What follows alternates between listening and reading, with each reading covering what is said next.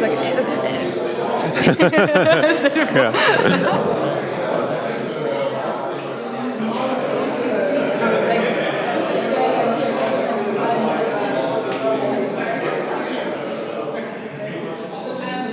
Let's go! Sollen wir starten? Damit nach vorne klettern hier. Da ist schon noch ein Plätzchen für dich frei. Wie groß sieht das nicht? So. Was sagen Sie? Ja. Good morning, good morning, good morning. Hello, hello, hello. I need your attention. So let's go, everybody. Awesome. I'm really pleased to be here, to have you here especially, and even more, the three over here. So, welcome to the Blockchain Week, welcome to W3 Hub, and welcome to Smartfutures. So, Vicky from W3 Hub, Robin from the organizers team, and you all hopefully know Jürgen. If not, then you have missed something in your life. But big hand, please. So then I hand over to Vicky to tell you a little bit where are we and why does it matter, this place, more than you maybe think. Well, that was a really nice intro. I'll speak as loud as I can so everyone can hopefully hear me. And I'll make it short, as I'm not the official event organizer, but I'm part from the building. And on behalf of W3 Hub, I want to warmly welcome every one of you to the Berlin Blockchain Week. We have been working with the Cardano Foundation for quite some time, and we're always happy if they decide to choose W3 Hub as their place to host events. For those of you who don't know what Berlin Blockchain Week is, it's like a fashion week just for nerds. So we have a lot of decentralized events throughout Berlin, and a lot of them are actually taking place. Hello, hello. People in live stream can hear you. Oh God, hi, people in the live stream, okay. Okay, and we have around like 30 events are just taking place at W3 Hub, which is the official location, our co-working and community space just around the corner. So obviously stay here for the 2 days, but if you're in Berlin and if you want to check out more events, you can do that by just going around the corner or just looking online, W3 Hub Berlin Blockchain Week. Just a little bit about the whole concept. So we're not only running a co-working space, of course we want to create an environment for people to like really grow their ideas, but we're also part of a bigger group called W3 Group. We have a fund, we have a staking company because staking in Germany is a little bit more difficult, but we also do a lot of content and media. So if you're interested in like the bigger vision of what Web3 is in Berlin, you can just check us out, approach me, but now I want to hand it over to the amazing event hosts of today. Thank you very much. Thank you, Vicky. I'll just take it. I'll just grab this one. Hi, everyone. I think I talked to most of you anyway, so I'm Robin. I'm the co-organizer of this event, and I just want to say hello because this was a crazy journey, actually. This is Theo here right in front, and we started this project like how many months ago? I think many months ago, and we started and wanted to do something just online and just very small and just very focused, and now look at this. So we're very proud what we put together here, and we're very proud for each of you being here and really looking forward to have just 2 wonderful days. Feel at home, just have fun. This is no hype crypto bro project. This is really about connections. This is about building, and this is about finding some good solutions. So thank you for being here, guys. I'll put the mic to Jürgen as well and give you the stage here. Thanks a lot. Thanks a lot. I'm completely proud to be part of this journey, to be part of this project, and we are only part of it. You made this project, or you will make this project, and I'm looking forward to what we can reach in 2 days. So it's not about the newest DeFi thing. It's about how can we create impact, how can we create a what is the title of our of our event today. Thank you very much. I just want to check if someone knows that. We want to create a smart future, not only for us. We should create a smart future for everyone in the world. I hope that we can come out with one project out of these 2 days, which will go and which we can create. And for you all, I wish you inspiring 2 days, a lot of fun, a lot of connections, and a lot of impact. Thank you very much.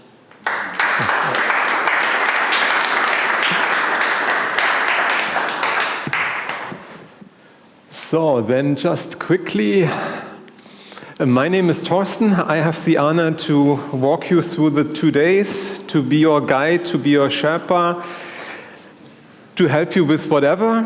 So maybe just 3 days ago, Jürgen was calling me or pinging me and saying, I need your help. Do you have time on Thursday, Friday? I said, no, why? And so I'm here today. This was quite crazy, but I'm always happy about crazy people, and I have to admit the most enriching moments and situations which my life impacted was always when something happened which was not planned, and doing things where I said, oh, I'm not really comfortable with. Is this my home turf or whatsoever? But I said, Jürgen is always doing crazy stuff, and you guys here too. So let's go for it. Let's make the best out of it. And this is what we want to do. Just about me, 2-3 words. In my former life, I did similar things like this, also running conferences, but in 10,000 meters, meaning I founded the Lufthansa Flying Lab, where we flew to the most important conferences worldwide, CES, South by Southwest, Fashion Week, and did in-flight conferences. And so I'm really happy always to see crowds where we can curate and facilitate serendipity, and I think this is what we want to make here, and also to create impact. So, but there's a video I want to show you.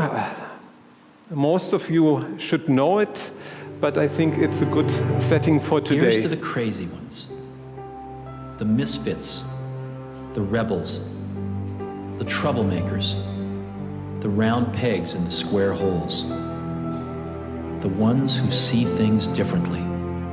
They're not fond of rules, and they have no respect for the status quo. You can quote them, disagree with them, glorify or vilify them. About the only thing you can't do is ignore them, because they change things. They push the human race forward. While some may see them as the crazy ones, we see genius. Because the people who are crazy enough to think they can change the world are the ones who do.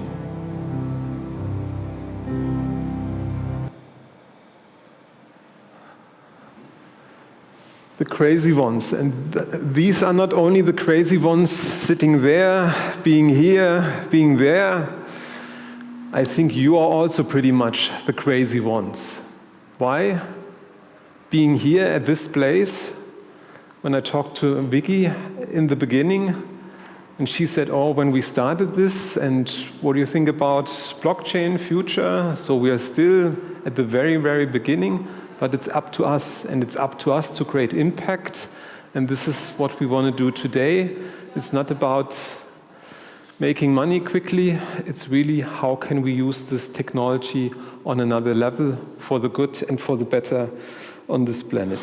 So just clarifying roles. My role is not to entertain you today, but my role is to get you connected with people sitting left and right to you, making the best out of the conference. Come up to me if there's anything we can change, do whatsoever. And the organizers, they only supply the chairs, let's say. The program are you guys. And if this is a successful conference or not, and an event depends solely on you, yes, we help a little bit with that, and I think we brought some good idea and bright minds, and so take the opportunity to look right and left, and there are so many beautiful minds, all hand-picked here. I mean, where could be a better place to be here as today? So I'd say, let's kick it off. We have a few housekeeping rules, nothing important. You saw last night the mail from Robin. There you have all you need to know. If you have friends who want to join online or so, please forward the link. In regards of the program, we will start with the United Nations Development Program, setting the frame. So what is it all about? What do we want to achieve today? And then we will hear from Cardano for Good. What's the motivation behind? What can we learn and where could this take us? Going next with the best practice, having a lunch, and then think tanks this afternoon. So I think it's quite an exciting program. I'm really, really looking forward. And so I'd say, let's go. Any of the details we do later, but I think for now, let's get started and right into the program. And I'm very pleased now to have, or to call Theo on the stage. So please come up and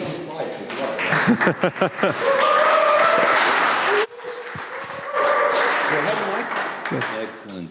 Thank you very much for this. Yeah, this is the first day of the event that we have, and we are also here tomorrow. And it's already funny to see that UNDP is here, and the blockchain guys are on this side. So I hope that tomorrow, at the end, we'll have mixed audience here. So start mingling, start to talk to each other. I think we brought really nice colleagues from UNDP ecosystem, and the ecosystems connected with the UNDP. And here we have on this side, you know, industry players and the blockchain representatives that are working on some of the issues that we are really struggling, or we are trying to find the solutions for it. So yeah. I don't know how to start this. Yesterday we had a really nice gathering, a couple of UNDP colleagues and the blockchain guys and the industry players discussing different topics and challenges, having a beer and pizza, and it was really fruitful, at least for me.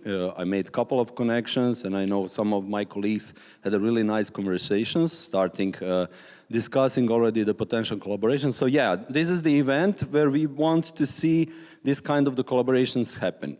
And I already know some of the use cases. I'm looking here for Ivan. Ivan is working on agriculture products, and I know that in Cardano ecosystem we already have a couple of great use cases working on the global level. So let's make connections really good ones. Do I have slides that we are just running, or should I just represent?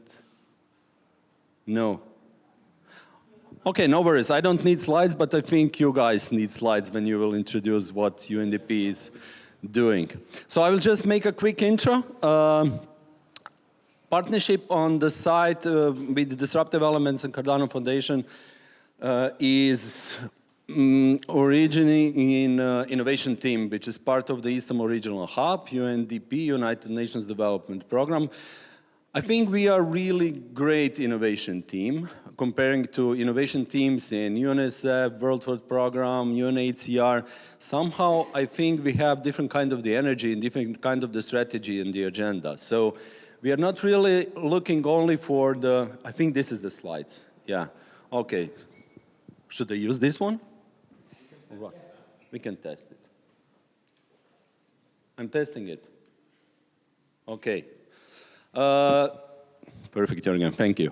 So we are an innovation team that is really looking, you know, at the solution, at the challenges and the solutions that somehow can really bring the positive impact in multiple spheres of the development.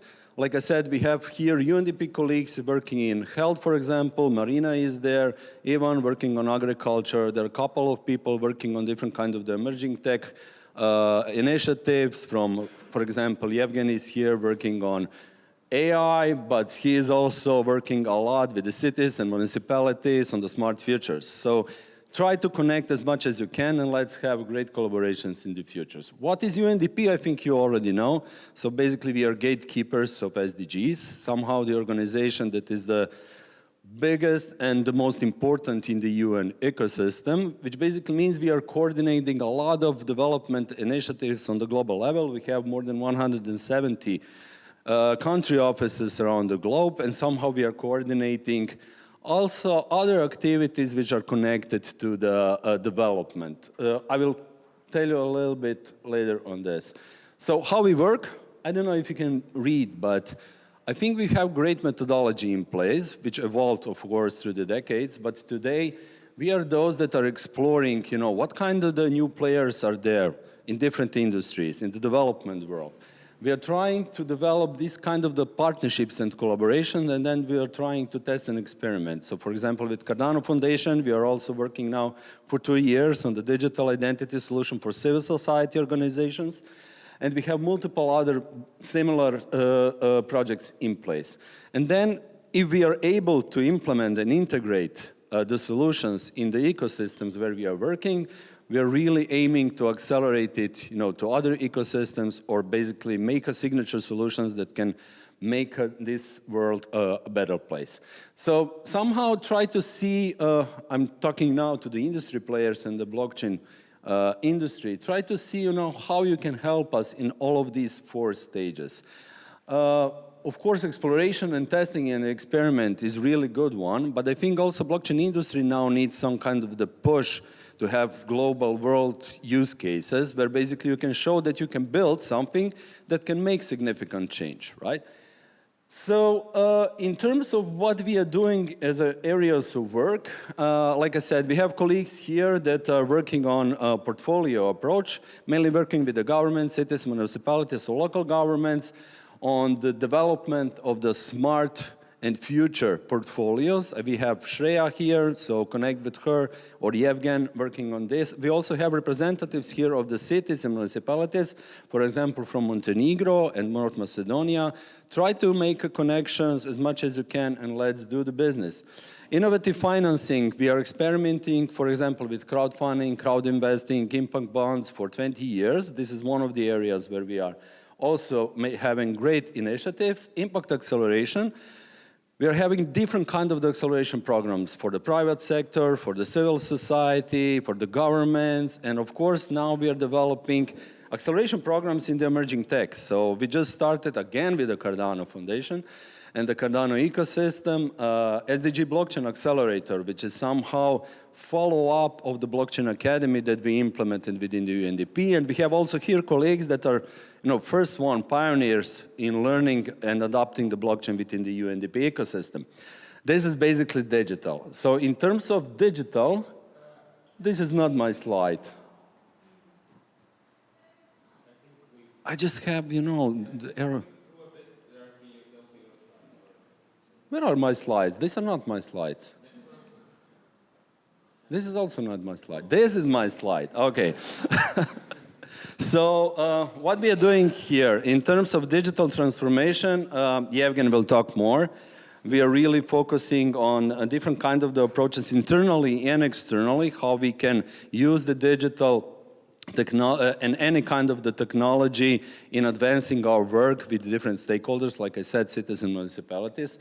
In the blockchain, we are running multiple initiatives now, also internally and external, like I mentioned, digital identity with Cardano Foundation. We are working on the financial inclusion, digital payments. Also, a lot of governance projects are in the pipeline, but we are also pushing blockchain adoption internally in the UNDP. So something I can really share now is that we have a green light, from the administration level on bringing the blockchain industry closer to UNDP management, and we will start soon, strategic discussions how blockchain can really help UNDP achieving the sustainable development goals. And of course, AI, again, Yevgen and colleagues are leading this part. We are still exploring, testing, and validating what's there, what is important for the UNDP ecosystem. Of course, AI is now the buzzword in all UN agencies, of course, and it has a lot of interconnections with the blockchain. But I think something that is maybe significant here, both for blockchain and AI, is raising the knowledge and the capacities of UNDP staff to work with the industries, right? So we are speaking different languages. I think you noticed this. I mean, when we are talking with the blockchain organizations, it's really hard to understand them, what they are, thinking and how they are thinking and how we can work together. And the same, we have issues, from UNDP side, because people are somehow used to work on the long-term projects, development projects that are funded mainly publicly, and it's a different pace, it's a different game. So I hope that today and tomorrow we will also have the opportunity to learn the common language in order to be more successful in discussing potential collaborations. And we have a lot of things in the pipeline. Some of the things will be introduced now by my colleagues. I think Marina is the first one, right? Leading the health in our Istanbul regional hub, working in multiple countries and regions. And she's really like an open-minded person. Yesterday she was also having a great beers and discussions with us. And yeah, Marina, tell us more. What are you doing in the UNDP? Yes. Give them back. Give me the clicker. Okay. Hi, everybody. I'm Marina. It's great to meet you, see you all. I'm going to go through my 2 slides and try to read my notes on my very small phone. So I think, Oh, the mic. Okay. Sorry. I know it's too many things. So Theo talked about UNDP's overall mission and what the innovation team does, and now we're going to get more granular, because I think, as Theo mentioned, a lot of the things that innovation does is across our different thematic areas, which are poverty alleviation, energy, health, climate, and others. So I work for the health team, and our work, and honestly, a lot of the work, other work streams, happens in places where health systems, governance systems are very fragile. Some are conflict zones, some have governance structures that are not really functioning, some are already experiencing devastating impacts of climate change. But we also work in countries that are emerging economies. They want to move very quickly, they want to have access to global markets. In all of these settings, we are working with governments and communities to address the underserved. And from delivering HIV treatment to rolling out early warning systems for climate change, our priority is development and ensuring that everybody has an equal playing field. A lot of what we're doing now already involves digital tools, data governance, and community-led accountability. So I guess the question that I wanted to talk to you about today and tomorrow is how and where we can use blockchain to make things easier, more transparent, more equitable. And here's my next slide to make you think a little. So let's start with adherence to medicines. How many of you have gone to the doctor and the doctor said, here are 10 pills, make sure you take all of them, and you maybe took like 5 or 7? I've done that before, right? So this is a huge challenge for things like tuberculosis, but it's also a huge challenge for all antibiotics, because when all of us do that, bacteria becomes resistant, and antimicrobial resistance is one of the biggest health challenges now in agriculture as well, because I have a colleague here from there. So could we do something about that with digital verification systems, for example, and privacy, ensuring privacy? Next, we have over 117 million people who are on the move. It's the highest recorded, it's the highest number ever recorded of people being forcibly displaced in the world. And when people move, guess what they don't bring with them. They do not bring their health history, right? They don't bring the list of medications that they were on in their country. And then they have to prove all of these things all over again in a refugee camp or at their country of arrival. So a digital health passport, a digital vaccine record, it's something that, you know, us in the global health arena have been struggling with for years. And could blockchain help? I think absolutely. Then there's health procurement. I mean, there's hard to even tackle this, but there's so much opportunity for corruption and quality concerns and mishaps. And so being able to track tenders, deliverables, stockouts, all of that, you know, you own the technology that could resolve all of these things. And then my favorite is climate and health data. So if you think about what we do when we need to respond to a heat wave or a cholera outbreak, we have to track water quality, rainfall level, disease reports, population movement, temperature spikes. In most countries, imagine where that data is coming from. It's coming from 7 different agencies. It's of poor quality. And take a country, for example, like Indonesia with 17,000 islands. How is it done there? Very poorly, right? Not to pick on Indonesia, but just saying. So there are many opportunities to insert immutability and immutable pipelines and, you know, that feed into some sort of predictable models that can help our early warning systems. But the truth also is that a lot of this potential tech may not actually be easier, faster, or cheaper than what people already use. Because we're working with health workers who are using WhatsApp and Excel sheets. How do we tell them that this is the technology that they need to jump on now? And the people that are doing the work, ministries, NGOs, health staff, they're often not even in the room, not in this room today, or maybe we do have some practitioners here. So that is something for all of us to think about. And we're also not focusing on funding the basics, like maybe some boring basics like laws, digital literacy, local partners. And so another truth that I think we discussed last night and I wanted to mention is that we're very different sectors. You are in a sector that is trying to scale and make a profit. We're in a sector where we're delivering care in 45-degree heat with no internet. So these are big differences that I hope we can discuss over the next 2 days and figure out how we can close some of these gaps. Thank you.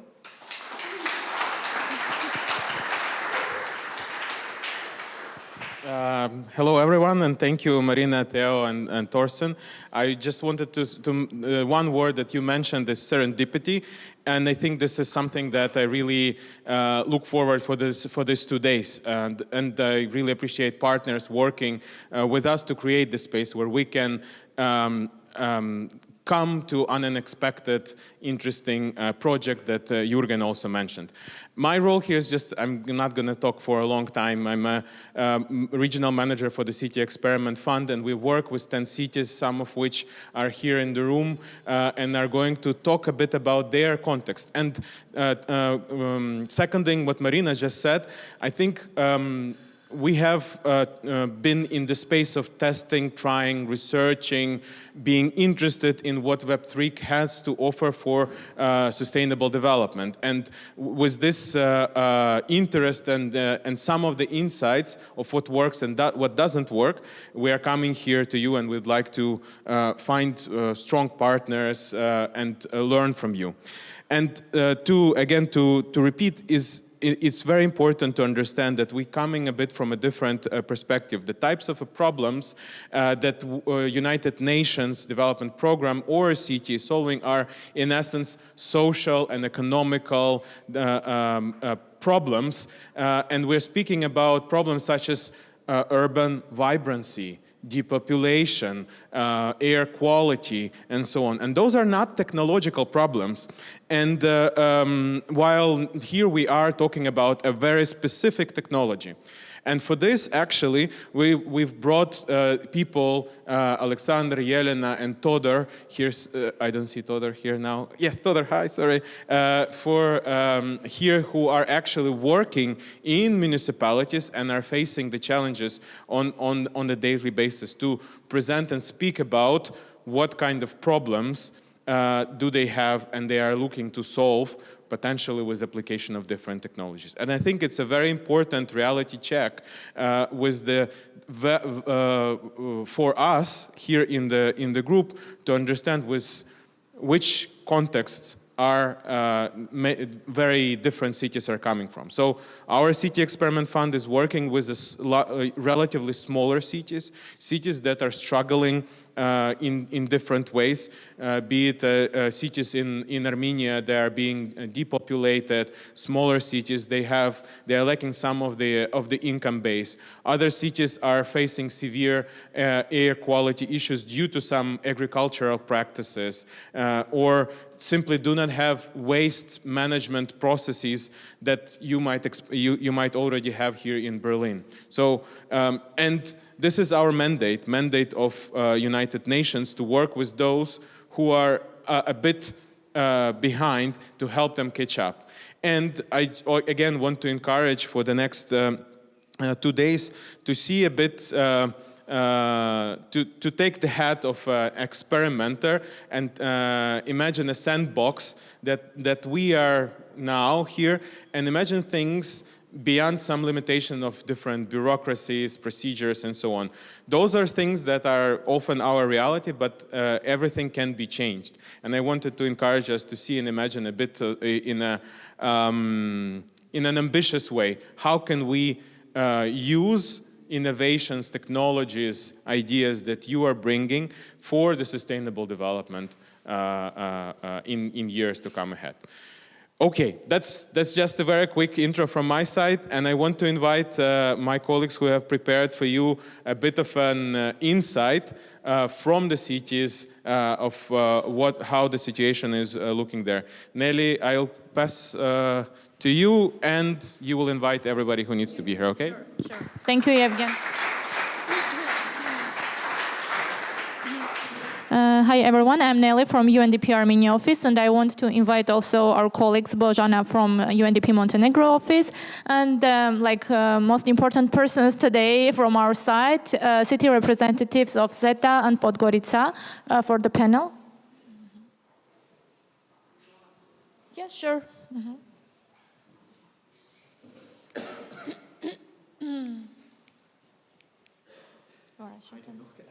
Mm-hmm. Yeah, I think it should work now. Yeah. Okay. Oh. Next, you just click forward. I think you are clicking back. I'm clicking back, yeah. So Big this one. is the forward? Big one. It doesn't work, okay. Yep. Yep. Yeah, it works. 2 more, and you're good. Okay. So, our colleagues pretty much shared with you the challenges we have been working with and we have been facing. What we are going to share with you as a group is major challenges the cities have been facing, we have been working with for the past 5 and more years. And here you can see like the photos, I hope you can see, of several of the cities. And here are mainly the problems, the waste management, the overcrowding, the pollution, and all of these gender problems and everything that you can see. So moving forward, I will continue presenting the collective generalized challenges we have been working with our cities. And I want to here highlight that these are the challenges reported by the cities and the citizens this year as part of our community listening sprint, very well designed by Shreya, our colleague here, and other colleagues from the regional hub. And from the 10 cities of Eastern Europe and Central Asia we have been working with. We have grouped them into like major groups. Here are the collective challenges. But later, please, let's discuss during the breaks, during lunch, etc., the details of these challenges. So, limited employment and economic opportunities. As a result of our community listening, we have heard from the citizens that youths are leaving the secondary cities and going to the major cities, creating the overcrowding in the major cities and creating the depopulation in the smaller cities. And here the problem is not only the lack of jobs when you go deeper. The problem is lack of quality jobs, lack of interesting jobs, and also, of course, the high income the young people are looking for. It's insufficient infrastructure and public services. There are outdated utilities, inadequate roads, and unreliable public transport, not only in terms of the infrastructure, but also in terms of the governance modalities and methodologies. So the next is, The next is community well-being. As my colleague Marina talked, it's public health and community well-being, city pollution. Lots of cities in our regions are struggling to solve the city pollution issue. Another one is scarcity or poor upkeep of green spaces. And of course, the digital divide, adoption gaps, as Theo also mentioned. There are cities where there is a low digital literacy rate, that digitalization of the services are going slowly because of different issues. Education and healthcare. Of course, inadequate educational resources and infrastructure restrict student development. As I mentioned, there are outdated materials, lack of resources, overcrowding, and of course, gaps in local healthcare systems affect access and quality of care in most cities. I've just started learning about the blockchain technology, and as far as I understand, I'm now coming up with lots of solutions that, especially here, we can have many solutions using the blockchain technology. Please let's discuss later. Gender bias and social exclusion. This is an area we're working with. I cannot now imagine how blockchain can help us with this, but let's discuss if you have any interesting ideas. Lack of community connection growth spaces. Here again, it was reported by the citizens that they have limited facilities for personal and social development. This is also an area to be explored. Perceptions of safety and community trust are eroding. Social and political divisions and conflicts are hampering the development of our cities. And finally, future aspirations. These are the aspirations our cities shared with us. So they want youth retention. They want their youth not to leave their cities, or they want to attract youth. They want good education and innovation. Improved infrastructure and urban planning, of course. Green spaces, sustainability in the green environment, modernization, technological advancement, and digitalization. And finally, of course, economic development and job creation. Now I'll pass to Bojana, and I think the most interesting part, because our city representatives are going to share details about the challenges they are facing every day today. Colleagues, over to you. Can I get the clicker as well? Hello, everyone. Thank you, Nelly. As I have already been introduced, my name is Bojana. I'm the project manager for sustainable local development within the UNDP Montenegro. And it's very interesting to be here today. Has anyone been to Montenegro? I know it was Yevgen's actually first trip abroad when he was a kid, so that's interesting. Okay, then we invite you to come. I'll just give a brief context on where we're actually coming from, who we have here today. And actually, Marina and Yevgen gave us a really good introduction on the importance of bridging these gaps. And we can't really speak about, I don't know, landing on the moon if we don't even have, not a space shuttle, we don't have the materials to make it, so, you know. So here today with me, we have my colleague Aleksandar from the capital city of Podgorica, which has around 1,800,000 inhabitants. In total, Montenegro has 600,000. He is from the Secretariat for Spatial Planning and Sustainable Development in the capital. And we have Jelena, who is the head of the Secretariat for Spatial Planning, Mobility, and Environmental Protection at the municipality of Zeta, which is our newest municipality that actually split from the capital city, kind of escaped from them due to political reasons. But it's very interesting, very different contexts, different population sizes. In Zeta, we have around 16,000 inhabitants there. And in general context of Montenegro, some of you might know, is that we are actually next in line for the EU accession, hopefully in 2028. So it's also very specific because of that. And again, a lot of funds that are coming into the country, a lot of things that we are trying to develop economically and socially, but sometimes we just don't have the capacities to do it. So maybe for start, we can, let's see if this works. Yeah. So the slides are quite detailed, but I would give a word to Alexander and to Jelena to just briefly introduce the cities, the municipalities. And then I would really like this to be kind of an open discussion on like these issues and topics. And then we'll have I hope, a Q&A in the end, and kind of we can discuss on all of these things. So Alexander, just feel free to tell us a bit about the capital. Hello. I haven't used English in a very long time, so please forgive me if I have made any mistake. My name is Alexander Mugoš. I'm from the Secretariat for Spatial Planning and Sustainable Development, capital city of Podgorica. As Božena mentioned, Podgorica has nearly 200 people, habitants with migrations and tourism and investments. It's currently undergoing the rapid urbanization. Montenegro has over the 600,000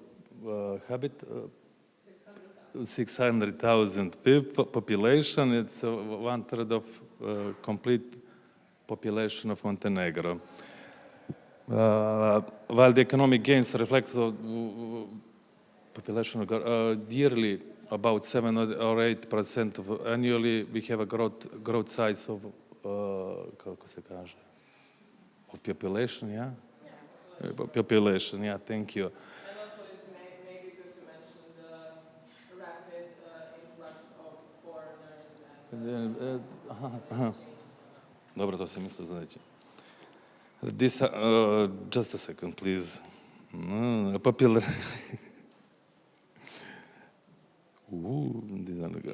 This rapid, kako se kaže,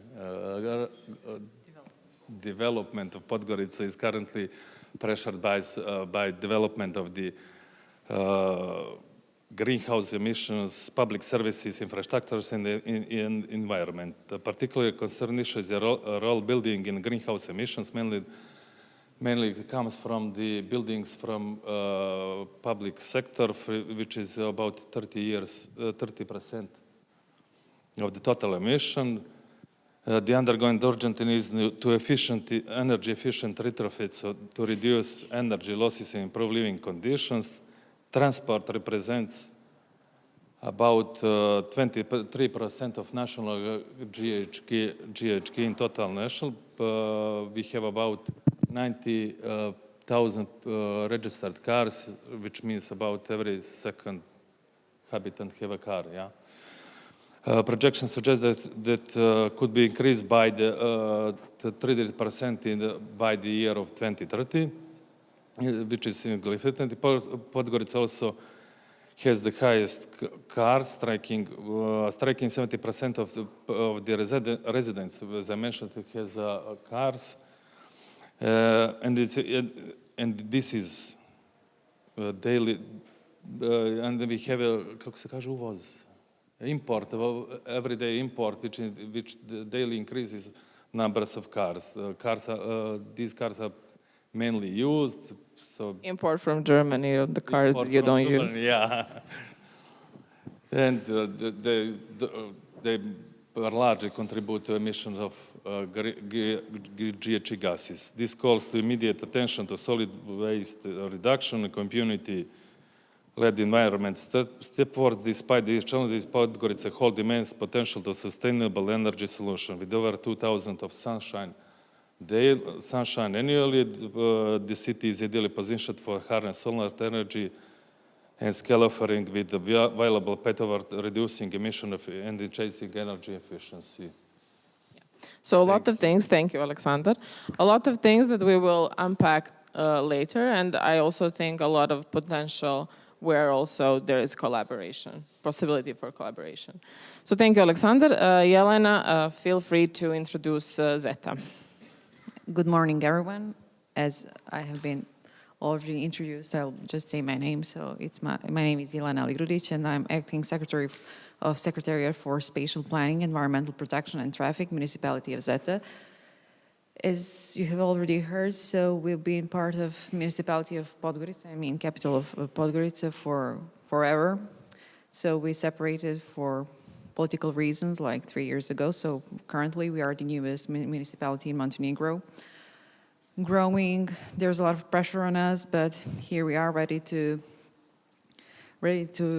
face everything. So mostly, like 90% of the things Alexander mentioned means the same for municipality of Zeta, except we don't have buildings, residential buildings yet, but we have some like local papers that are recently in the procedure, and the building will start very soon. So thank you for the opportunity to share the story of Montenegro's youngest municipality. Despite its recent creation, Zeta already plays a disproportionately large role in the national context. Actually, it hosts Montenegro's main international airport, a major aluminium production facility, and some of the country's most expensive vineyards. That gives us both opportunity and responsibility. Zeta is strategically positioned to contribute to economic development and regional connectivity. On the other hand, its rapid growth, if left unmanaged, poses serious risks to land use, water resources, and long-term sustainability.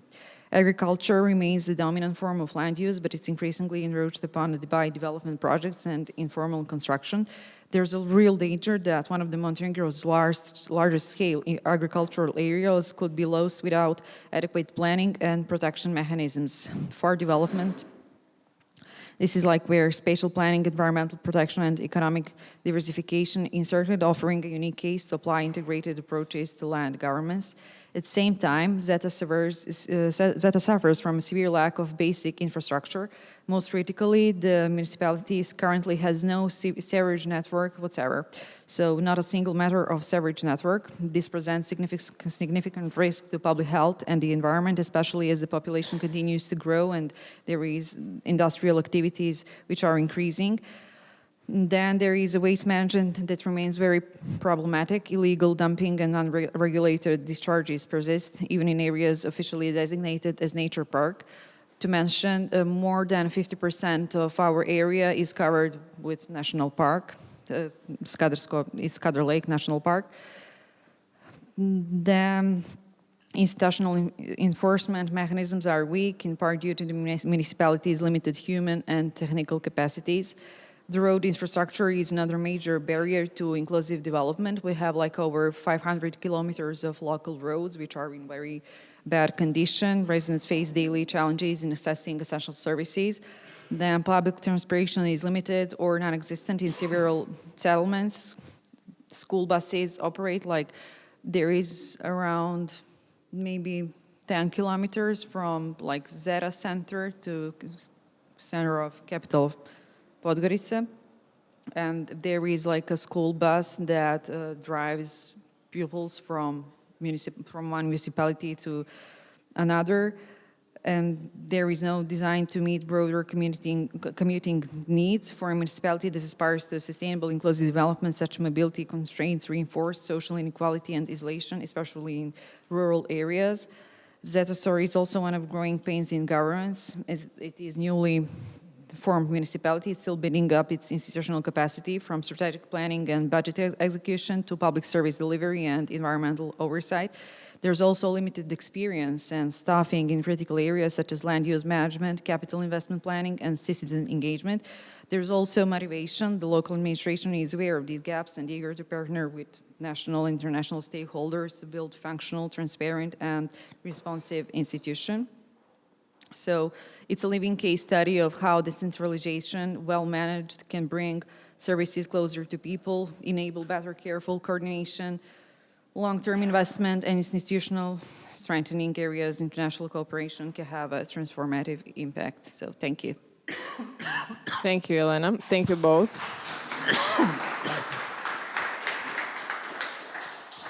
So many things, right? And we need to unpack. So let's speak first about mobility. Like both Alexander and Yelena mentioned that there's a big issue with high traffic density. A lot of people are just using individual cars because of convenience, but also because of lack of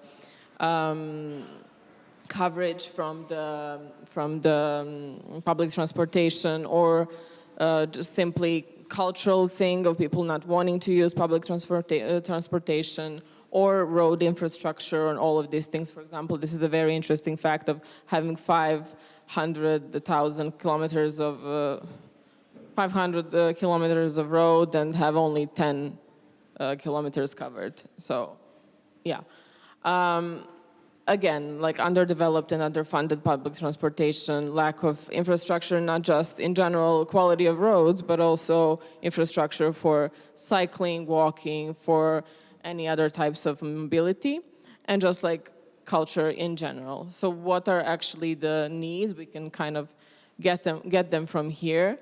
There have been a lot of attempts to, especially I think in Podgorica, to modernize the public transportation. I think as recent you got like new buses, right? In last few years, Podgorica has bought about 53 new buses, climatized. We are currently thinking about buying a few more electric buses, but that's not enough. We have few lines that are not enough covered. Yeah. I would, first of all, I live in about 6 kilometers from center of Podgorica, and we have one line every hour. So first of all, I would use public transport, but it's currently impossible to use it with this coverage.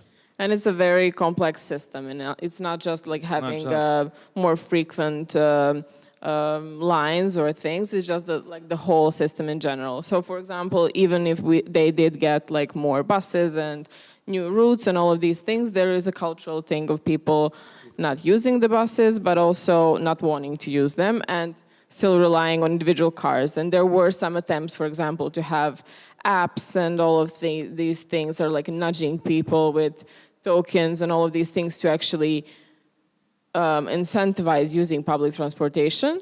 But if you don't actually, the problem is that in the municipalities, you can't really have just developing an app that were like so many attempts and like giving it to the municipality or like trying to have an independent system. But then we have government turnover, we have turnover of staff and all of these things. Not a lot of things are done in-house regarding tech.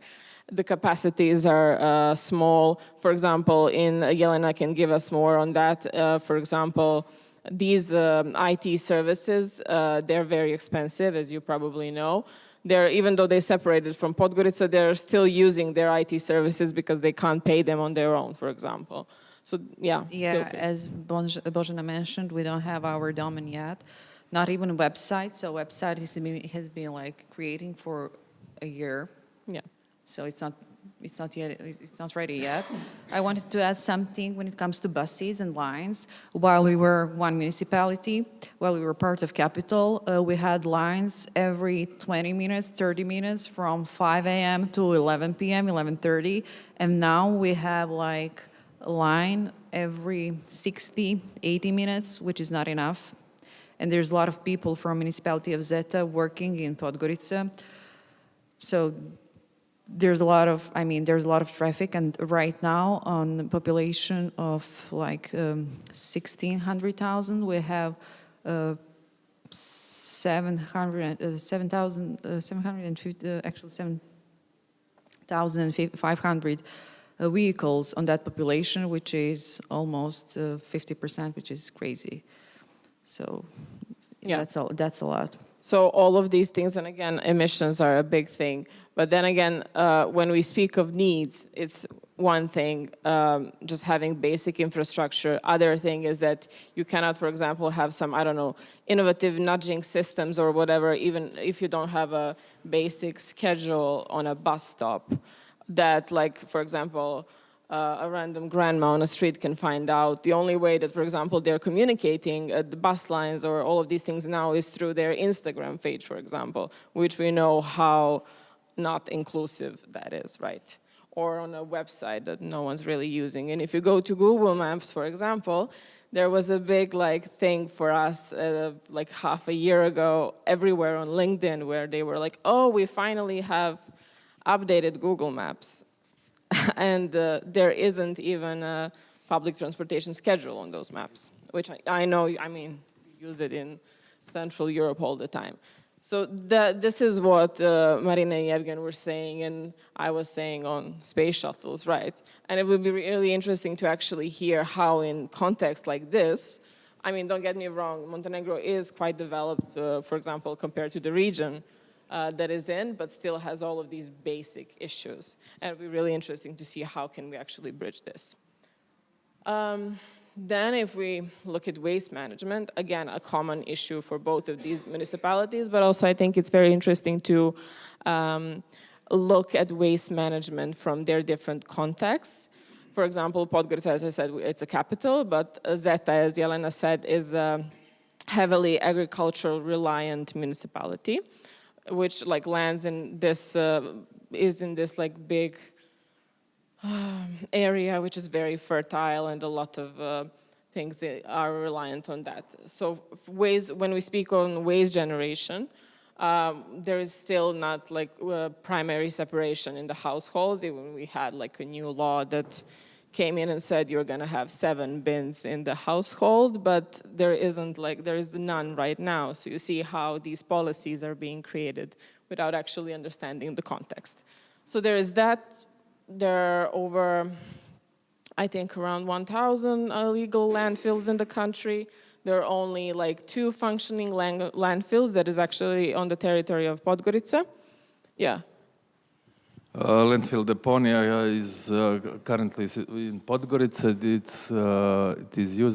It is used by 3 another cities. 8. 8? 8 municipalities. 8 municipalities.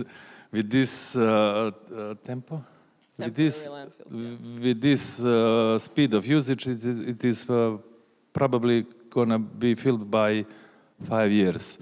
So that's one problem. The second problem is that, as Božena mentioned, households do not separate waste. So many of that things is done in deponia in landfill by the people working there. And recycling rate is 3%. 3%, yeah. The other thing is bulky waste. Bulky waste, yeah, bulky waste. Bulky waste, by that I mean from the buildings, from the cutting trees or something like that. So you do not, by the law, you cannot leave it. You have 1 or 2 places in Podgorica where you can leave that bulky waste. In my situation, it's about 15 kilometers from my position. I don't have not the trailer, not the equipment to transport that waste. So there is no system in place. No system to replace that. So it's leave it where you can. Yeah. Yeah. No other words to say that. So it's habit, yeah. It's more than habits of the people to use it as possible as can, and yeah. And then in a different context for Zeta, where you have a lot of this, like agricultural waste, right, and like bulky waste, and all of these things that are not, for example, being taken care of. So as primarily our agricultural area, Zeta also generates significant green and bulky waste from farms, arcades, households, and much of waste ends up in illegal dump sites or burned in open air, posing environmental and health risks. One of the good things that would be, I mean, good, maybe as a pilot project for Zeta or whatever, would be like a compost system and compost places, but an idea is to have like a central one and few decentralized one, which would like transfer to that central one, but also with all those roads issues and equipment, it would not be that easy to transfer from one point to the other. Yeah, and as you said, there's a lot of roads there. And for example, in Zeta, there were some pilots before for like smart waste bins and all of these things to like try to bridge this difficulty of like going with like not enough capacity of literally trucks for waste to actually go around all of these roads. They would have like smart systems. But again, these are things where you have a change of government, all of these things, it just doesn't pick up. And the laws, I would also like to mention that the laws in Montenegro are changing, but laws are changing very rapidly comparing to public awareness, which is very, very low. Yeah, for example, for the new law on waste management and all of these things. And again, if we speak of laws, but it's another point there, but we can maybe pick it up from here. All of these like digital solutions, all of these things that are we seeing with AI and all of these things, of course, it's not regulated yet. So, which in one thing is not very good, but in another, it's a gap for like piloting and all of these things that we are kind of trying to use. But again, to like be more specific in like how can we connect? For example, it's again very difficult. Like we can speak on, there were some mentions of like trying to make a system to use the recycling collection centers more, like have some incentives and things. But even if you like use these recycling centers, at the end, at the landfill, it all goes to the same place because there's no infrastructure. There is like a very outdated recycling center, and that's it. We're actually working on it now with UNDP to actually get this new infrastructure. But you see what I'm trying to say, like there isn't a system in place. This is a very interesting topic on urban planning, and if we speak on laws, we actually had a recent law like 3-4 months ago on urban planning and construction and all, like a couple of laws that actually tried to fix the issue of transparency in urban planning. Because back in like, I think 7 or 8 years ago, the urban planning was set to the national level, and it was very much for a benefit of investors and all of these things. But now it's back to the local level, and what we are trying to do, what they try to do with that law is actually to bring the decision-making in the municipalities and also get the people to participate in planning. But it's very difficult. It's very difficult to have people engaged. It's very difficult to actually reimagine these spaces and to tackle things like, for example, in Podgorica, big issues with heat islands, some issues in Zeta as well. And again, lack of capacities for all of these people to actually have like an integrated approach of connecting people and planning urban spaces for people. So maybe something you want to comment on that. As you mentioned before, the law for special planning is adopted by in the last 3 months. By it transfers creating of the special plan for local governments. And it says that you have to create the agency for special planning for in the next 2 months. So we currently we already breached passed 2 months has passed. So you see how laws in some sort create gaps in sprovođenje? Are not very practical. Okay. Then Podgorica has in recent years adopted, I don't know, about 50 or 60 plans, but they are used for investors, and during the time road structure didn't how you say it? Pratila. The road structure doesn't follow the construction and urbanization. The road structure didn't follow the urbanization of some parts of the city. So in that case, we have a main traffic conjunctions in Podgorica. So šta imam? Vrati mi da Yeah, so to be mindful of the, can I return the, yeah. Okay, sorry. There is, on that case, we have a weak connection between Ministry of Special Planning and local governments. People have, during the adoption of the special plans, we have a, kako se kaže, javna rasprava? You have public discussions, but they're not really being... But they are not really heard. There is a law that you have for every, kako se kaže, primjedba. For every suggestion made for the plan, you have to give a written answer, but every time it's same answer. It cannot be adapted or partly adapted. Partly adapted. Mostly time it's not possible to adapt. So it's a very slow system, not digitalized in any way, not inclusive as well. And that's kind of, to be mindful of the time, perhaps just to mention that actually that's what kind of they're trying to do and hoping to do. For example, because this was all in the benefit of investors, everything was done with lack of awareness and planning of green spaces, infrastructure for persons with disabilities, or all of these things that should be standards and are standards by law, but are just not being done.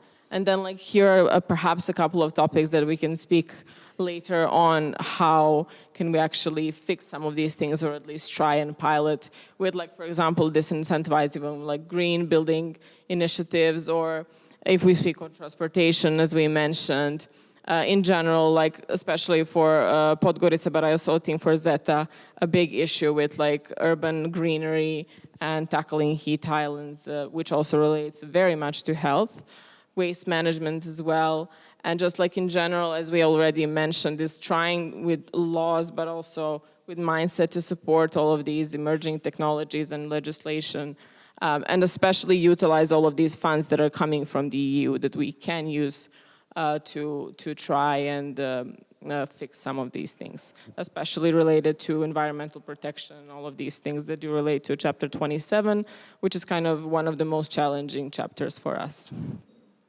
Anything you guys want to mention? Yelena, feel free. Okay, thank you so much. Thank you all for listening. Should we open the space for Q&A, or how should we go with this? Any questions? I'll hand the mic.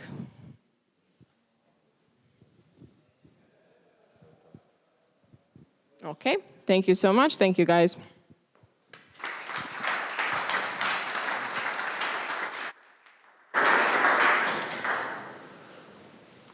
So, thank you very much. This was a whole lot of information, I guess, for you, and I think we need a little bit time to digest. What is the whole idea? To find creative approaches. So this is something where you realize, as you just see the lines and the tons of challenges, this is something like, where should I start? So to give you an idea, and for the whole setting, We have next the session with Cardano for Good, that you understand a little bit the background, the setting, where we can build on, etc. And then we have a creative approach where we show a best practice then in the next session with the World Wildlife Fund for Nature, how things can get creatively solved with the technology we have today. And so this is a very good case. The NFT or NFA for animals, and there we can see or get a better understanding how can we move things in an environment where we think this might be impossible, these are huge challenges and whatsoever. And but before, I would love to have Alex here on stage giving us a little bit more background, motivation of Cardano for Good. And I'm really pleased to have him here. Maybe just one note, as you received last night the mail with the housekeepings, there was also a link to the event tonight, to the chain reaction event. And this is something, while he's speaking, if you haven't signed up, please sign up, otherwise you won't be in. So for sure, really, please do it, use the opportunity. And in the meantime, I'm really happy to have you here and give us a little bit more understanding why are you doing such things and what also your vision is for the future with Cardano and the whole innovation you're leading. Absolutely. This works. Alex Mesa, please. Hey everybody.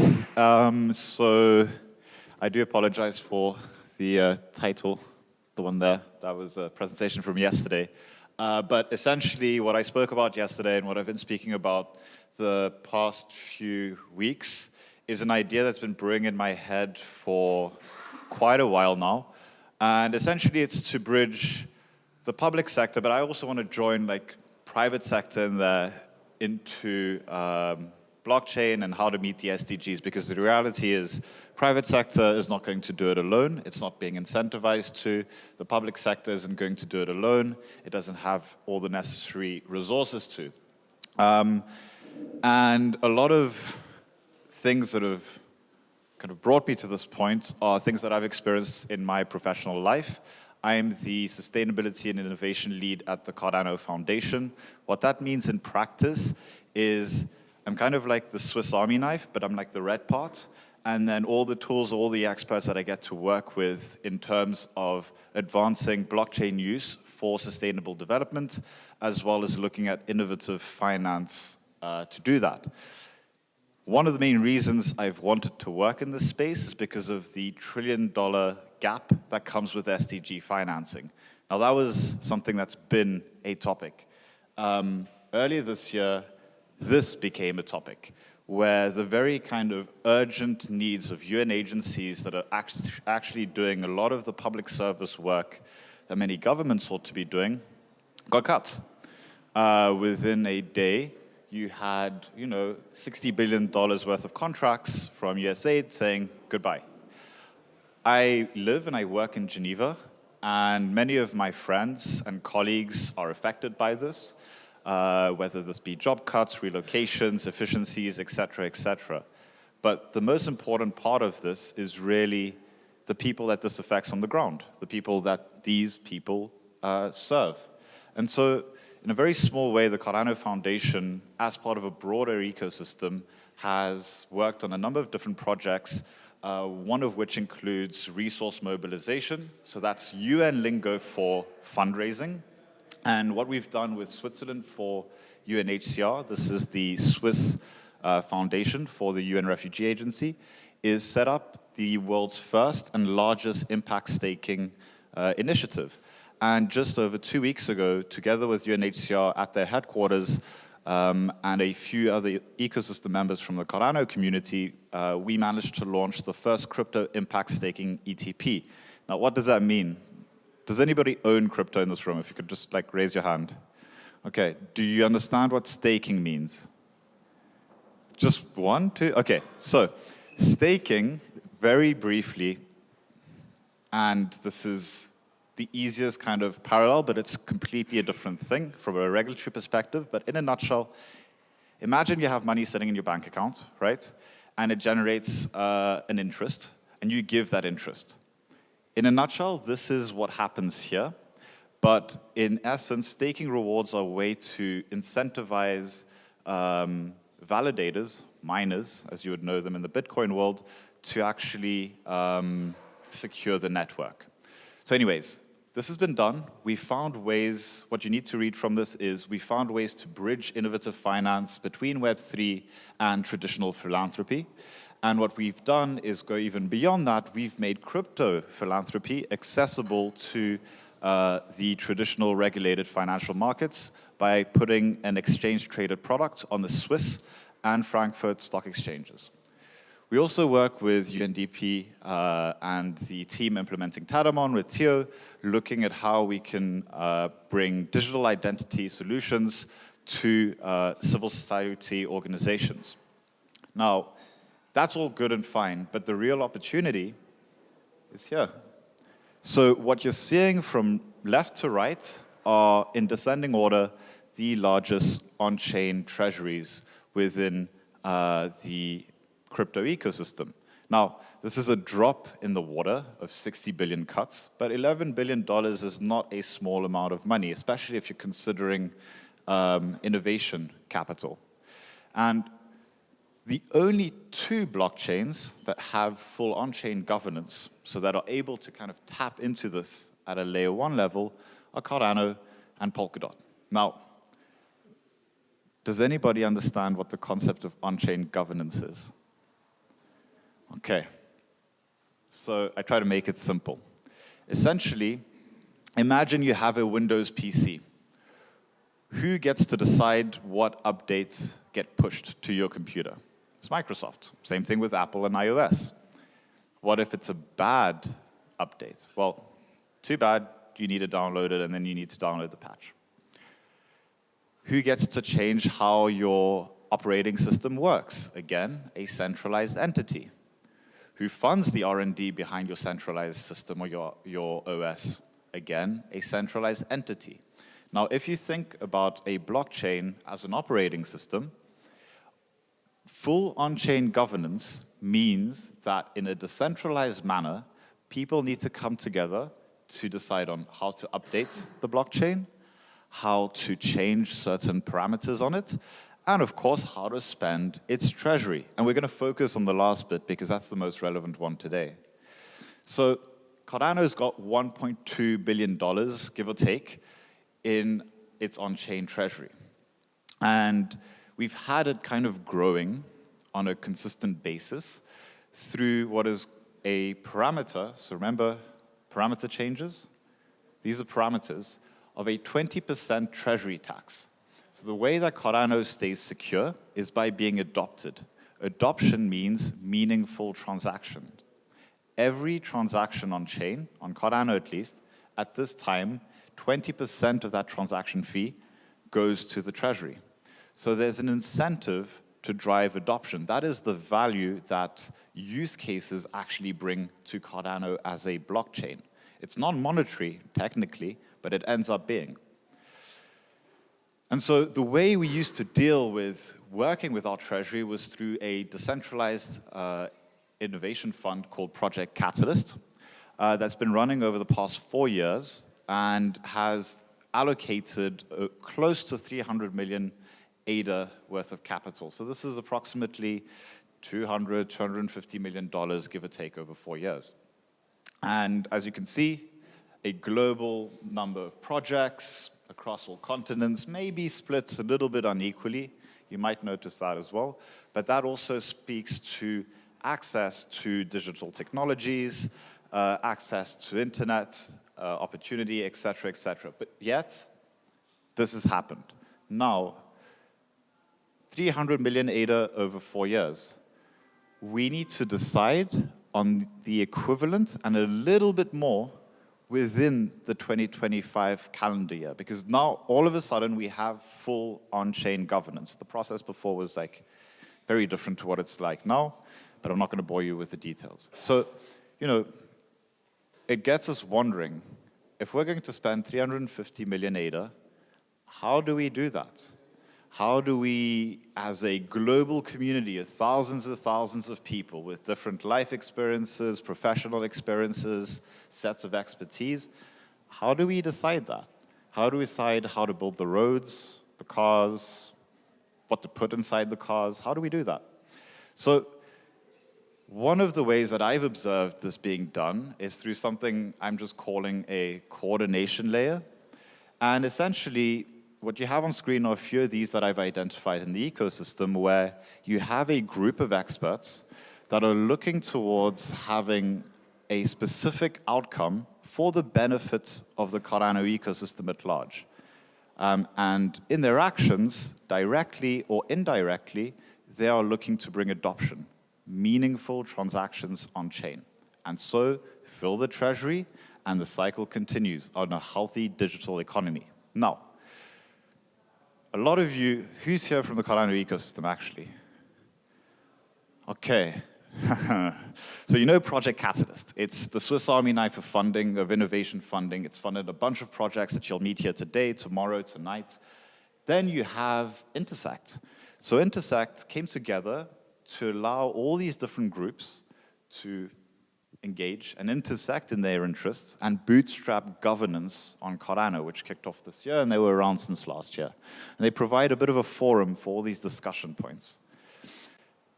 Pragma is a home to a bunch of open source projects, infrastructure projects, right? So the node, essentially maybe what you would consider the roads of Cardano, or the smart contract language, maybe what you would consider the cars. Then you have over here, and all of these receive funding or distribute funding to a certain extent, except CDEC, but we'll get into that later. This is Cardano Builder DAO. So these are established Cardano projects that are already bringing transactions on chain and are now seeking to further that, to subsidize some of their costs and kind of further their approach to finding product market fit. These guys are a bunch of builders that got together, that found a common problem and are trying to fund solutions to resolve that. And then you have CDEC, which is a mouthful, and I can't remember exactly what it stands for, as many acronyms that, again, in the UN you are familiar with, but hopefully you know them better than I do.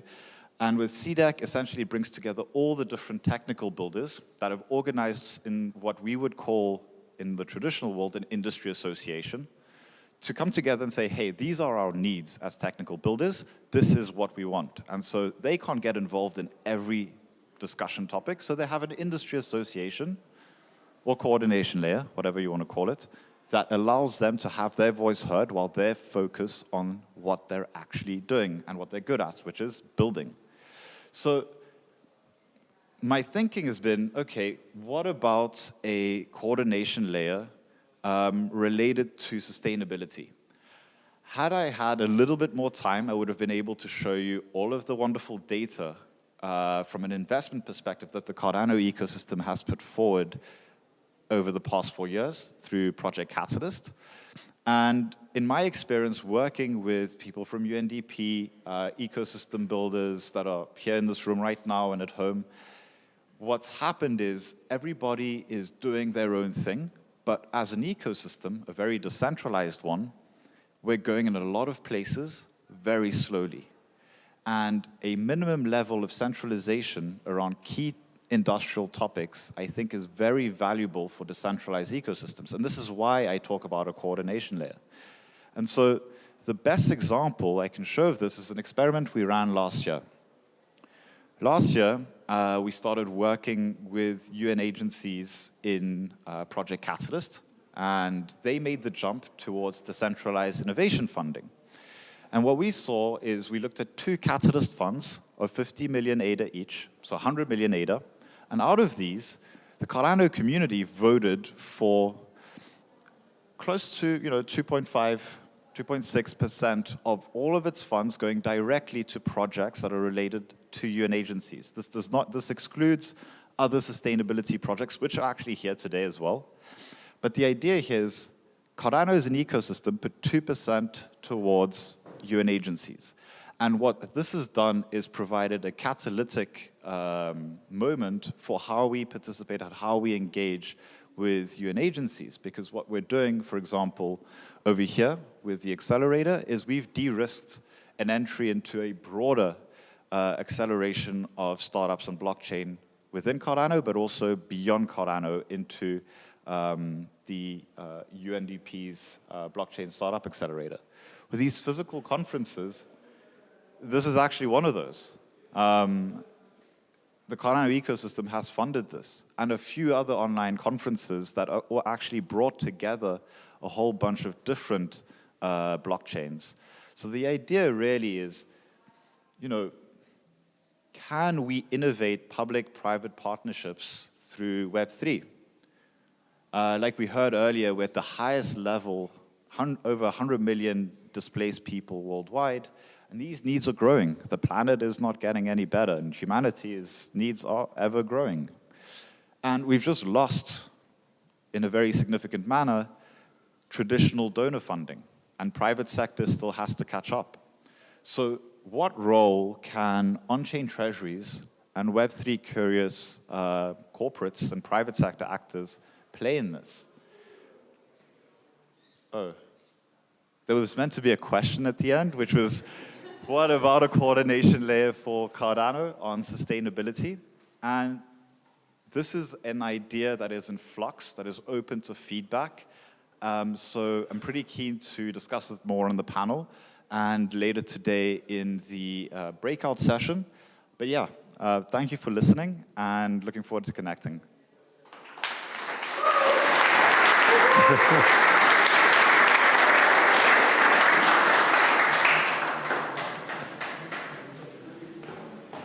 I think this is so amazing what's happening, so where the ideas are materializing. We're just at the beginning of what is going on, but there you see, these are not just crazy ideas. We have now the technologies, we have the platforms. They get organized in a way where we get access to them, where we can use them actually. And this is why I'm so excited about this, because I think it will exponentially change what's happening in the future. But at the same time, we are at a really early stage, and it's up to us to make the most out of it and to see how can we leverage it and where are the opportunities we should use. So next, I'm really, really happy to have Carl over here to give us a better idea and a short primer keynote. How can you, what can you do, and how can you do it, also in large organizations and in ways where we maybe did not imagine it. And for me, what is the change of our times? A few years ago, we always said technology is the limitation. Somehow, always technology was the limitation. We cannot do this or that because we are missing this or that. But what's happening now?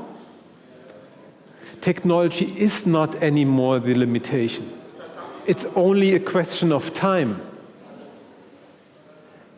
And this is why I love the idea and what Robin and Carl did together actually with the NFAs is so great about it. The limitation is our thinking. When we can think things, we are now capable of doing them. But we need the people who are capable of thinking these ideas. And we will find people who help to really put the technology behind and everything. But so please give a big hand of applause to Carl, one of the crazy ones here.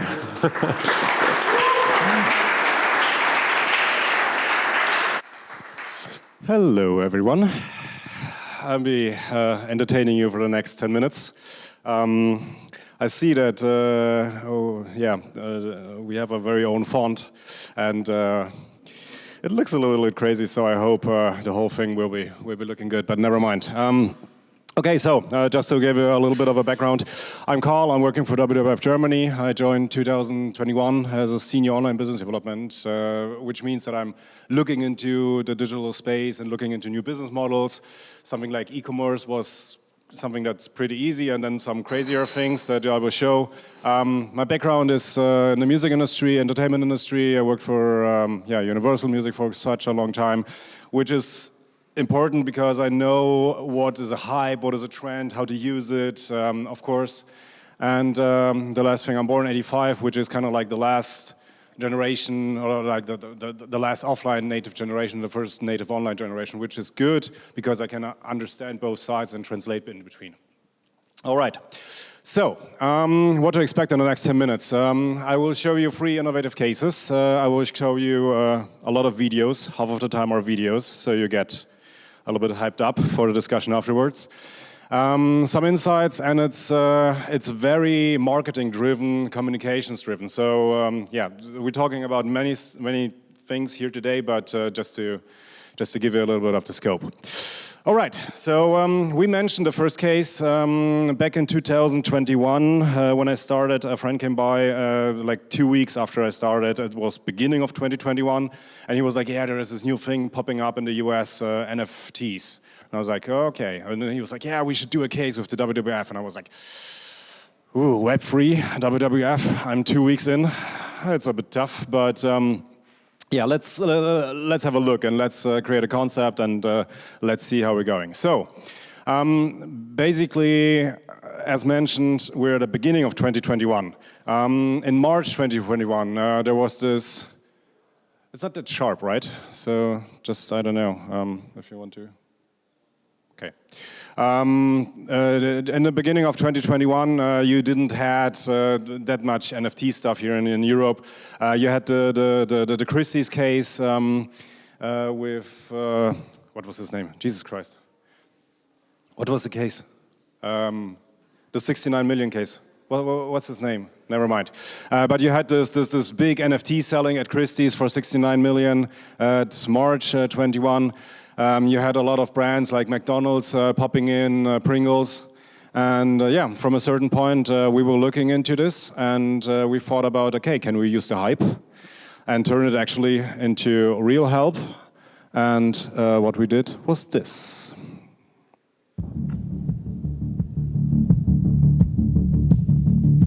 NFT is a technology that gives every digital artwork a unique signature.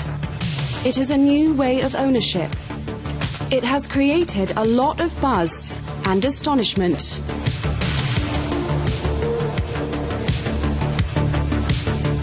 Can the hype be turned into help? WWF presents NFA, Non-Fungible Animals.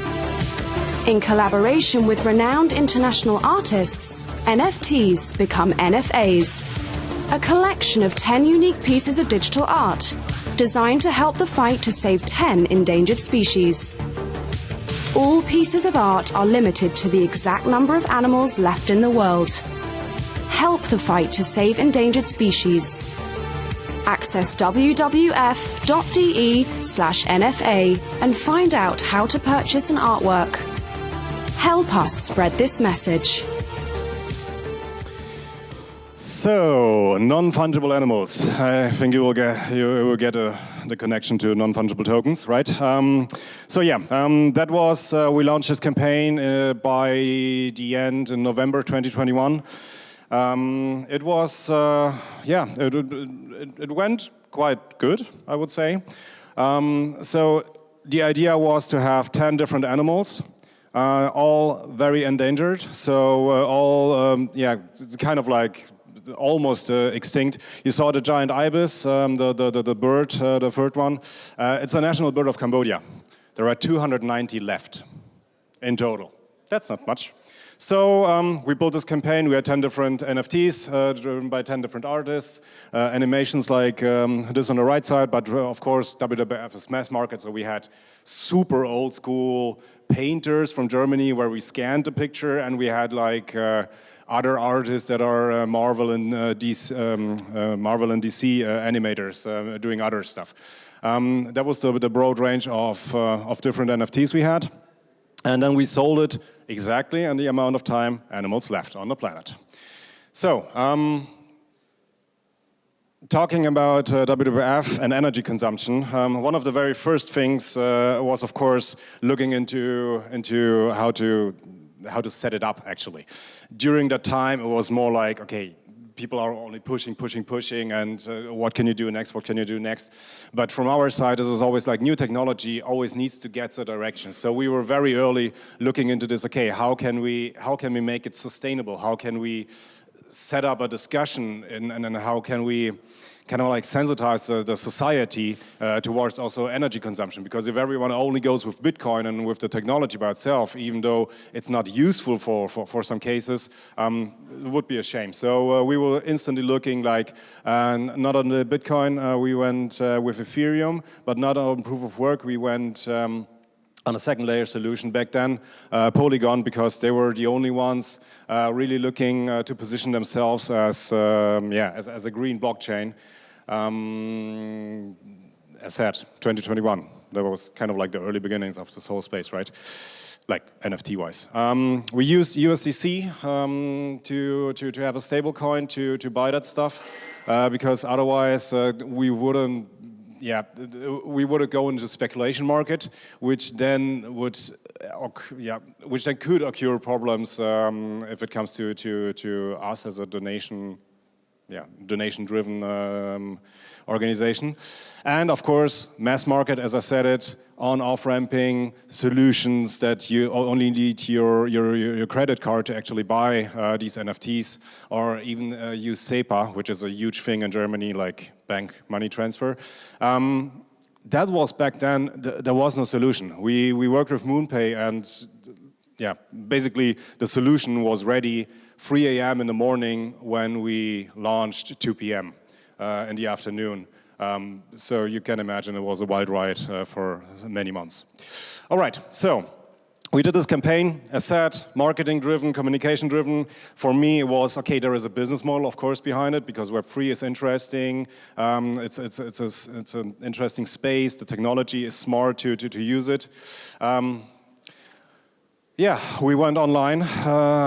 Press loved us. PR-wise, this was incredible. Like, we had mass media completely covered in Germany. We had super old-schoolish papers writing about the artists. We had Site Online, which had like a 5 pages long article talking about like, how can an organization like WWF go into the space. Like, they started with, what the fuck, WWF? And in the end, they were like, okay, if you're gonna do a campaign, do it like that, because this is smart. We've been mentioned in the Forbes magazine in the US. We never occur there. So that was like super broad. We had partners like Waldeco after the launch that supported us with bringing this to all of the S-Bahn stations and metro stations here in Berlin. And also social-wise, we, of course, included the artists. Like, this Instagram post only had 1.6 million reach. That's a lot for no budget. And basically it was only positive press coverage. Like, we had this one meme that was negative. I found it pretty funny to be actually, but then you could see that the community that we already took in from the very beginning helped us to kind of like navigate through these discussions, because under this Twitter, of course, very toxic media, but under this you saw like so many people like hating Web3, hating, I don't know, like the whole space, NFTs and everything, and just like bashing. But then you had like the other side of people like, okay, look, this is smart because blah, blah, blah, blah. And so in the end, the guy who actually set this up, deleted it in the end because he was like, okay, this discussion went to somewhere completely else. So we were very lucky to have this on a very good way, communication-wise.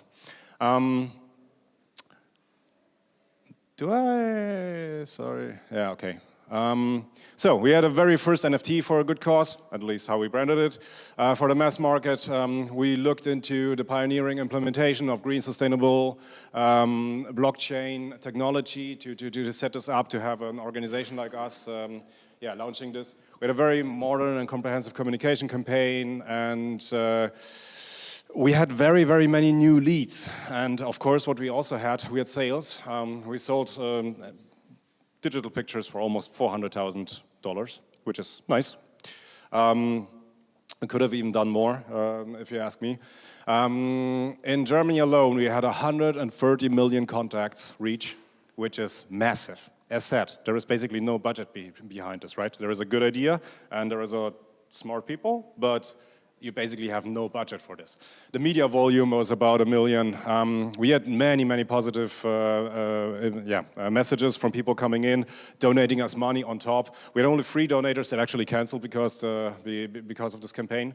We had a first mover effect, and as mentioned before, we were leading and sensitizing the society, which is also one of our things, towards this new technology. To not only go with like, okay, this new technology is bad because it's energy consumption and everything. No, like there are different layers, and like be aware of the different layers and everything, right? Yeah. Okay, that was the first case. And that was 2021. So next year, we could have done a second round, but it would have been boring. So basically, we looked into the metaverse. Metaverse back then was this, right? So we were looking into giving this whole thing a purpose, and what we built was this. In 2022, metaverses were one of the biggest hypes. Endless discussions, endless articles. And while everybody asked what the metaverse could mean for us, the WWF just gave it a meaning by turning virtual reality into virtual for reality. Operation Ocean Detox, the first metaverse that cleans up oceans in real life. An immersive experience brought to life with the latest Unreal 5 rendering technology, which until now has only been seen in state-of-the-art video games. The stunning implementation allowed users to experience the problem of waste in the oceans in a totally new way, and gave everyone the opportunity to act on it. The centerpiece of Operation Ocean Detox is the whale, an impressive anamorphic sculpture made of individually designed NFTs. NFTs representing the trash in the oceans. NFTs that everybody can just grab and buy with real money, which is then used to pull real trash out of the oceans. And thousands followed that call. In the first 72 hours alone, people spent over 17 days in the WWF metaverse, buying tons of trash. Our simple message caused lots of reactions in the public, as well as in the metaverse and NFT communities. Operation Ocean Detox, a first step to turn virtual reality into virtual for reality. All right. Yeah, so that was 2022, also a campaign that went quite good. Also high media rage. Yeah, we had socials where people were filming themselves walking through this thing. We had a new innovative approach to actually give the people something to learn in a playful way, right? So that's always a fantastic approach, if you ask me. Yeah, so a little insight here. We are using this campaign or this metaverse now to build something new, to build a game from this whole gaming for good in the space to play to donate. So I don't have the time right now here to talk about this, but if someone wants to support this, let me know. Let's tackle me afterwards, and then we will see if we can do something together. All right, so third case, this is one we launched in 2023 when the whole AI thing popped up. Again, a hype that's more a trend coming up, of course. Like, I don't have to talk about AI, how important this is and how it will change our lives. But yeah, so we're 2023. We're still also in a very early, times of AI, and we did this campaign. So basically, the question here was, how would Van Gogh paint his wheat fields in 2021, or how would Monet paint his water lilies in 2021? Like this, probably like this. You don't know.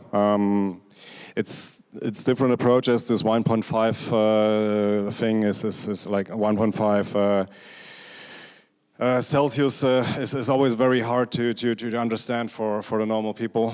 So we thought we're gonna use art, AI, pictures from the time where nature was displayed very beautiful, and we built this campaign. 1.3 degrees of warming is 3 degrees. We all know the numbers of global warming, but abstract numbers don't move people. That's why WWF wanted to reach them emotionally and make global warming visible in an unseen way. So we turned the numbers into a new art form. Introducing climate realism. We took 8 of the most famous landscape paintings admired for the style in which they display the beauty of nature. How would these iconic paintings look if global warming is not stopped? How would Van Gogh paint his wheat fields if extreme heat becomes the norm? How would Gauguin paint the South Sea if the sea level rises? We combined 3 of IPCC's climate scenarios with data from the regions where the landscapes had actually been painted. With a team of scientists, we fed them into custom-built AI pipelines. Trained with the styles of the artists, nearly 2,000 single frames were generated, showing what would happen to Monet's water lilies, how Tina Blau's coastline would change, and what would remain of Frederick Edwin Church's icebergs. Step by step, with each frame true to the unique style of each artist. By turning data into a new art form, people could see and feel the impact of global warming in an interactive digital experience, in a physical exhibition in Berlin, and on digital posters throughout Germany. What numbers alone could not do, climate realism achieved in a short period of time. A new kind of attention, deeper discussions, and an increased urge to act. We decide if climate realism stays an art form, or if it becomes a reality. All right, that's the third case. Again, using technology very early on, having a creative idea, not having much money to actually execute it, but I think we did quite good. 8 different pictures. The website is still online. Feel free to check it out. Yeah, we were quite successful. We even been the most successful digital campaign last year in Germany, most awarded. Yeah, that was my 3 different small approaches for the discussion now, and thank you for listening, and let's move over to the panel. Sorry, I've been a little bit over my time. Big hand of applause.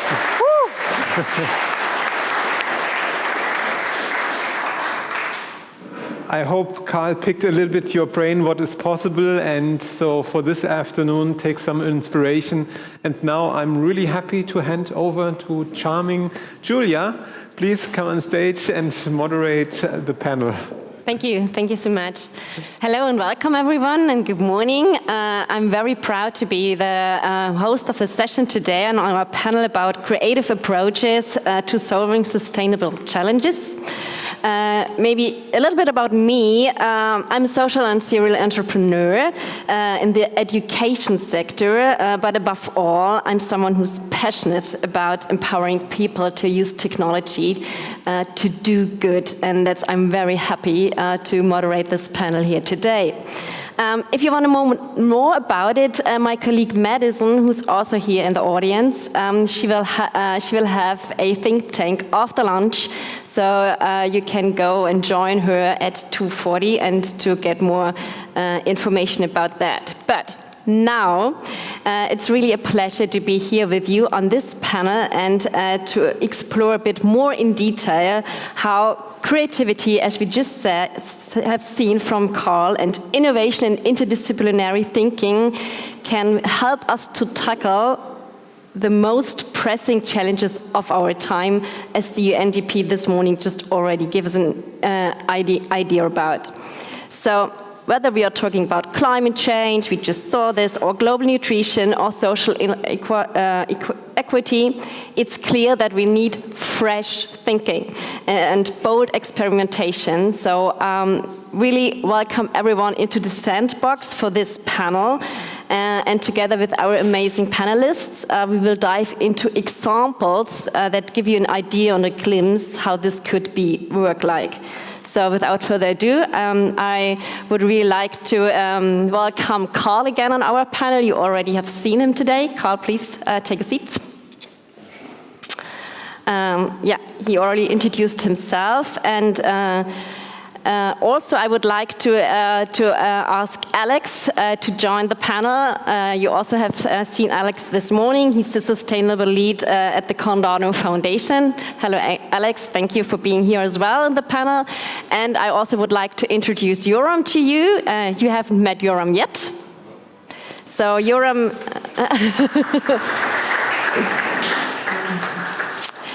Yoram got into blockchain about 5 years ago. He was sparked by the idea of using the technology to bring more transparency and traceability to agriculture supply chains. And that curiosity eventually led him to develop the concept of the satellite oracle, which we will learn more about today. And he's also an active force in the Cardano ecosystem. He's here helps exploring impact-focused businesses and how blockchain can support their work in the real world. And he's also the co-founder of Adamio. I think you will learn more about Adamio more tomorrow, right? Yeah, so there will be a session about Adamio tomorrow as well. So thank you for having you here as well. And I would also like to welcome Audrey to our panel. So a warm round of applause for Audrey as well, please.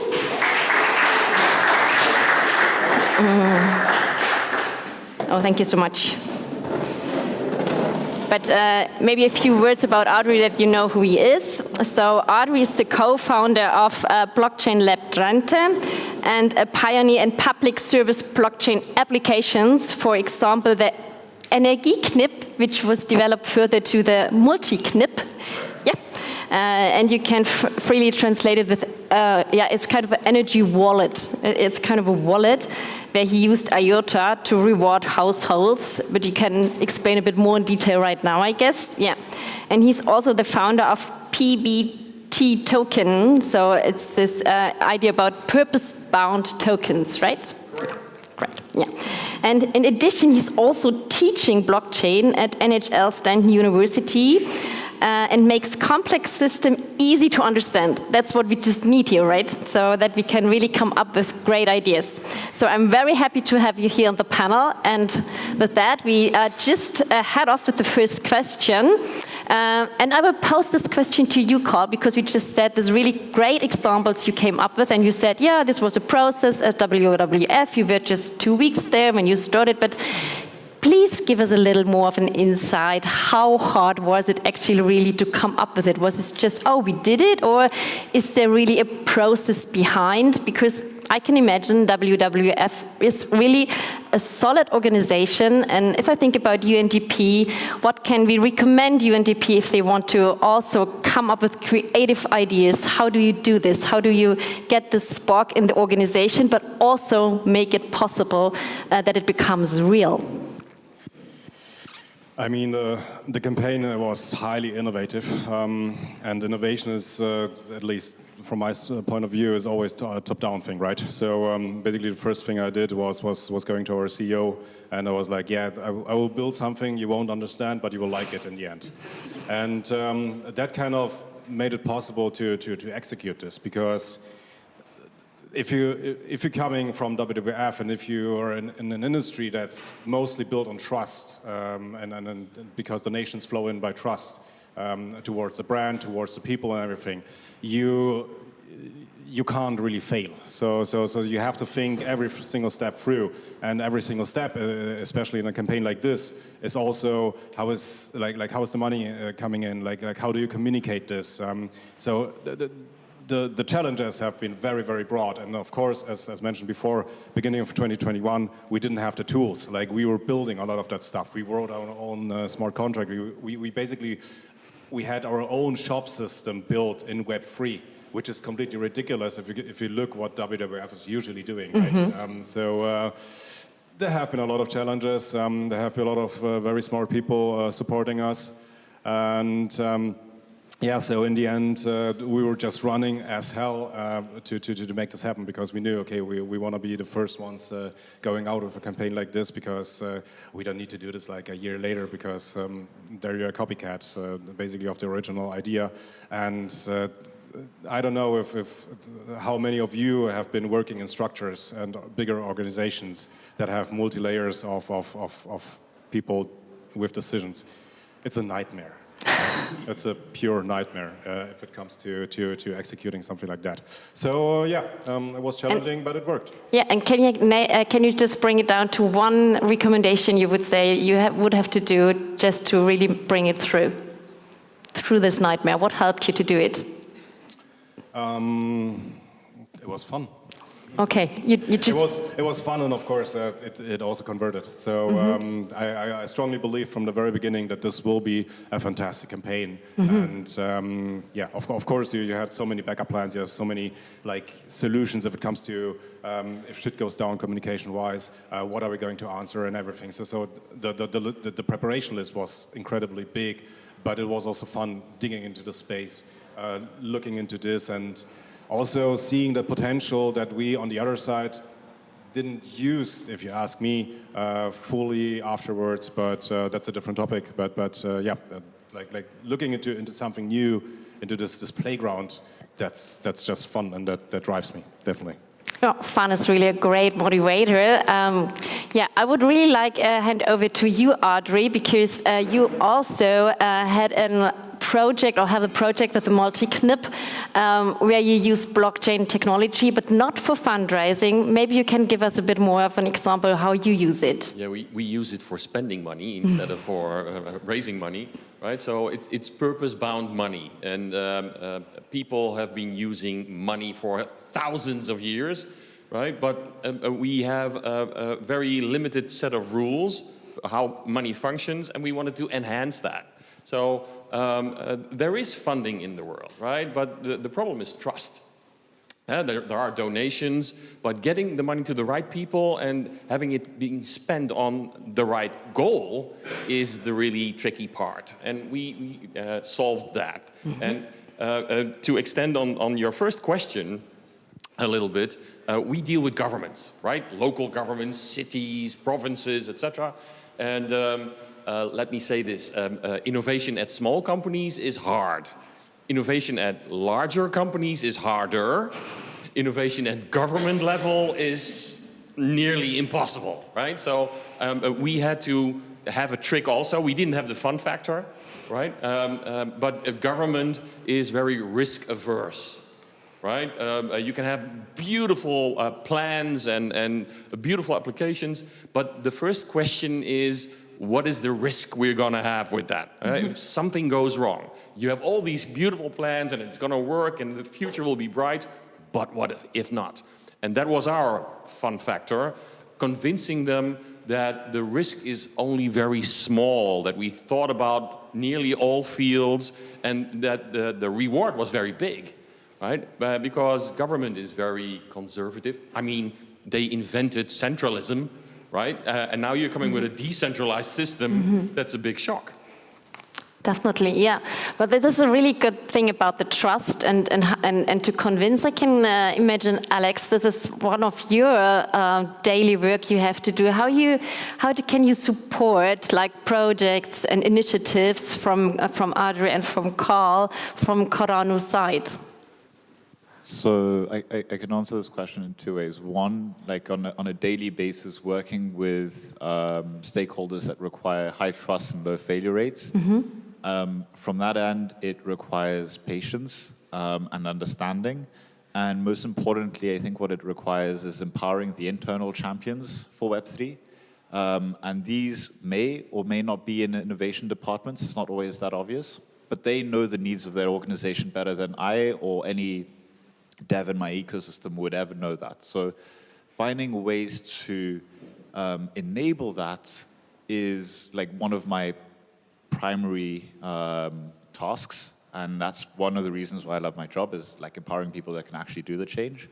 When it comes to work that has been done on other blockchains or other DLTs, for example, there's always this topic of interoperability, right?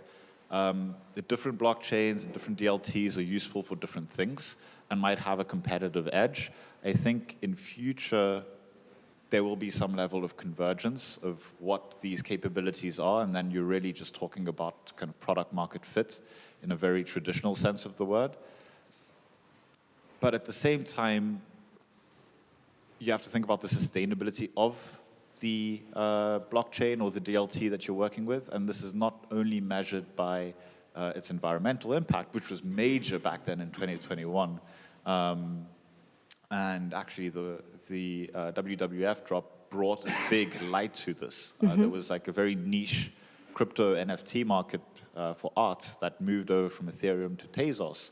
But that actually made the WWF campaign had an impact on the crypto industry in terms of looking at the blockchain from an environmental perspective, because there was more scrutiny than just Bitcoin. But then also it's about thinking what kinds of blockchains will continue to exist. We've already been through a few bull cycles and bear cycles, and some have ceased to exist or to operate as much as they would have. Some have continued to, some are accelerating. So interoperability right now is a funny thing.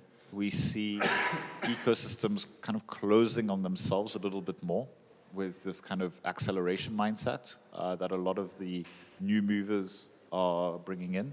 But again, I think if there's a willingness to kind of build solutions on different blockchains, that's something that the Cardano ecosystem is open to. At the end of the day, these things will become irrelevant. As irrelevant as when, I don't know if any of you remember setting up your webmail like 10 years ago and you had to choose between POP3 and IMAP.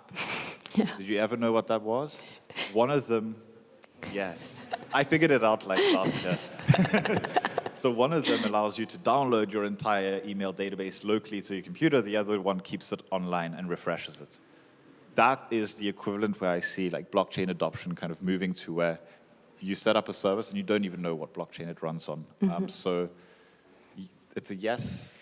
Hopefully we can work together as ecosystems, ones that stay, and eventually that becomes irrelevant because the capabilities for distributed ledgers and everything built on top of it is kind of a background noise in the same way that the internet has become. That sounds really interesting, becoming a background noise. I would like to ask Yoram how you deal with that, because maybe you can explain more about your project you do about satellite oracle, and you also deal with farmers. And I would guess that becoming background noise would be important for farmers, maybe because maybe they don't want to tackle with the whole technology in the background. Yeah, perfect. So my colleague spoke about trust, and I actually wanted to start with trust. So how you actually create trust, for information coming from the ground, it's very complicated.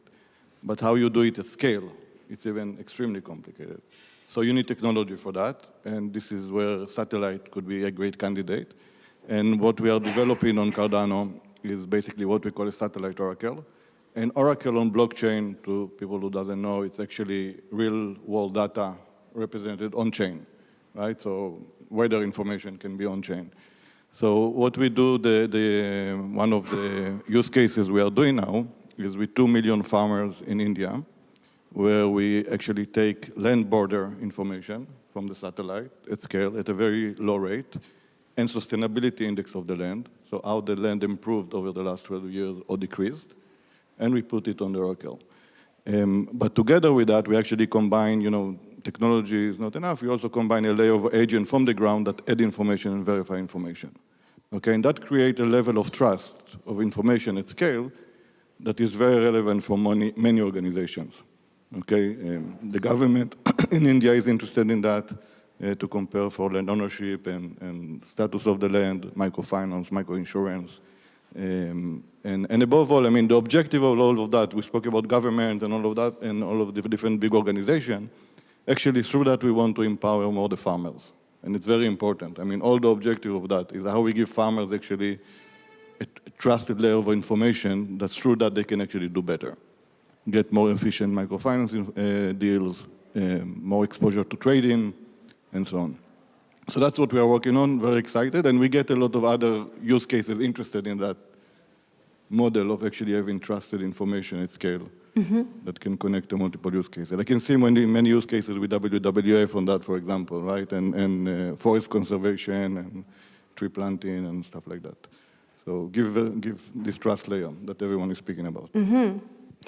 But it's good that you mentioned that. I would like to know, Carl, you said that at the moment WWF doesn't look more into detail into blockchain, right? Did I get it right? That you said the projects were from 2021, 2023, but how is it at the moment at WWF? I mean, as mentioned, communication. Our UK colleagues, like this campaign was originally launched by us in Germany, and we had our colleagues in UK trying also to use a campaign like this, and their communication wasn't on point, and they had a lot of backlash. So if something like that happens in these organizations, people are getting aware of the potential risks also in communication, and things are going then slower again. So we're not very much into Web3. That's right.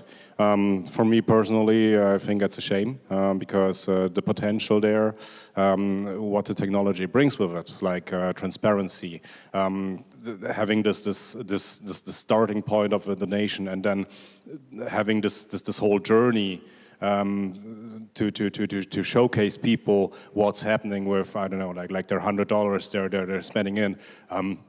That's a huge potential, and that's exactly what the NGO space actually should do.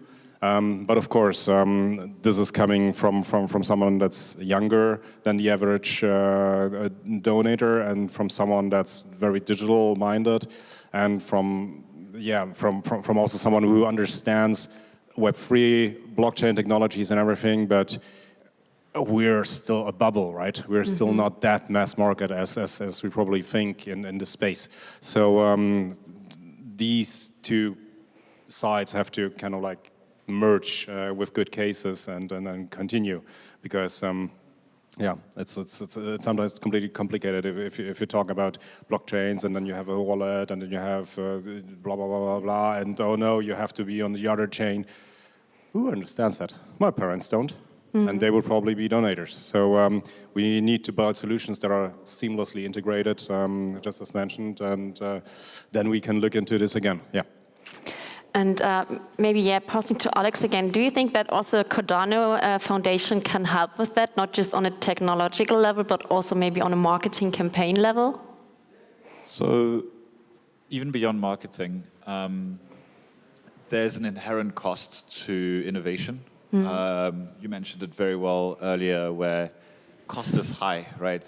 Technology costs are usually high when technology is fairly new, and blockchain is fairly new. Programmable blockchain is fairly new. And what I've noticed speaking to resource-constrained environments, whether they are in corporates or with NGOs, ever more so, and UN agencies in the humanitarian space. I come from the human rights space initially, before going into public service, so I know that it is always tough to sell something really innovative, because the technical costs, the project management costs, and then the marketing cost of that actual project is seen as very high for, let's say, KPIs that may not easily be communicated, as well as the opportunity cost seen by the organization for business as usual, which is more comfortable, which is more something that people are able to, from a management perspective, are able to point at. And so we've worked with a number of different NGOs. I believe a crypto foundation's main support, or at least the way I see my role, is more as an enabler to empower from a technical perspective, from a financial perspective, to fund these champions internally, for them to find ways to actually push their ideas, prove the concept with these KPIs, so that perhaps management could look at follow-on funding or resourcing. But honestly, from a marketing perspective, we want to get outside of the crypto bubble. Yes, it's a $3 trillion market cap. Most of that is made up of Bitcoin. The rest of it is spread across a different number of blockchains. And tapping into that market, for me, is not as interesting as it once was in the last kind of bull market between like 2020, 21, 22. what we want to do is look at instruments that make it more applicable to traditional markets. So bringing more people in, onboarding them without them knowing that they're doing crypto. Hence why we set up this ETP. So all of these corporates that we're speaking to that were interested in, we can have a crypto principal and we can keep that, but then we can give the interest or the staking rewards that it generates. That's fantastic, but how do we set up a wallet? Who's going to custody our stuff? How do we do the financial accounting for this kind of stuff? And we had answers to all these questions, but that incurred massive costs and then levels of people ticking off. And so, for example, here, when you have an instrument that's understood by corporate treasuries as an ETP, an exchange-traded product, they're like, okay, we can just do what we usually do and then put that on our balance sheets, and that's X amount of thousands of euros, and we've purchased and we have exposure. So we are innovative, but we're not taking on any more risk than we usually used to do. So finding these ways, so this is financial regulated stuff. Then you're looking at, let's say, consumer products, which I think is what Carl was also kind of referring to, like our parents being able to say, hey, like, use this and donate to this cause or get engaged.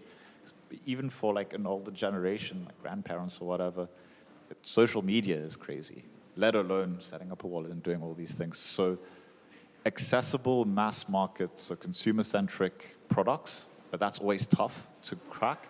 And then more traditional financial regulated products that provide exposure with traditional financial risk. I think are really two interesting places. Yeah, great. I saw you laughing, Audrey. Yes. Yeah, there's so much triggering me there. Well, first thing, I think we do the whole marketing thing wrong, right? So I've been in this space since 2016, and everybody's talking blockchain this, blockchain that, etc. We don't even use the word blockchain anymore, right? When I talk to customers, we talk Web3, maybe distributed ledger, but we don't use the word blockchain. I've been in big European projects, and one of the lessons we learned was this quote we stole from the movie Fight Club, right? First rule of Fight Club, don't mention Fight Club. First rule of blockchain, don't mention blockchain, right? Because you have all these prejudice, you have to explain so many things. On the other hand, it isn't important. I mean, people buy cars, not engines.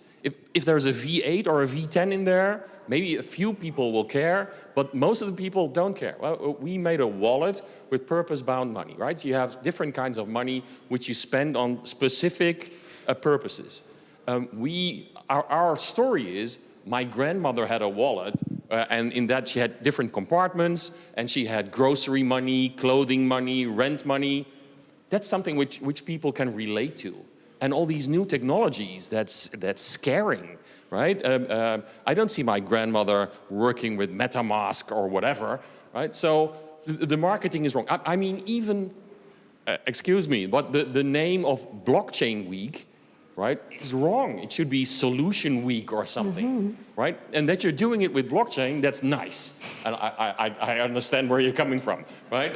But you provide a solution to a problem, and you're doing that with Cardano, right? Preferably.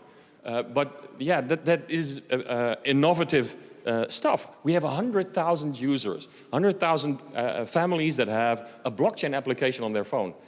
I think 99,000 don't know it's blockchain, right? And we keep it that way. They just want to be able to pay at a shop, secure, fast, intuitive, and that it's based on blockchain. Good luck. Right? It's secure, but we should focus on the solution, and all these blockchain people, me included, first focused on when are we going to get mass adoption? Well, we're going to get mass adoption when we have a killer app that everybody wants to use, which has blockchain inside, right? So I think we're doing it a little bit wrong, but we're getting there in the end. And we're changing the world one project at a time.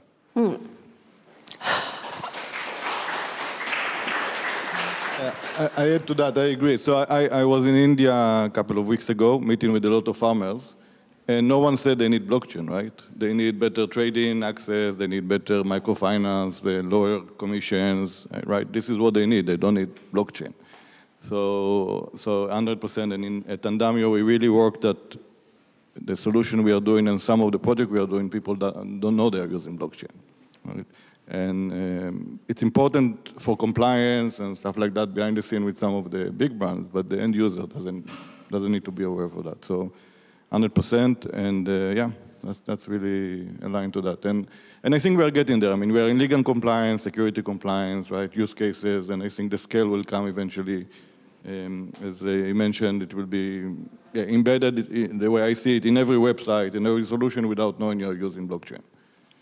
So 100% agree. Thank you so much for that. And as you said, it really aligns to what Nelly said this morning, right? That you say we just look a bit into blockchain and we see what possibilities there are on the technology, but we really have to come from the problems.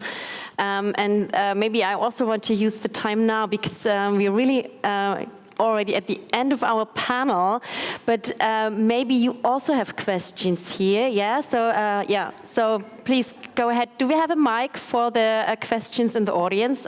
Okay. Thank you so much, and thanks, Carl. Really awesome videos, but maybe I'll be like a little bit of a skeptic, because and reflect on what Alex said, because it is much easier to sell a snow leopard than it is, you know, birth control or human rights or like more abstract issues. So maybe my question for Carl is like, what are some ideas, or maybe a brainstorm, right? Like, how do we sell these more complex ideas in development, or how is it possible? And then I think my other comment to what Alex has said is that what you're talking about costs and kind of thinking through costs and discussing this with governments, because every government, and you know, I look at my colleagues from local governments, they will do something if they can see a return on investment, right? And we know this, and at UNDP we do this all the time. We prove to governments that if they invest in a cleaner air system, they will see impact on health, on various other factors, right? So I guess, again, also a question to you, what are some of the opportunities to show that the technology that will not be named can have that impact? Thank you. Oh, sorry. Yeah, to start with, I mean, of course, it suited the storyline, and for the NFA campaign, the most important point was that you only sold it as much as real-life animals, right? There was a plot twist in this whole thing, and that was possible through technology. I think it depends on the story scope. If you're looking into, I think you mentioned refugees and human rights, there is, for example, this is one game where we play a cat, and it kind of like is an analogy to a refugee that needs to leave home, and you play this cat throughout the game, and the game was quite successful, and there was also like there is a technology that suited the case and the narrative, and I think this is kind of the approach you have to go to. So it's always harder to have, okay, we need to have to use this technology, and then start to think, like, it can also help, but the other way around, what's the scope, what's the goal, and what are technologies that you can possibly use? I think this is the better approach, because then you also can use Web3 technologies in this game, of course, to create funds, to create a deeper storyline, and then connect with the players and everything. But yeah, so this is how I would approach it, actually. So this is on the cost-benefit question.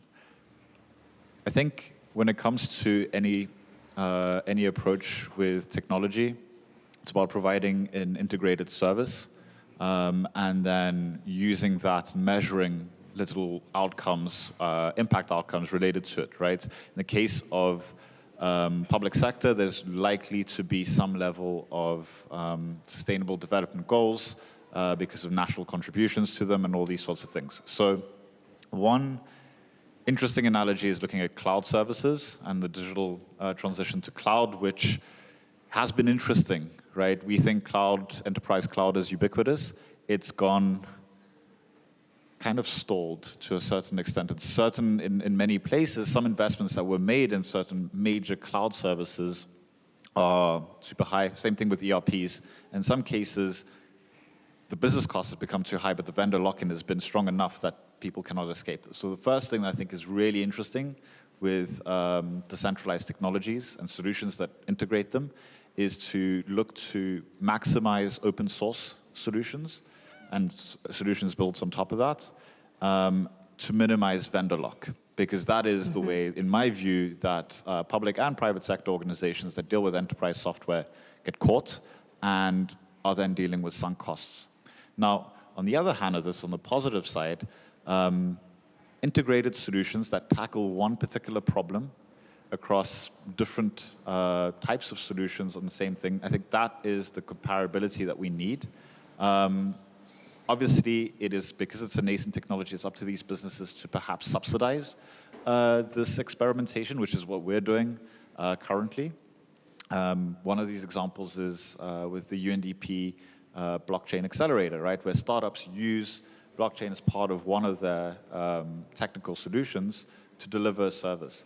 I think what's also really interesting is how you measure the additionality that this technology brings. Because often the question that we got it in a call not so long ago, oh, well, we could do this on a centralized system. Why? And the answer by an expert in the room that was looking at the intersection of AI and blockchain was simple. Yes, you could go with a centralized system now, but if you make this extra little investment, the investment you need to make down the line is significantly lower.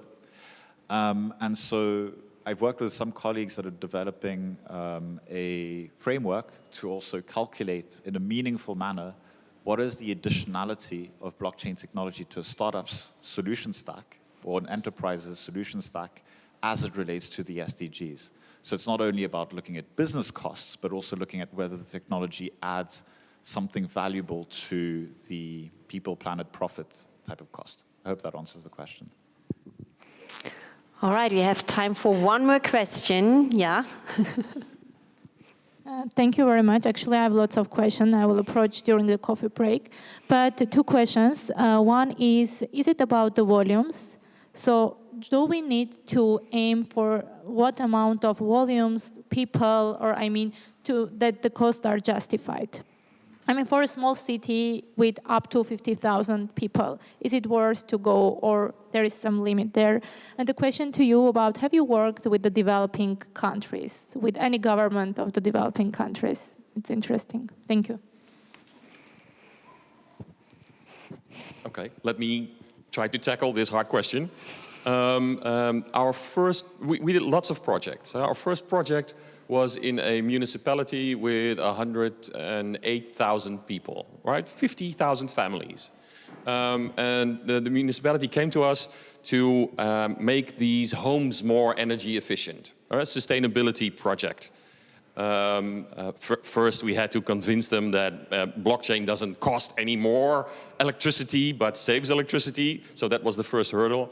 But even on this scale, it was a huge success. The year 2021, they distributed vouchers, paper vouchers. People would get a small amount of money to buy LED lighting and other stuff to save energy.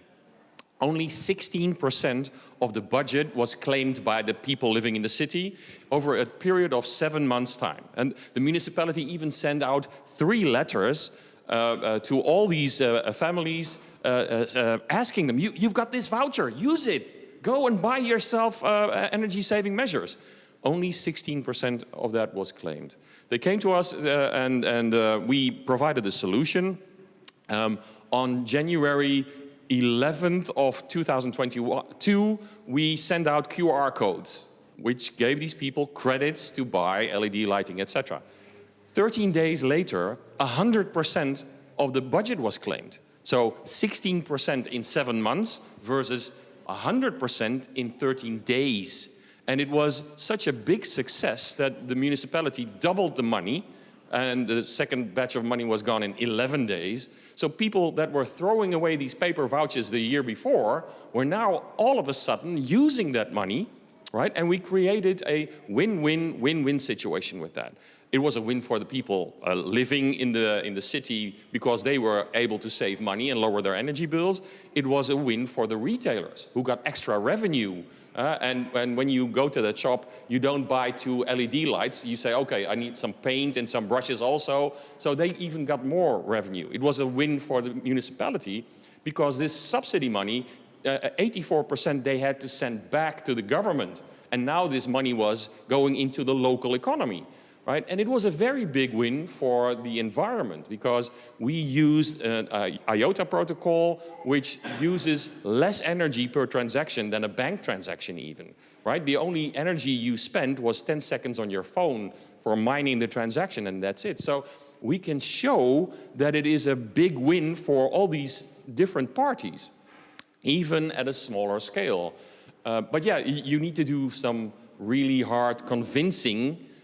You need ambassadors in the city who know the concept enough, right? You don't need to know anything about blockchain, but there can be hurdles. For instance, in our case, the payments are going automatically. But so somebody at the finance department said, well, if every company uses this system and pays their bills automatically, will I have a job? Right? And so one person first kept off the solution just of personal preferences. So there are many factors you have to put in there. But yeah, blockchain is, the word is already used, a Swiss Army knife. You can use it in so many ways and to improve so many things.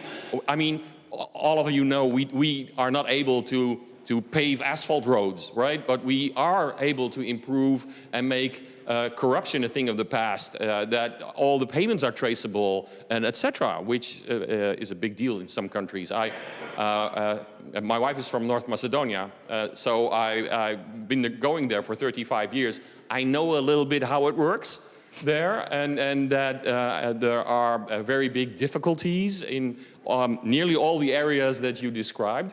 And that's not going to change overnight, also because the government doesn't really think long term. They only think for 4 years, and the new elections are coming, and I have to score big and now, and that the results are coming in 30 years. That's less of a thing for them. All right, thank you so much for this round. We have to end the session now, but what I have learned is technology can be an enabler, but maybe you shouldn't talk about it too much. But please keep on talking to those guys during the breaks, and thank you all. Thank you.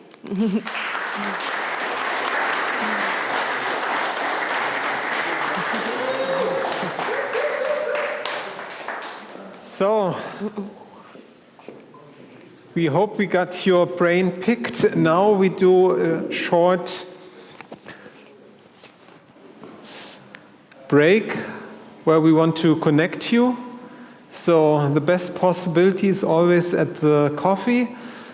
Take the opportunity, get a little refreshment, and we are back in 30 minutes, so 12:30 here. And then we want to further pick your brain, meaning enhancing the transparency and sustainability in supply chains. So 12:30, supply chains here, and will be very interesting. So please see you back then. Thank you.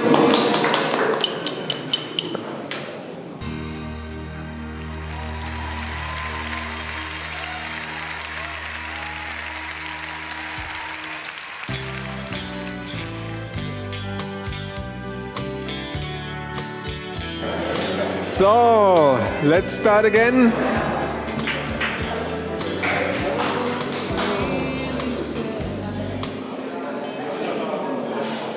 So we are still missing a few people, but Jürgen is saving us. I have to admit, my big fault was I didn't tell you we have a proper lunch in an hour. So, but it was only thought as a short break. but I hope not too many of you are starving. So please keep the energy up, and then in an hour we will have a proper lunch. But before we have something much better, because we will have an amazing panel. So just give us another minute or two.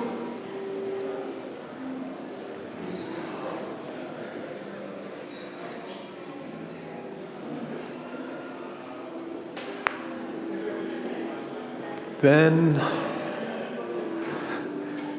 Jürgen went to get everybody. He's not coming back. What does it mean? Lost in translation. So, can we start? Yes. Yes. So, because now we have one more very exciting panel, because there we see again there are use cases, best practices, where you do not think necessarily about the technology, but the application, and the rest follows by itself. And for me, these are the most exciting ones, because then it's kind of obvious for everybody. And I mean, in your session, this was also where you gave us a lot of insights and thoughts. And yeah, for some people, it's not about blockchain. Sure, for us, we cannot think other than blockchain, let's say. But for others, they do not know it, and they do not need to know it, to be frank. They just want their problems solved.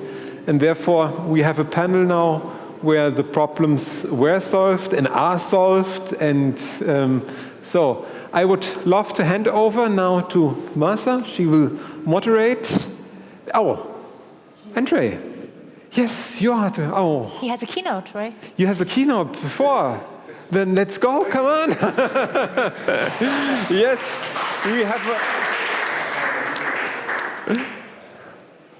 we have a primer keynote before, so that you get a little bit of the taste, what's happening and what plastics is doing, and then we go over to the panel. Very grateful to be here. Thank you. Can everyone hear me properly? Wonderful, wonderful. Well, I'd like to start by saying, why did I start the company 6 years ago called Plastics? And essentially, in the eyes of the public, there has always been a lack of transparency regarding if the plastic was being collected and recycled. And how can you prove that this plastic is being collected and recycled? And that has always been, basically, the problem with waste management in general. Ultimately, the underlying principle is companies want to say they're doing something positive. Companies want to say that they were actually collecting the waste and not harming the environment. Why? Because companies want you to choose their products and their services based on their commitment to the environment, and companies also want to show you that they are complying with all environmental regulation. But how do you know that a company's claim is true? How do you know? Ultimately, the idea behind the creation of the company was to incentivize transparency. And how do you incentivize transparency? You incentivize transparency by understanding how the industry works and providing new revenue models for that industry. So just so we're all on the same ground, a waste management industry generally makes money two ways. They make money collecting the waste, and they make money separating it, sorting it, and selling it as a feedstock to the recycling industry.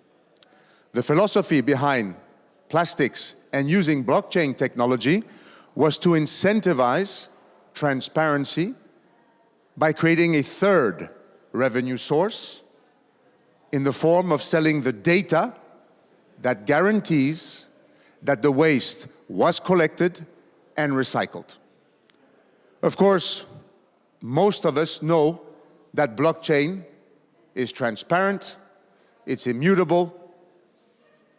That's why we love blockchain.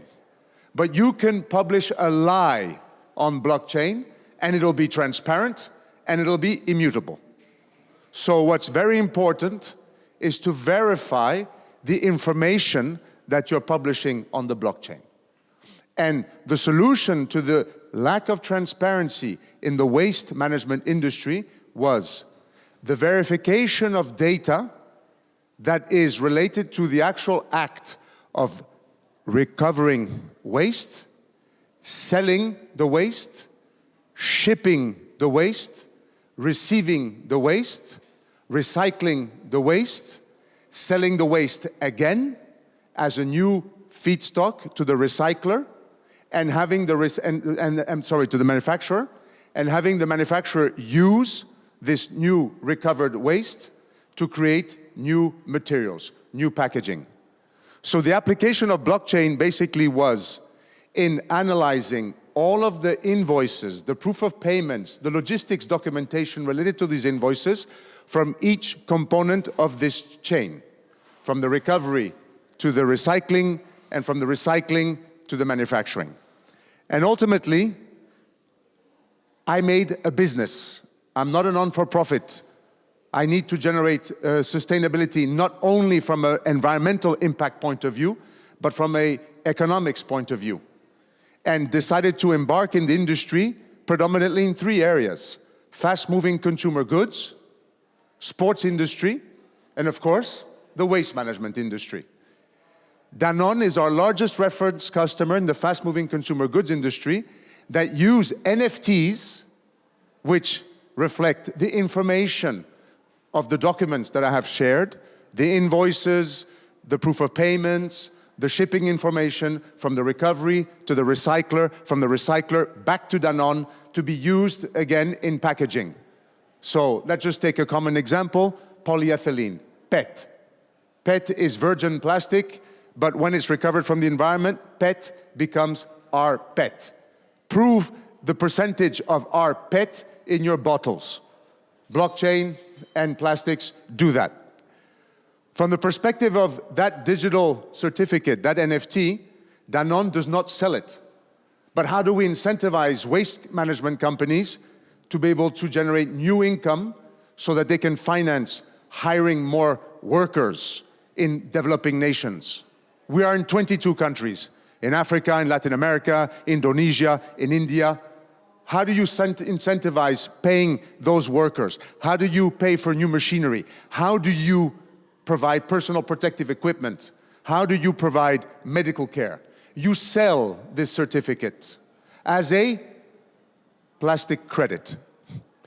This plastic credit essentially is a financial instrument that is on the base of verified and certified information that the recovery has taken place in recycling, and the use of the money from this certificate has to be towards an auditable, verifiable roadmap, which can be any of what I have said previously. Bayer Leverkusen in Germany is our customer, buys these plastic credits. Barcelona Football Club in Barcelona buys these plastic credits. Levante Football Club buys these plastic credits. So sports teams are buying these plastic credits so that they can finance additional positive impact in many different geographies. Bayer Leverkusen wants to buy plastic credits, buys plastic credits because they want to finance in Brazil the recovery of environment, of the waste from the environment. This is Bayer's mission in growing its brand in the Brazilian market. These are examples how these credits can be used. So ultimately, it's all about proof. It's all about proof. And the best technology for proof, obviously, is blockchain, but it's not enough. You need to have procedures and a methodology that verifies the information that is put on the blockchain. And the fact that it's on the blockchain is not enough either. It has to be user-friendly. It has to be presented in such a way that you can understand exactly what you're looking at. Ultimately, what counts is the ability to have information that is publicly available, understandable, verified, so people can make informed decisions about the products, the services, and the brands that they choose whether it's at a business-to-business level or at a consumer level. Thank you very much for the opportunity to be able to share what we have been doing for the last 6 years. Thank you.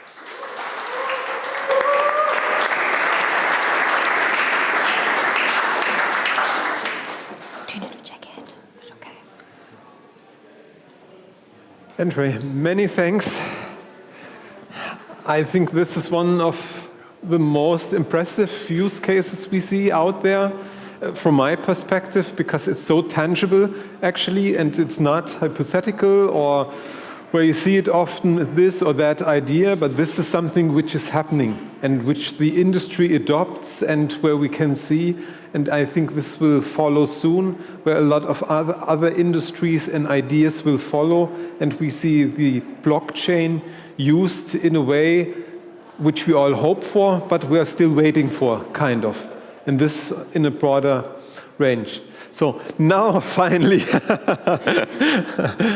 Martha is now taking over for the panel and the discussion with you guys, and so I'm looking forward, handing over, and please come on stage, everybody.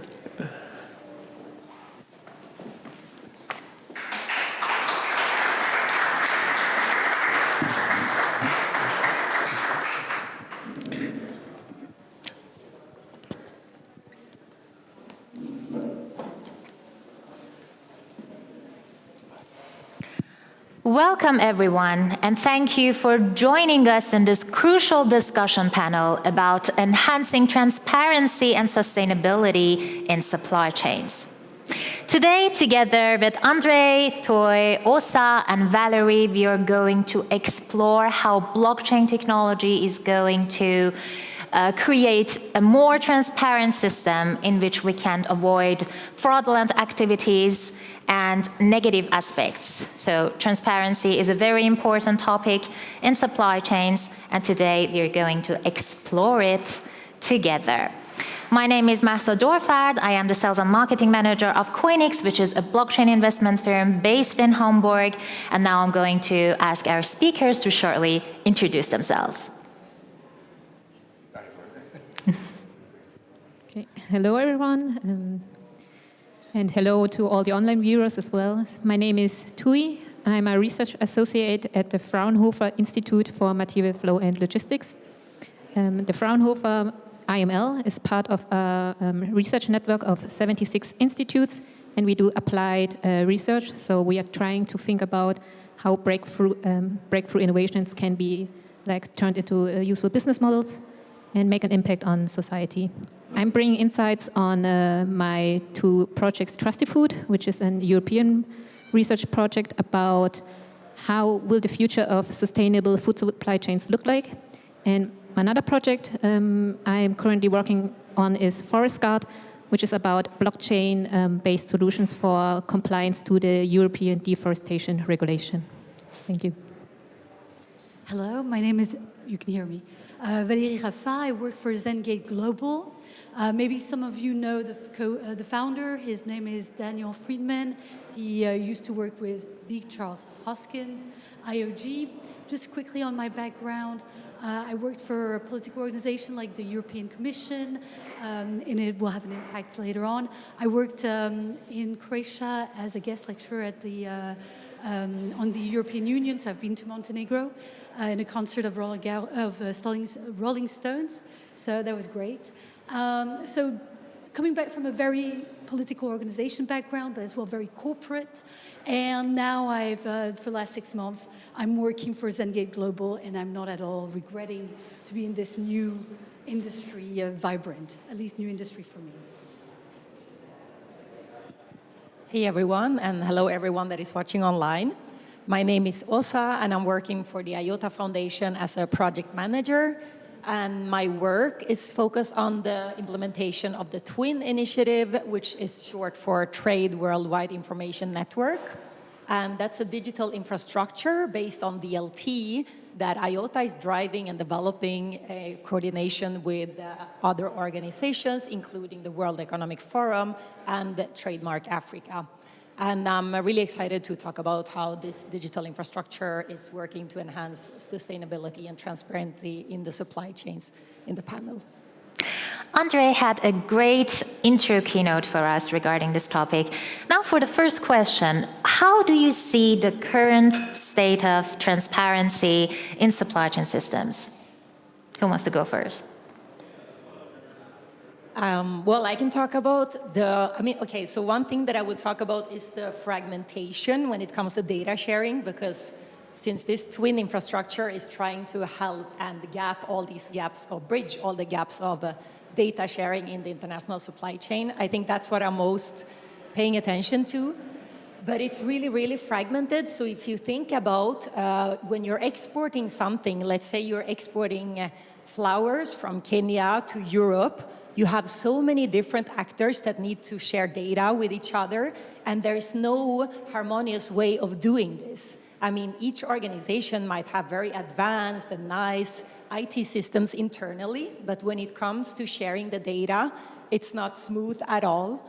And I mean, you might have something like 220 separate data exchanges in that kind of export process. And imagine if all these actors are then sharing data in a way that is fragmented, that like with every exchange point, you have risk for delays, risk for errors, risk for fraud even. Imagine how complex this problem is when you think about thousands of shipments. And I mean, of course, the lack of visibility, the lack of, this data silos in the supply chain is, I think it's one of the biggest risks to transparency in the supply chain, because if you don't have connection, if you don't have interoperability, you don't have visibility, how can you then have transparency? Anybody wants to add anything? Yes, I want to piggyback on the point of fragmented information systems. So why I entered the blockchain space was, or why I hope blockchain was the solution to this problem, that as an intern, I had the task of like pulling internal data from our database, put it in an Excel sheet, and then send it via email to our partner. And I was wondering, so was quite strange for me. And what the challenge of transparency in global supply chains is that companies need to share their information, of course, but this is at the expense of the privacy. Companies are afraid if they open the systems that other information could be leaked.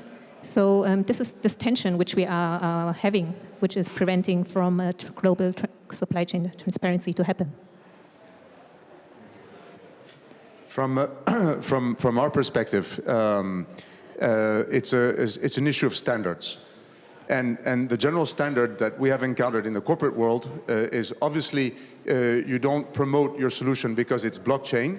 You promote your solution because it solves a problem, but it has to be on blockchain because blockchain implies accountability. Once you have information on blockchain, you know it cannot be changed. So if you're putting false information on blockchain, you are accountable for that. And let's take the case of Danone. So, of course, Danone doesn't want to share all of its corporate information. That's why they extract invoice number, date of invoice, the type of plastic that's been collected, the quantity, and the destination of that plastic. Those 5 data points are the ones that are reflected on an NFT. Now, of course, if you're lying, then a journalist, a stakeholder, a judge, anybody will go after you and say, look, you have said that this is wrong information. So ultimately, the concept of blockchain is creating accountability in information. And the global standard that we are encountering, even at the plastics level, you have international treaties on plastics that are coming into play.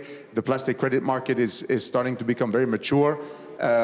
Is ultimately that the information has to be on blockchain, because once it's there, it cannot be altered. So at that point, that's the key standard to be able to create a uniform approach. Obviously, verification is key to putting that. But this is what we're seeing, that it's a must-to-have, but it's not the core feature. Amazing.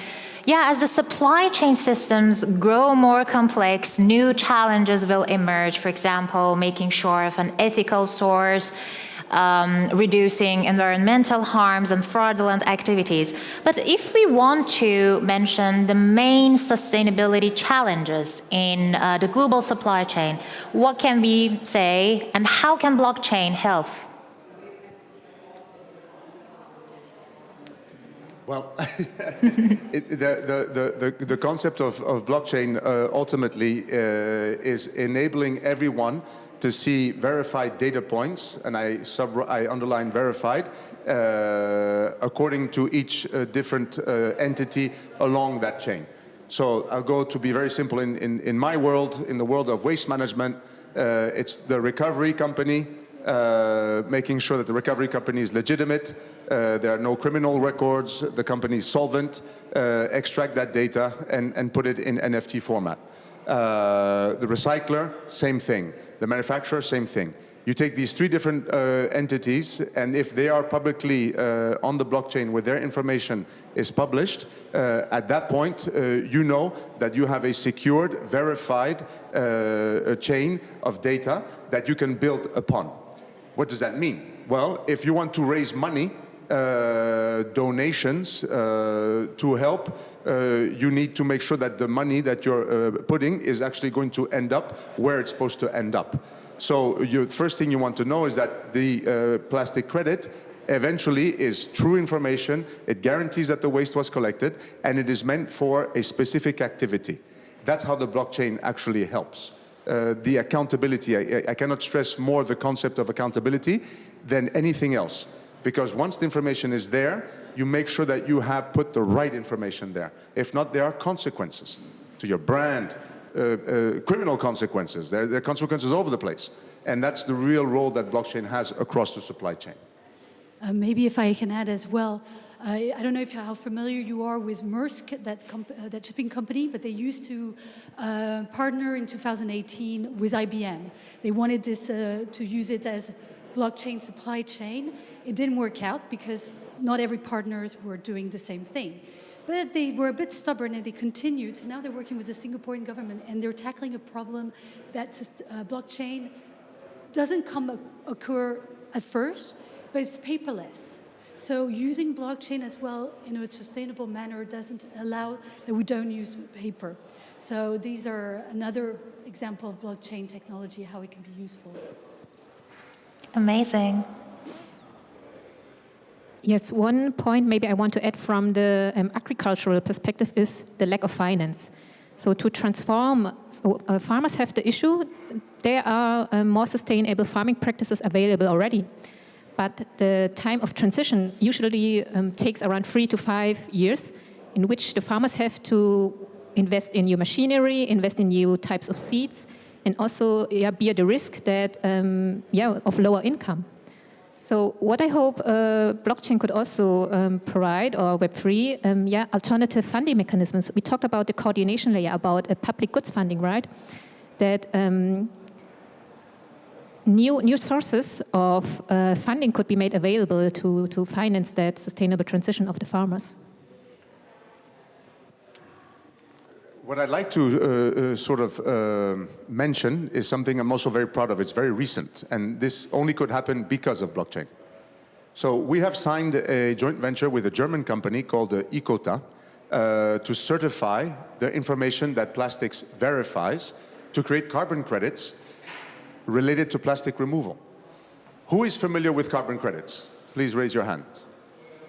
Perfect. So you'll probably all be familiar that they are either from sequestration, forestation, renewals. Well, now the new carbon credit that can be born is from actual plastic removal. And the actual plastic removal can only be used as a carbon credit when it has been actually verified. And how are you going to verify something so tangible across the recovery and recycling? Well, with the blockchain, you are making sure that the data is accruing up to the point of the manufacturer. When the manufacturer, in this case Danone, I'm picking on them, says, okay, I'm using recovered plastic, so I'm creating a carbon credit because I'm not creating new plastic. I'm not using PET, I'm using rPET. Carbon credit is created. Well, you can only use a carbon credit if you verify the entire recovery process, and of course a third party has certified this process. Now, if blockchain did not exist, it would be just a big registry, a big table, and you have to take my word for it. So the new business models, the new financing models are born out of, obviously, the need in the industry, but because of the core technology, which is accountability and the immutability the concept of not being able to change that information. And that's directly from blockchain. Indeed, the blockchain technology can pave the path towards a more sustainable and transparent value creation system. My next question is from Valerie. Can you please explain a little more about the EUDR, or the European Union Deforestation Regulation, and how blockchain can contribute to this regulation? With pleasure. So, as I introduced myself, I used to work 20 years ago for the European Commission. I like to see that what we struggled at that time at the EU level, we still struggle right now, is how to communicate regulations, even regulations that are really are going to be profitable to consumers, to the EU citizens, as the EUDR is, and as well for the environment. So the EUDR is basically going to come into play in 2026, and it's going to force producers, importers to the EU on 7 commodities to be able to prove that they have not touched their deforestation free. And these 7 commodities, I always forget one of them, so let's see which one I'm going to forget this time. But it goes to soy, palm oil, wood, there's as well coffee, cocoa, and there's another one. I'm like the EU sometimes. I'm sure of what I'm going to struggle with. So at Zengate Global, we're doing a double activity. We're already informing producers from the rest of the world that this regulation is coming into play. And with our technology, Palmyra Pro, the blockchain technology, we're helping them to respect this new regulation. And this regulation, in a nutshell, requires 3 things. Geolocation, which makes sense for the deforestation. The other one, file record. Well done, blockchain, that you're the best for that, because it's, like Andre was saying, you cannot change the data. And the other one as well is anti-tamper tools. So this is another one that we can use for IoT, but I don't like to use that kind of vocabulary. No, I don't. So the smart tools, so smart anti-tamper tools, objects that you can put on drums. And this is what we're starting to implement. It's not concerning the EUDR directly, but honey, which is one of the most adulterated commodity in the world, with our project in Zambia. Perfect. You want to add something? Oh, okay. I thought you want to add something. It's okay. Good. My next question is from Osa. So IOTA's technology has been used as an infrastructure to increase sustainability and transparency in global supply chains. Now, I want to ask you, based on the experiences that IOTA has in cross-border collaborations, what are the lessons learned?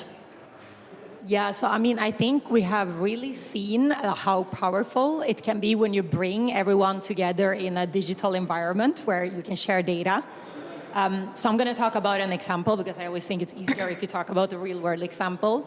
So with this twin infrastructure, one of the key use cases is the TLIP, Trade and Logistics Information Pipeline, which is basically the application of twin infrastructure in Kenya, in the context of Kenyan cross-border processes. And we did a pilot ecosystem of trust with the UK government a few years ago, where we really had this in an end-to-end supply chain where every actor could come together and share the data via twin.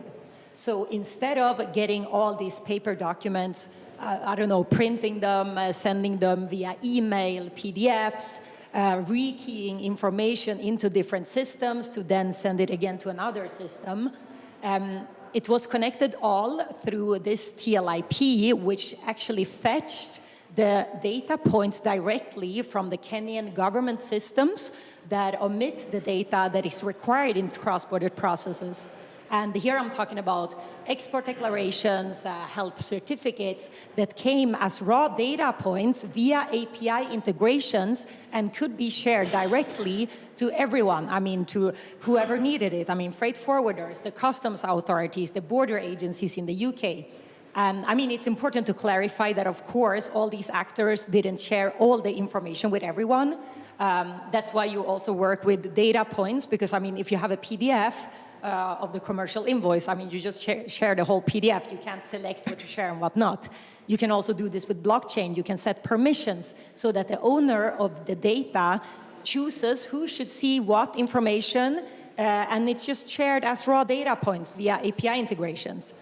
So when we did this in these pilots, I think the most revolutionary benefit we saw was how fast the UK border agencies could actually view the data that they needed to review to let the goods pass across the border. So let me tell you that usually they wouldn't have access to this information until the goods actually arrive at the border. And then what do they need to do? They need to check all these documents. And I'm telling you that a truck, for example, could have as much as 850 documents. If they need to check all these documents to make sure that the goods that are passing into the country are compliant, imagine how long these trucks need to stand there, all the emissions with ships as well that need to stay lined up. Even, I mean, when it's perishables, the goods could actually spoil because of the delays that could happen if something is missing. And in the case of using TLIP, we did manage to get all this data to the border agencies within 5 minutes. I mean, literally almost immediately after all this data was originated in the Kenyan government systems. And imagine how much time that gives them to plan in advance, to just check everything is compliant. When the goods are at the border, you just use an identifier. It could be maybe the UCR number, which is using Kenyan export processes. And yeah, boom, the transport is there. I mean, the goods pass the border. You don't need to spend time risking all the spoilage and emissions omitted when vessels are waiting. So yeah, I think this is one really nice use case because we really saw very clear these benefits. I mean, 5 minutes of getting the data in comparison to 3 weeks, which it takes when the goods are on the ship, or 8 hours with a flight. Thank you for sharing the insights. My next question is from Toy. You mentioned that your research is mostly focused on food supply chain. Can you please share more details about it and tell us how exactly is blockchain contributing in this area? Sure. So this is based on the research we did for our Trusty Food project. So we were trying to understand, especially asking stakeholders who have experience with blockchain technology, how do they think blockchain will transform food supply chains towards more sustainability. And we came to the conclusion that there are three main scenarios. So one is about creating more transparency, efficiency, and resilience. Right? So the main benefits are usually big corporates who want to have a better overview of their supply chains, want to optimize the processes, and create more revenue by that. The second one is driven by governments. We had the topic of EUDR, right? That we have new regulations coming, which force companies to create more traceability, transparency on the food supply chains to prove, for example, that the coffee is deforestation-free.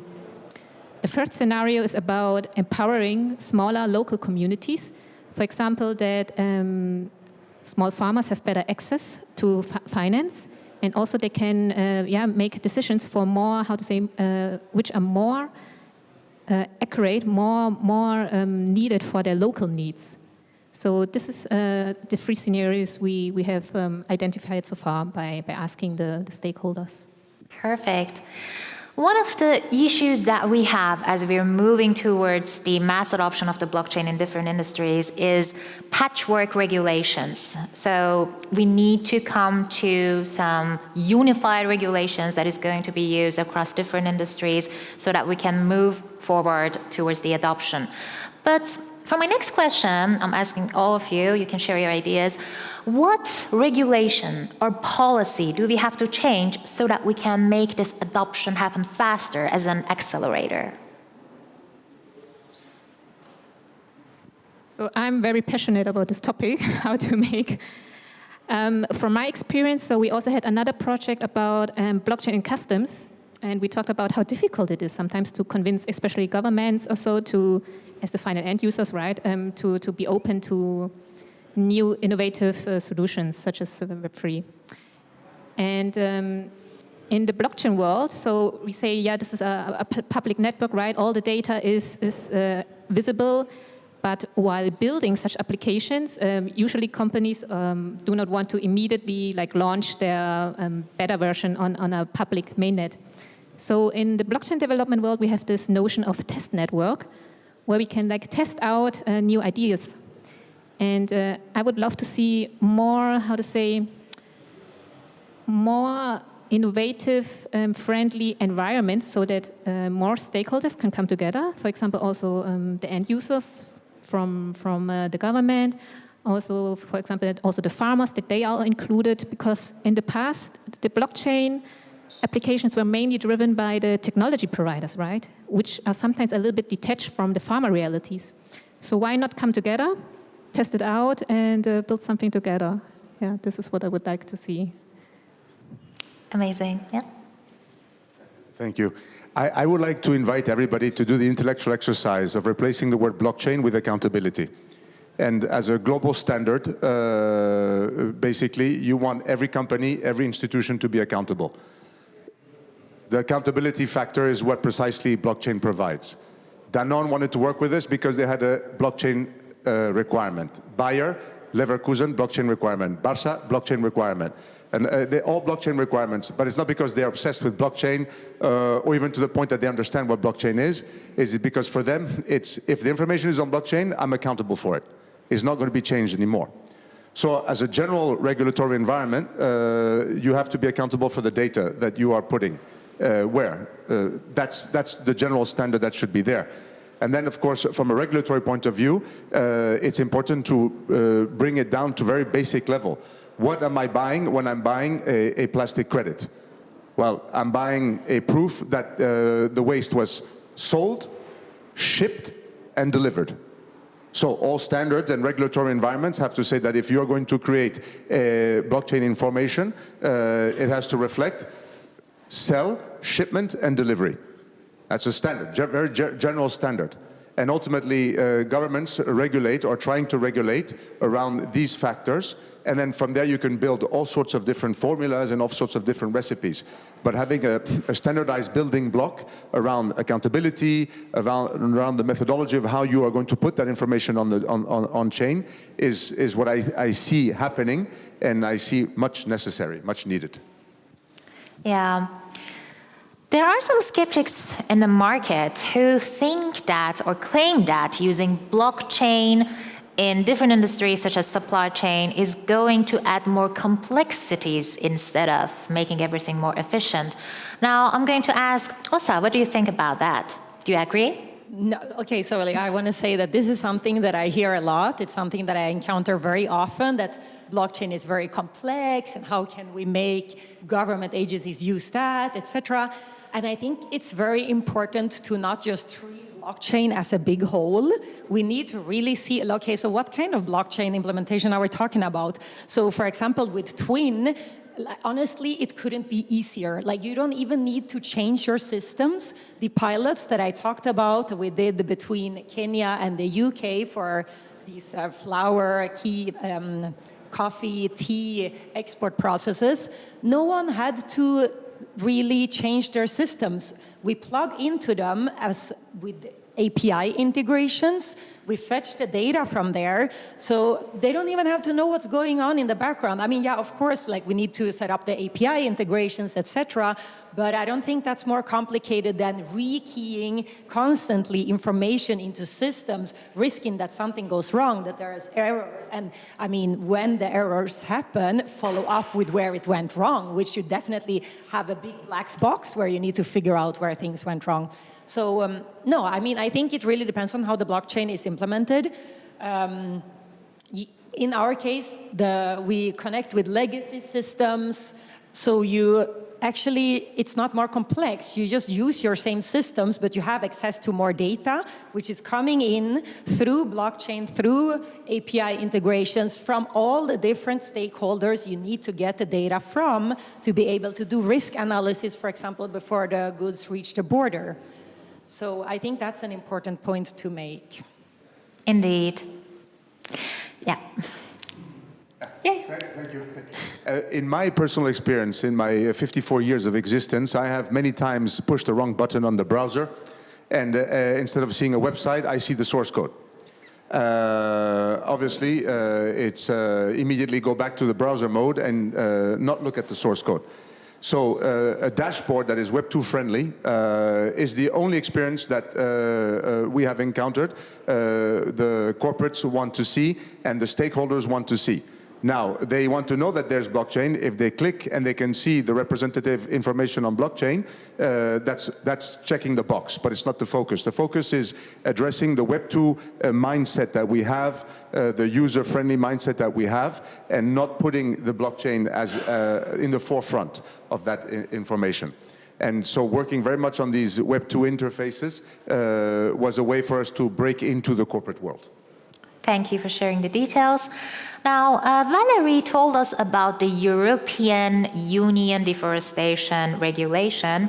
Now, I want to get a little deeper into a more customized, detailed example. And I'm going to ask Toy, if, for example, coffee farmers who want to use blockchain-based use cases, blockchain solutions for their EUDR compliance, are they going to face any challenges, or is it going to be easy for them? Yes, so this is now from the project Forest Guard, which, of course, we are talking about the future of sustainable supply chains, but we also need to look at what is happening today, right, to avoid the potholes on our way to sustainability. So the challenges farmers have regarding blockchain-based solutions to comply with EUDR is, I think, what Andre is always mentioning about how do we ensure that the data originating from the source is correct. And for example, for the EUDR, it is required that farmers need to prove they are the owner of this land. But the fact is that many of the farmers do not even have such a certificate. It's just like, it has been in the hands of this family for 5 generations, but the EUDR is asking for, we need some kind of proof, but it's non-existent. So, and we also talked about the complexity of blockchain solutions, right? We always say it's really better to not overwhelm farmers with such technical details, and if we ask them to have a wallet or pay attention to the seed phrase and also just putting in the data, that is also a huge challenge. Farmers are usually also organized in cooperatives.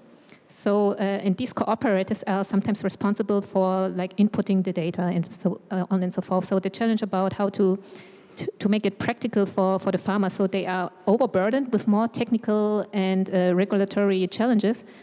But, and coming back to my point I said earlier, we need better financing solutions. Also, we need to reward these farmers for their additional effort, which is not happening at the moment. So I hope blockchain can, or not blockchain, but Web3 or new solutions, can help.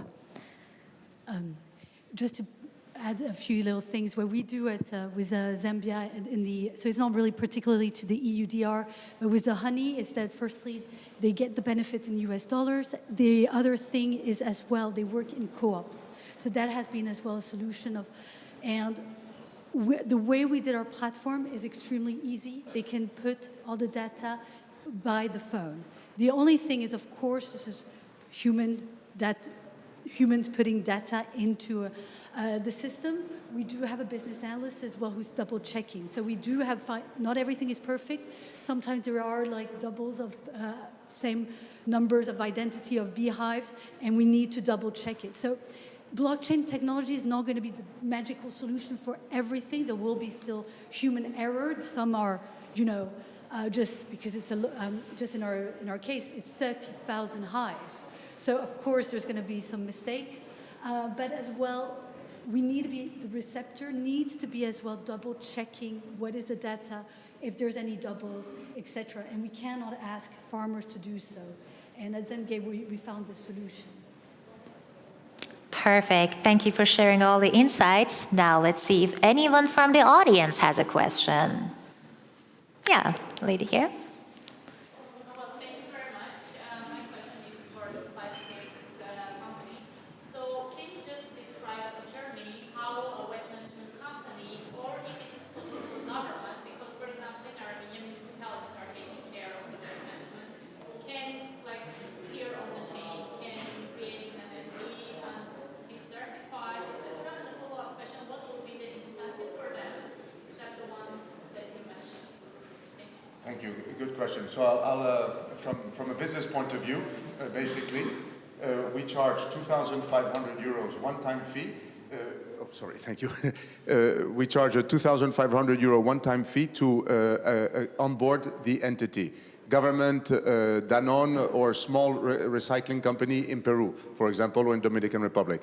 30 days for auditing, doing criminal background checks, solvency checks, the standard procedure of how an audit is conducted traditionally. And then once that's done, onboarded, you create the dashboard on the blockchain, but you don't know it's a blockchain. It's a standard Web 2 dashboard. And 5,000 euros a year, we verify 2,000 tons worth of recovery of waste. We've actually expanded to generate revenues, more revenues, not only plastics, but carton, aluminum, glass in Dominican Republic, etc. And what does that mean? Well, you upload on the platform basically your invoices, your proof of payments, your way bills, your logistics information. We use, yes, manual and AI tools to verify this data, because at the end of the day, what we do is, that's the business opportunity out there for Web3 community or for even companies. You have to certify and verify the data. So you have to guarantee that the information you're putting there is true. And that's built in trust over time. So this information is uploaded, and then these NFTs, these digital certificates, are created. At that point, in the case of Danone, they're used not only to have verified claims that they are collecting their bottles, that they're recycling them, but also to position them, in this case, incentive number 2, for plastic tax deduction. Because in Spain, you have a plastic tax. You have to pay a tax on the amount of virgin plastic that you're creating. So at this point, you want to be able to say, no, I want to pay less taxes. Number 3, carbon credits. You want to generate carbon credits for your own use. In the case of Danone. In the case of waste recovery companies, you want to be able to create carbon credits to be able to sell them in the voluntary carbon credit market, a new source of income. In the case of plastic credits, you need to find financing to be able to finance the purchase of machineries. I heard earlier in Montenegro a bus, electric bus, or some infrastructure. Well, that is the way to finance this instrument, or the financing instrument is the plastic credit. So you are generating money for the municipality through the verification. You're generating carbon credits for the municipality. You're generating the ability to have full transparency and accountability. These are all the different economic drivers behind verifying that you are collecting the waste and you're recycling it. So these are the different tools. But honestly, I mentioned the pricing because it took 6 years to be very standardized in the approach, in the methodology, in the use of the technology, and have a very regulated approach towards onboarding entities. We have time for one more question. Yeah?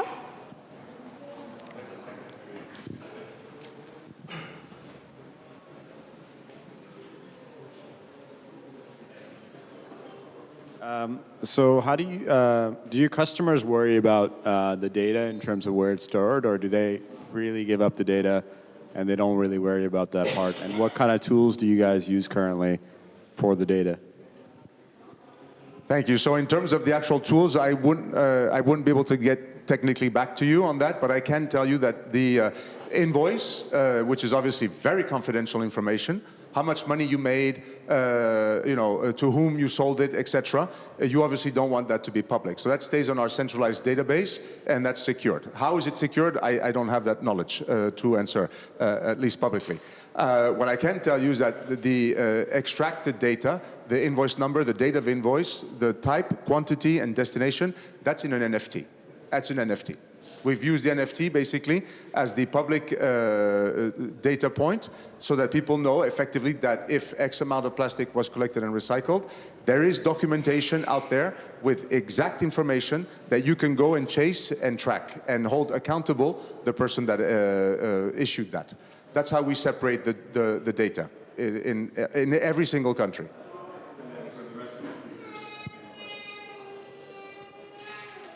Did you say something? Same question. Same question for the rest, I guess. Okay. Could you repeat one more time? do your customers ever question you about data and how it's stored, and is it stored in a compliant, secure way, and what kind of tools are you reassuring them with that you're using? Does that make sense?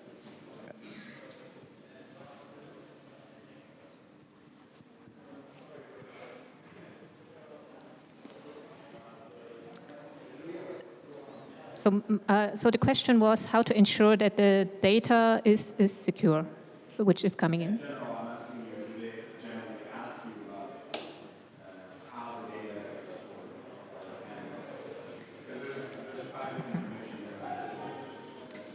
Exactly.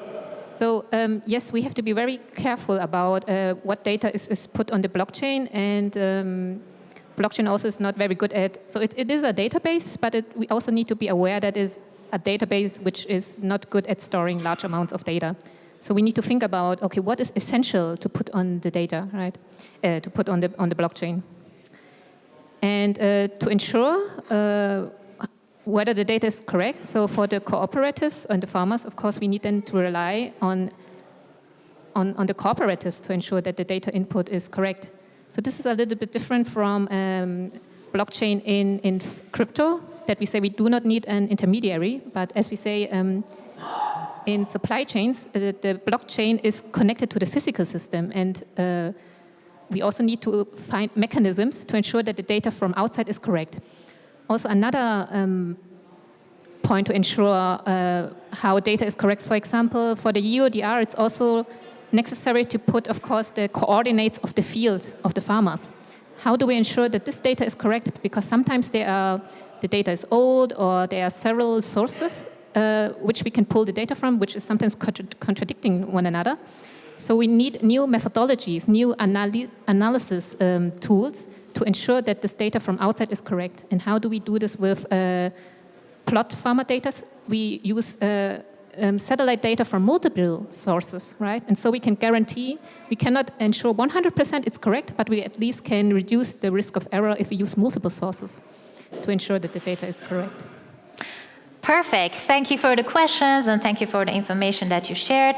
As we close this discussion, one thing is clear, and that is transparency is not a luxury, it's a necessity. Blockchain technology can be a great solution for the long-lasting issues that we have in the supply chain area, but technology is not enough. What we need is collaborations, what we need is shared standards, and the will to implement these changes. So let this insight be the call to action for us to prioritize sustainability in everything that we do and in every section of the supply chain. Together we can create a system which will not only create value, but will also be sustainable and transparent. Thank you for your attention.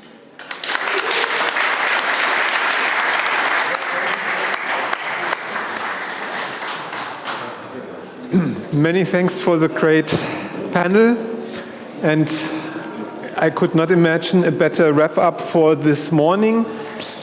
We're continuing at 2:30 here with 3 think tanks. What they are in detail, I will tell you later, but as the session after lunch is the most challenging session, so we decided you need to wrap up your sleeves later on, and then we will have the interactive think tanks, meaning splitting up in 3 groups. You can also switch between the groups, but this we will tell you later in detail, and there you have the chance then really go into the weeds, go into the details, and figure out how solutions could look like and learn from the pros here. So, as I said, most important thing I haven't told you earlier, lunch is now, and I think it smells also food. At least I'm really hungry, so please have a great lunch. Be back in an hour, as I said, 2:30, and happy to see you again afterwards. So, have a great lunch. So, I hope you got some food. There we have Maddie. Then not much can happen anymore to us. I'd say, please come on stage and the rest will follow. Ras, Maddie? So, in a second, Jan and Bogdan will follow. So, here you are. Yes, finally. Awesome. So, till everybody is coming, I'd say let's start. And do we have a slide for the next think tank sessions? So, because we will split up and be in 3 groups, but maybe master of it is Jan, and I would hand over to Jan. So please, hand of applause. Thank you for all who still rest after the delicious lunch. So the next 75 minutes are dedicated to hands-on what we actually learned and how we can do all the great insights and exceptional cases we heard of, how we could put this into practice. And this is called Think Tank, because Robin said this is a think tank, so let's call it a think tank. Bringing the brains in this room together with the requirements of UNDP and turning them into potential real projects. So basically the question is, how might we? How might we combine the insights, the knowledge we have in this room with practical, applicable projects? How could we turn this into something that works in the real world? And we have 3 great hosts for these sessions. We have Bogdan, Raz, and Maddie. You can also see them there. And each of them will take you to one room where you can work together for the next 75 minutes on specific topics that you actually decide. And the idea is at the end to quickly present what your ideas are. How could you turn the ideas that are in this room into something practical? Potentially that could be rightly created, worked on with UNDP. That's the idea. So really turning the theory into practice, this is the core. Now, I would like to quickly allow all the 3 hosts to present themselves. Maybe you've heard of unconferences that are highly flexible. So even if you have now one topic that you would like to have a discussion on, you could do this. But we have also here 3 great hosts that want to work with you on different topics. So I would like to hand over first to Maddie. If you could quickly share your ideas, what you want to do. Thank you, Jan. Yeah. Hello, I'm Maddie from Form 21. And I'm hosting the think tank AI and Society this afternoon. At Form 21, amongst other things, we offer a range of AI-related workshops and trainings for teams, educators, and curious minds. And we are specialists in playful and hands-on learning, and we wanted to bring that here to you this afternoon. And the question that we are going to explore is how might we ensure that everyone is including particularly people with non-technical backgrounds in conversations about AI. Because AI is not just something technical, but it's also societal, and through that lens we wanted to open up that conversation this afternoon in a playful and hands-on format. If that's not enough to convince you, then I also have sweets, a dog, and some really terrible jokes about blockchain, okay?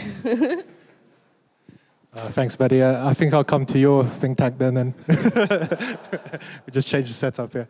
But yeah, hi everyone, I'm Raz, founder of Sustainable ADA. Cardano for good, blockchain for good. We're all here for, I'd imagine, to build a better world, right? So how do we do that? If you want to discuss that, co-create that, and by the end of the session have a solution that maybe we can fund and bring to life, join us on the beanbags over there. Looking forward to speaking more with all of you. Thank you. Hello, my name is Bogdan. I'm the founder of Asseto, a real-world assets tokenization platform. I propose the distributed future because, in my opinion, any revolution needs more than energy, enthusiasm, and maybe technology to be successful. And I think we need behind a strong philosophy. We need a set of principles in order to, and a strong vision about how the world will look like after the revolution will win. We will dive together in what distributism means, a 130 years old philosophy.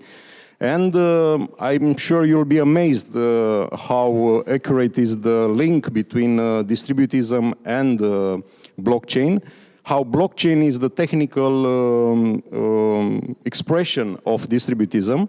What I would propose to discuss would be how wealth is created, how it is distributed in the world, and what is the core problem of modern civilization that blockchain, through shared ownership and tokenization, can solve?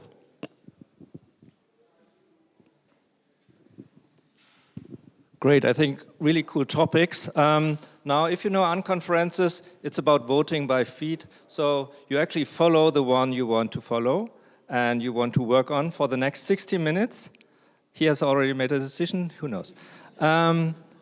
The last 10 minutes are for presenting.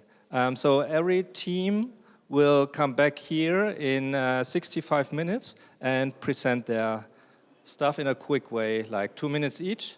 And let's see what kind of projects follow up from there. Okay? Any questions? So please. Yeah, we have 3 rooms. This is room 3 in the box here. We have room 2. You're room 3. Okay. If you go with Bogdan, then you go into the room. For us, you go to the sandbag, relax bag section. So this will be a relaxed session. And if you go with Maddie, you will have a playful session on the right here. Okay? Wonderful. See you again in 65 minutes.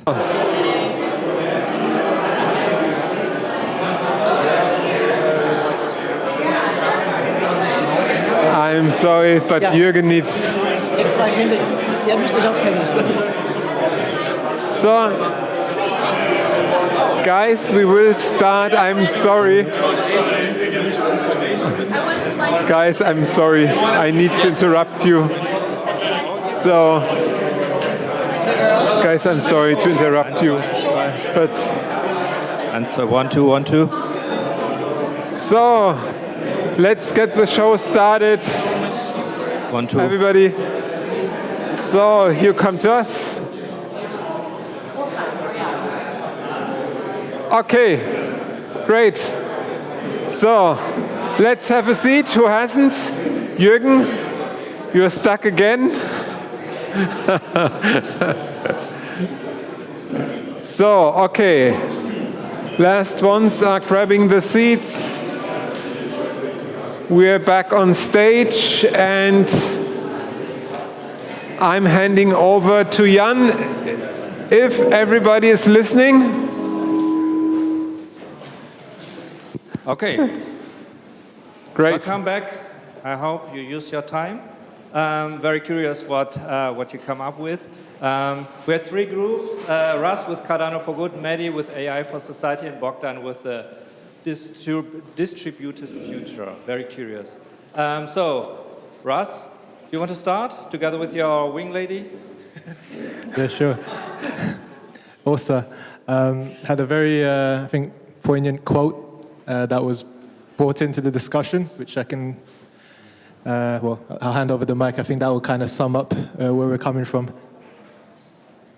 Yeah, so I mean, I think our discussion went like very deep. We were trying to deal with like very fundamental problems of the world. And what I kept thinking about the last 15 minutes was just this quote from a great writer, Audre Lorde: "You can't dismantle the master's house with the master's tools." So when we talk about that we want to change the world with great blockchain initiatives and everything, but we still need to make them like attractive for people in power, which only care about profit, we're still trying to appeal to these kind of values that we want to fight against. So I think we need to try to just break this. I mean, this is very deep, I know, but this is kind of what we discussed and what I said in the end. I think we have to try to break out of the system. I mean, we have this capitalist system in the world, and I think this is a huge part of the problem, if not the problem. And if we're just trying to solve it by still staying within the frames of this system, then what are we actually changing? At the same time, I think we should still keep working with our great blockchain initiatives. But yeah, maybe food for thought. Great. Anything to add? Anything to add, Russ?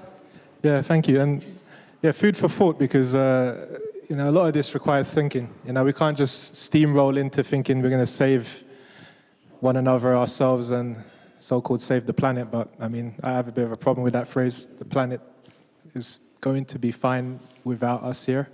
But we need to really have some introspection and reflection on, you know, why are we here? What can we do whilst we're here? And the word revolution's been bounced around throughout time. A revolution of what? Maybe our values. I think about the presentations earlier, and you know, I'm inspired by those who are working to solve some of the problems that they face, that they're in a unique position to solve.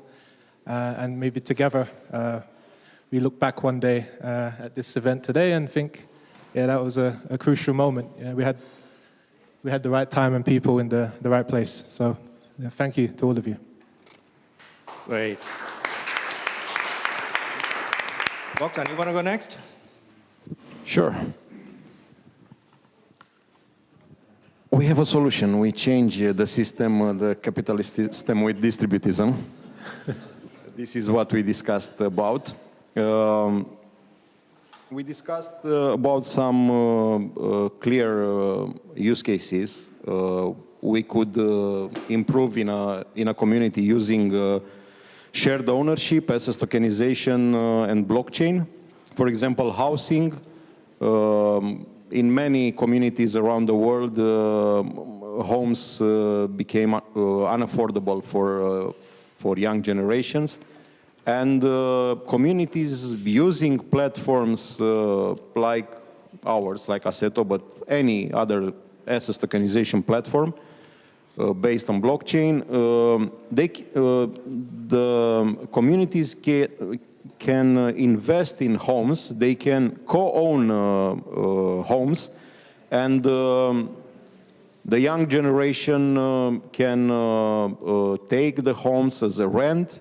Instead of paying an interest for a mortgage loan to a bank, they can pay the rent to the older members of the community which co-owns the homes, and this way communities can help new generations with a better start, let's say. This can be a clear solution for housing. At the same time, we discussed about one of the most important wealth extraction mechanism from our communities, and this is rent. Even though many will say that they don't pay rent because they don't have a rented home, they own a home, let's say, or whatever, I have a bad news for you. Each time when you buy a good or a service, you pay rent. You indirectly pay rent because the business which sells that product will have to pay rent to a landlord which owns the commercial space. Unless the community will start to invest in the commercial real estate they rely on, they will be permanent tenants. They will pay rent, and the rent will go somewhere outside of the community, and this way wealth is concentrated, and this is, in my opinion, the biggest problem of capitalism, the huge wealth concentration. I don't expect solving this problem overnight. I don't expect miracles from blockchain use cases, but I'm sure we can have a very good start for solving this problem for future. Okay, thank you very much. I mean, it's all Thank about you. capitalism, obviously. Let's see, Maggie, you had a very playful session. Please. Thank you. Yes. Firstly, thank you to everybody who participated. It was a pleasure. And to everybody who stopped by as well. What did we get up to? We first tried out some playful learning formats to give people the chance to start to do something, start the session off by doing something practical and hands-on. And had some very interesting conversations as a result of what we were up to. Then we moved on to a group brainstorm and then some discussions and tried to pin down some concrete answers to our question, which, just to recap, was how might we include people with non-technical backgrounds in conversations about AI. You're very welcome to visit us. I've heard it's allowed that we can keep the boards as they are for a little while. So come on by and see what we got up to and the sticky notes and everybody's ideas. There are more sweets. Do not worry. One other thing I'd like to share is that one of the questions we posed in this group brainstorm section was how much of an ethical or civic responsibility do we as tech literate people who are visiting Berlin Blockchain, for example, have to make AI more accessible. And we asked people to place a dot somewhere on a scale from 1 to 5, and some quick maths told me that the average given as an answer to that question was 3. So directly in the middle, an interesting outcome. And there's lots of really awesome ideas about how we might bring people into conversations around AI. Please come and have a look at the board, and we will also at Form 21 try and distill all of these ideas into a list and distribute that to you somehow as a resource. So thank you very much. Thank you very much. Big hand of applause. Thank you very much. So tomorrow we have another 3 sessions. Thank you very much for the first runners. Very much eager to learn what to do maybe tomorrow and how to involve you. But I think it's extremely important really to get hands-on. Otherwise, it all remains on the, it could be super cool, but we don't know how. So thank you very much again, and I hand over to you. Yeah. So thanks. Then we will go over to the next keynote and primer. Before, as I saw a bunch of new faces, I will give a last reminder for tonight's chain reaction evening event. So if you have not registered, please pull out the mail from Robin from last night. There you find a link. And please register for tonight's Cardano event. I think it's a great possibility to continue the networking here. I already had a hard time getting you back here every time, so I think there are plenty of people you need and you should talk to, so take this opportunity tonight at the event, and I guess there's some pizza, beer, and also some panels, so join and see you later. Then we are getting ready the slides, I guess. At the same time, I'm really pleased to introduce Regina from Seed Labs, and she will tell you a little bit more on the edge of blockchain and AI. And so then afterwards, we will have the last panel for today, which Regine is also moderating. And then we will have your research study, so also looking for having you again here on the stage. And then going to the final round, I guess. And I'm just thinking, any housekeeping for tomorrow? So we are starting again at 9:30. We're having, again, the formats is pretty similar as today, where we have first the keynote, a primer, 10, 15 minutes, and then the panels. And I'd say now you're ready to go, ready to rumble, and I hand over to your presentation. Okay, it works. Thank you very much, Thorsten. Nice to be here. So let's try if this works. Yeah. When I was a child, I had a dream every night. I was really begging that someone please should send a little robot who could do my homework, clean my room. And it was a really big wish of myself. And so inspired by a lot of science, one second. My story does not work without this, so sorry. Yeah, inspired by a lot of science fiction movies, and which came up at that time, mentioning AI, mentioning robots. And what I didn't know at that time was that at that time a lot of people already were working on it. Like 15 years started working on AI, and like myself, a lot of other people had the same dream, having a robot or someone who is doing the work. Because when ChatGPT launched, after 8 weeks already, they had 100 million users, and nowadays we have 2 billion users of today for these large language models, like ChatGPT. And so when we think about all this rapidly growing innovation in that space, so large language models, ChatGPT, as we know, we send a question, we get an answer, and this is fascinating, and a lot of people using it. But when it comes now to AI agents, this is another level of innovation, and this comes also much closer to the vision I had about a robot which can do automatically tasks and fulfill my homework, for instance. AI agents, you must imagine they are more like fulfilling your goals and solving problems. They are not just answering.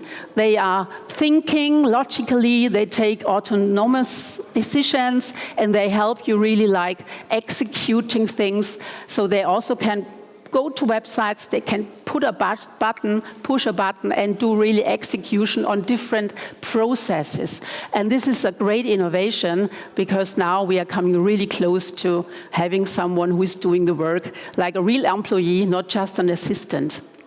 And for instance, when we want to book a travel, so you can say, please book me a trip to Rome. I want to have the cheapest flight in the next 2 weeks. And then the agent is going out, checking all the websites, doing all this research, booking the flight, and pay it if you connect a payment tool to it. So it's a full employee for yourself, and you can enhance all your work very easily with it.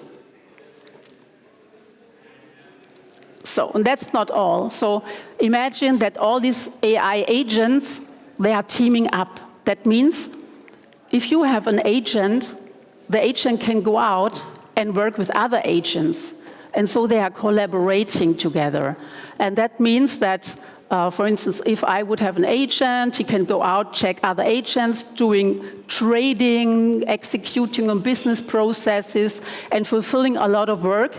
So this is like a new workforce. I would say it's like a new participants in our economy, because it will be the agent economy, because they can do also trading, they can negotiate, they can do things and represent yourself in a new kind of era of economy.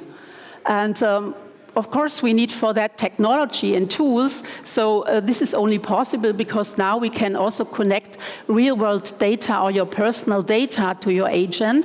That was not possible 2 years ago. So, but now you can also connect your own data sources. And so it's really like a representation of your data, of your own work. So other tool, which is a protocol which is really relevant for it, is the A2Agent communication protocol that makes it interoperable. Because, of course, also there are a lot of different agent frameworks, and they need to be also capable to talk to each other, to do business together, and to communicate together. And therefore, we have the A2A protocol, which enables that. It's very similar to a blockchain world, where we have different chains, and they also need to be interoperable. So we need also protocols to enable that.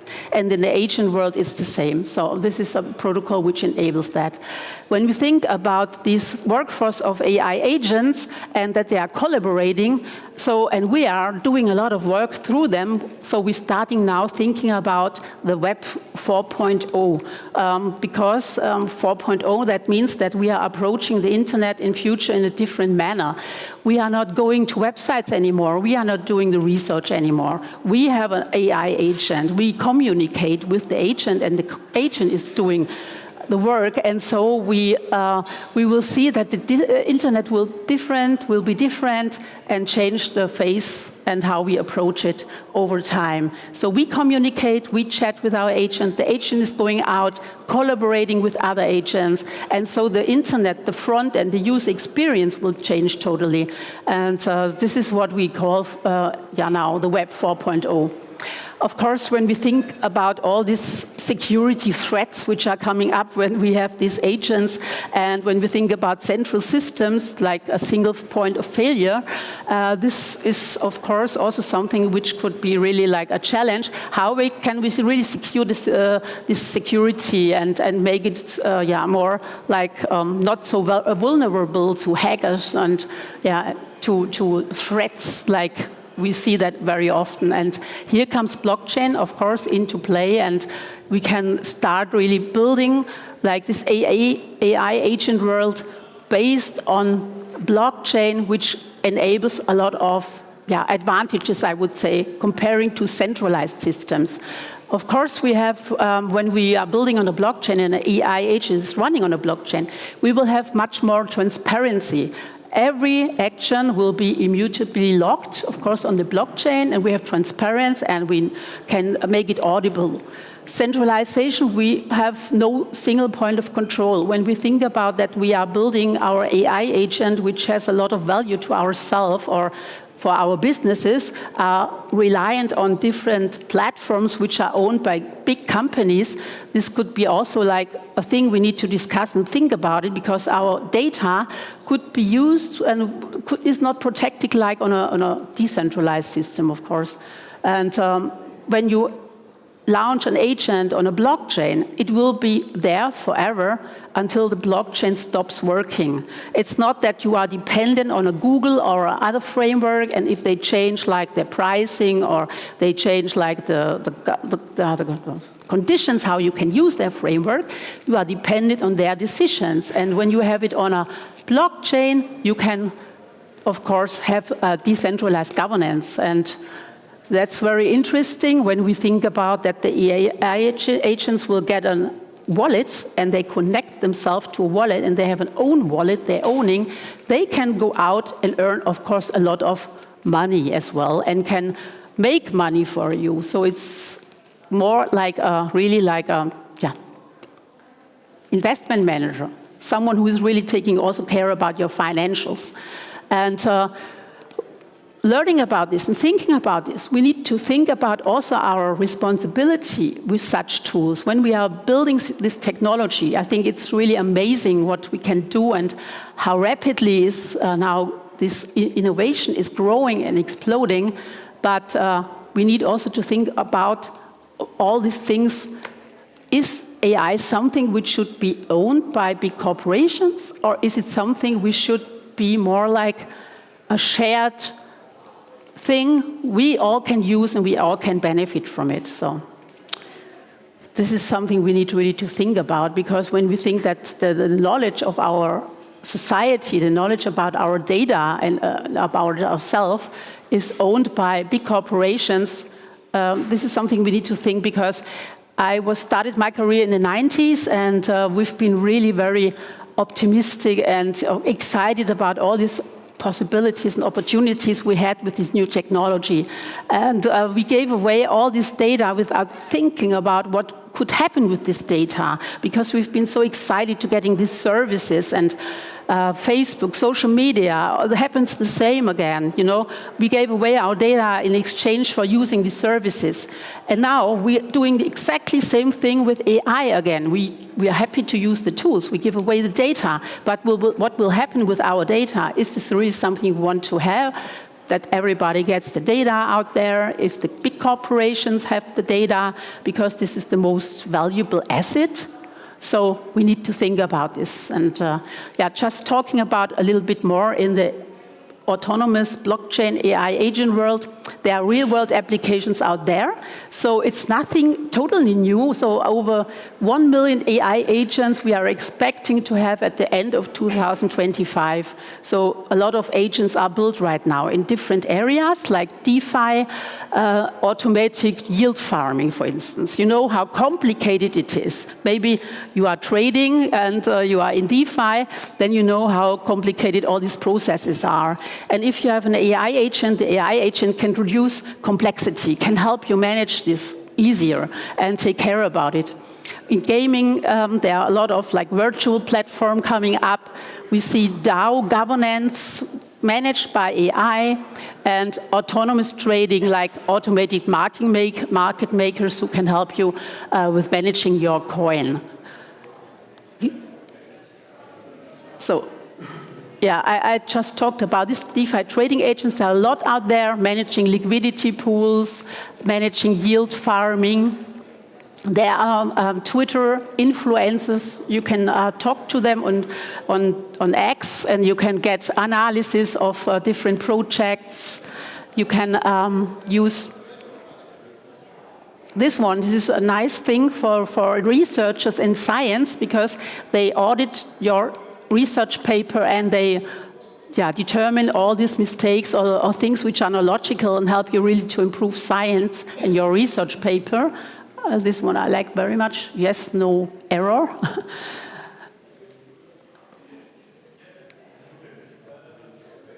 There are NFTs, self-owning NFTs managed by AI agents out there. This is also interesting. This is an artist, an AI agent, who is creating art and selling it by itself. Very nice project.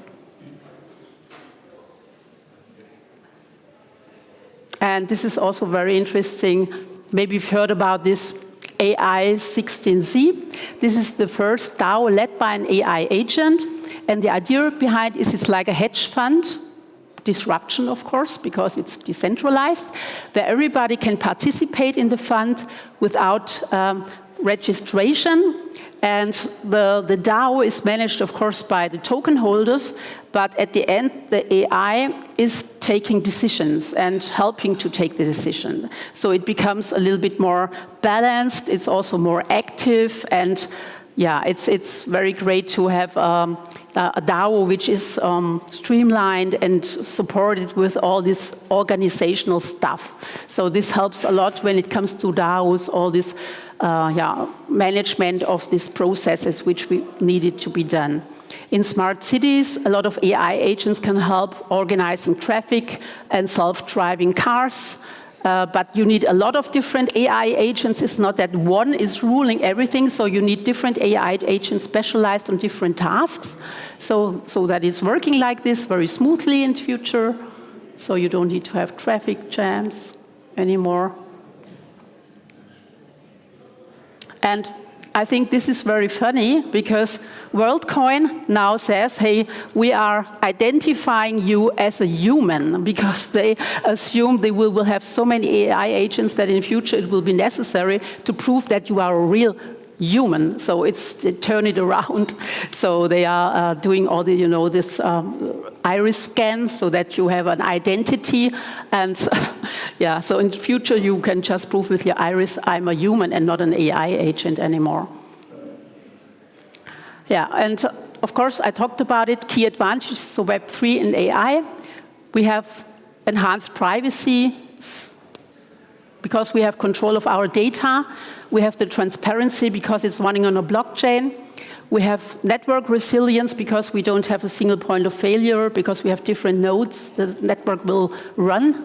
We will have democratic governance through the DAOs, which could be run by AIs, and of course permissionless innovation, because you just can start building. You don't need to pay, you don't need to ask, you just can start. And so these are a lot of advantages when you are building on Web3 and not on a centralized system. Yeah, there are a lot of benefits, and of course the most important is that we are shifting the power from big tech monopolies to global communities. So you can also participate in the value creation through this technology, and it's not only that big corporates are getting the most of it. And another very important thing and aspect of it, who owns the agent? When you are building in a centralized system, you of course own the logic, but at the end, the big corporation is deciding the pricing, the conditions, and you need, if they change anything, yeah, you would need to take your agent away and losing all the value. When you are building in Web3, you own it. It's a real digital asset you are owning, and it's very easy to transport it from one chain to the other. You are not dependent on these centralized systems and big corporations, and I think that's a very good aspect on it. And we have a lot of infrastructure. It's very mature in the meantime, so we also will have Patrick from Masumi here in the panel, and he can answer some questions when it comes to the AI framework, which is built on Cardano. And there are others, so you also can start here in Web3 very easily. You can go to Virtuals, it's a launchpad for AI agents, build your AI agent based on it, and also issue a token, and ELISA, where the AI 16C is built upon. So there's a lot of going on in this field. Infrastructure, network, framework, space is very well known, very also successful. A lot of AI agents are built on Base. Render Network is a decentralized computing network to get you the computational power and to support that. And the future, I think, is decentralized. Or let's discuss that now on our panel. We will look at this, and yeah, we will, I think, AI should serve humans and not the big corporations, and we will discuss that. But one thing also Spider-Man always said, with great technology comes great responsibility. And so this is the starting point to our panel, and invite all the panelists now to join me on stage so that we can step into it and get the experts on it. Thank you very much.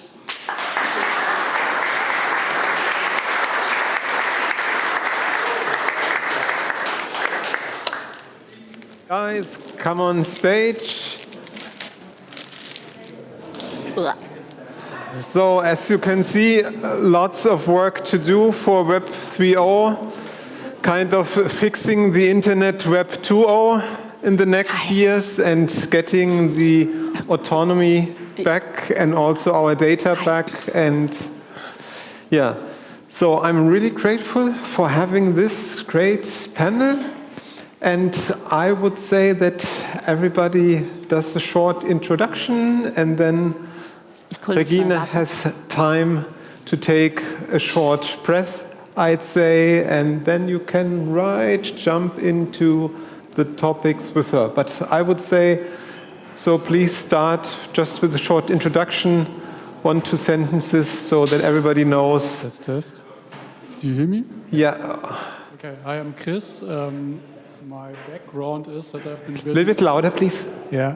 I've been building software for startups and corporates for a very long time, like long-running projects. And 3 years ago or so, I decided to not want to continue doing this all the time, just so that some rich person gets richer, or reality is most of these things fail. So this is where half of my expertise lies, and I created then with a bunch of other people the Climate and Tech think tank, where our goal is to bridge the gap between cutting-edge research on stakeholders in climate tech, Climate is an interesting space because it's exponentially growing, as you probably know, and it affects everybody. So if you check the numbers, climate risk is a bigger market than the health market worldwide, if you just look at those numbers. So what I've been doing the last 2 years or so is mostly talking with researchers from all sorts of universities, mostly in Europe, not only in Europe, in different fields, from misinformation with AI, misinformation detection, greenwashing detection, weather forecasting, Earth observation, and so on. And we run a bunch of research projects. That's basically my expertise, so I can talk a lot about this, and I can also talk a bit about what, from my perspective, fails in AI projects. Yeah. Okay, I think this is more than enough, so please head him up later and yeah. Yeah, thank you so much for having me. My name is Patrick, and 4 years ago I founded a company building on Cardano, on the Cardano blockchain, which did NFT minting, and we made around, I think, like 30% of all the tokens ever created on Cardano. And a year ago, we became really interested in AI and in what it can look like if you have multiple AI agents that are working together and are autonomously like paying each other. So we are at the moment in the middle of like a pivot where we are focusing on creating AI agent infrastructure, like a payment infrastructure for AI agents to enable this like AI agent communication. And yeah, and that's what I'm doing. Yeah. Perfect. Thank you. Yeah, hi, my name is Dirk. I'm one of the founders of a data AI company. I'm in the field almost 20 years. It was not always called AI, but I think we talk about the same. So what we do is mainly helping companies to get the best out of data and AI all the way. And of course, as you hear, I always combine data and AI because I think AI will not work without data. And that's quite often the pink elephant in the room. Nobody wants to talk about because it's maybe not that sexy. And we can talk about that. Hi, everyone. Thank you for having me today. My name is Mariana. I'm a lawyer by training. I started actually on the development sector, postdegree studies in human rights and humanitarian law, and I worked quite a lot on the transitional process in Colombia back then with the paramilitary government, actually like putting down the paramilitary government. And by looking at how the development sector was working, and due to the frustration I have with the development sector, I actually jumped into technology to start looking into how technology could help us to do things better and solve issues.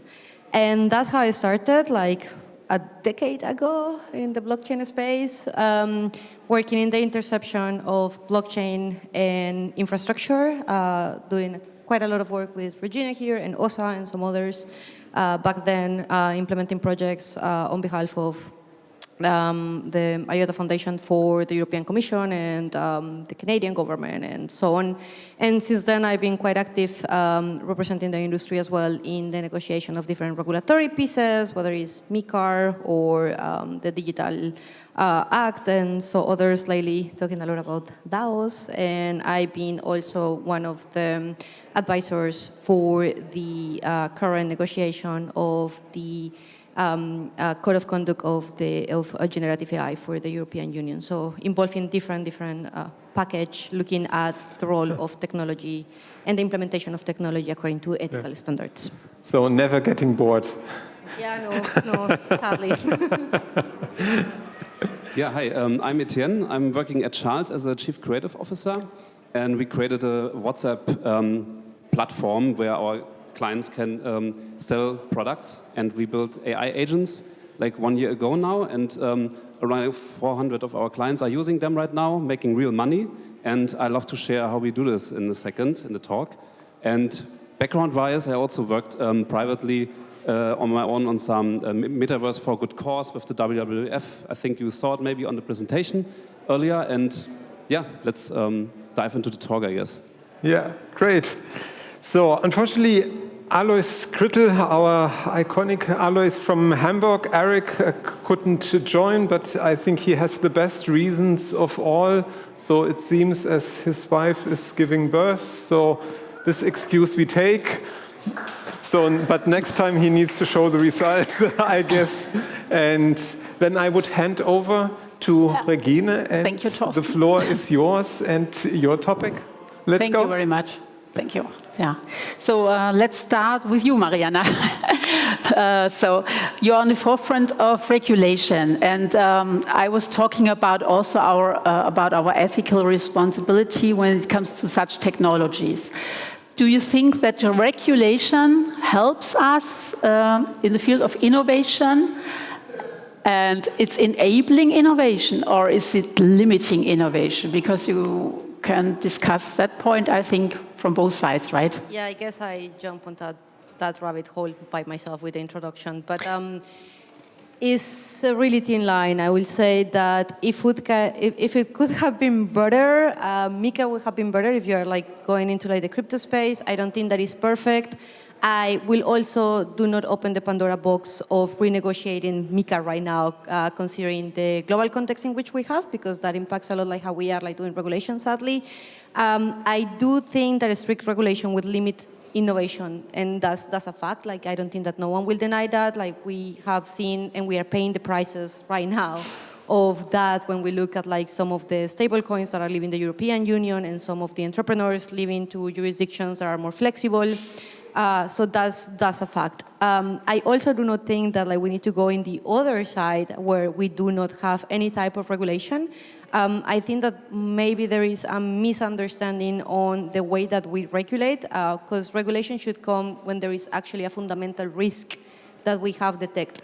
Right now, with some of the technologies that we are trying to regulate, we don't even understand how that technology will evolve and what is going to be the impact of that technology, and therefore regulating it makes no sense. Like, I think that there was like someone at the commission that says that the first crypto regulation that we have is GDPR, actually, because it's like going into data protection, and we will need that as the data economy. And we have seen like how that absolutely doesn't work. Like, if you try to enforce it, like, it's absolutely impossible. The compliance at the level of the entrepreneurs to actually be able to comply with the regulation is impossible. And this is happening already, and we are seeing it already with MiCAR.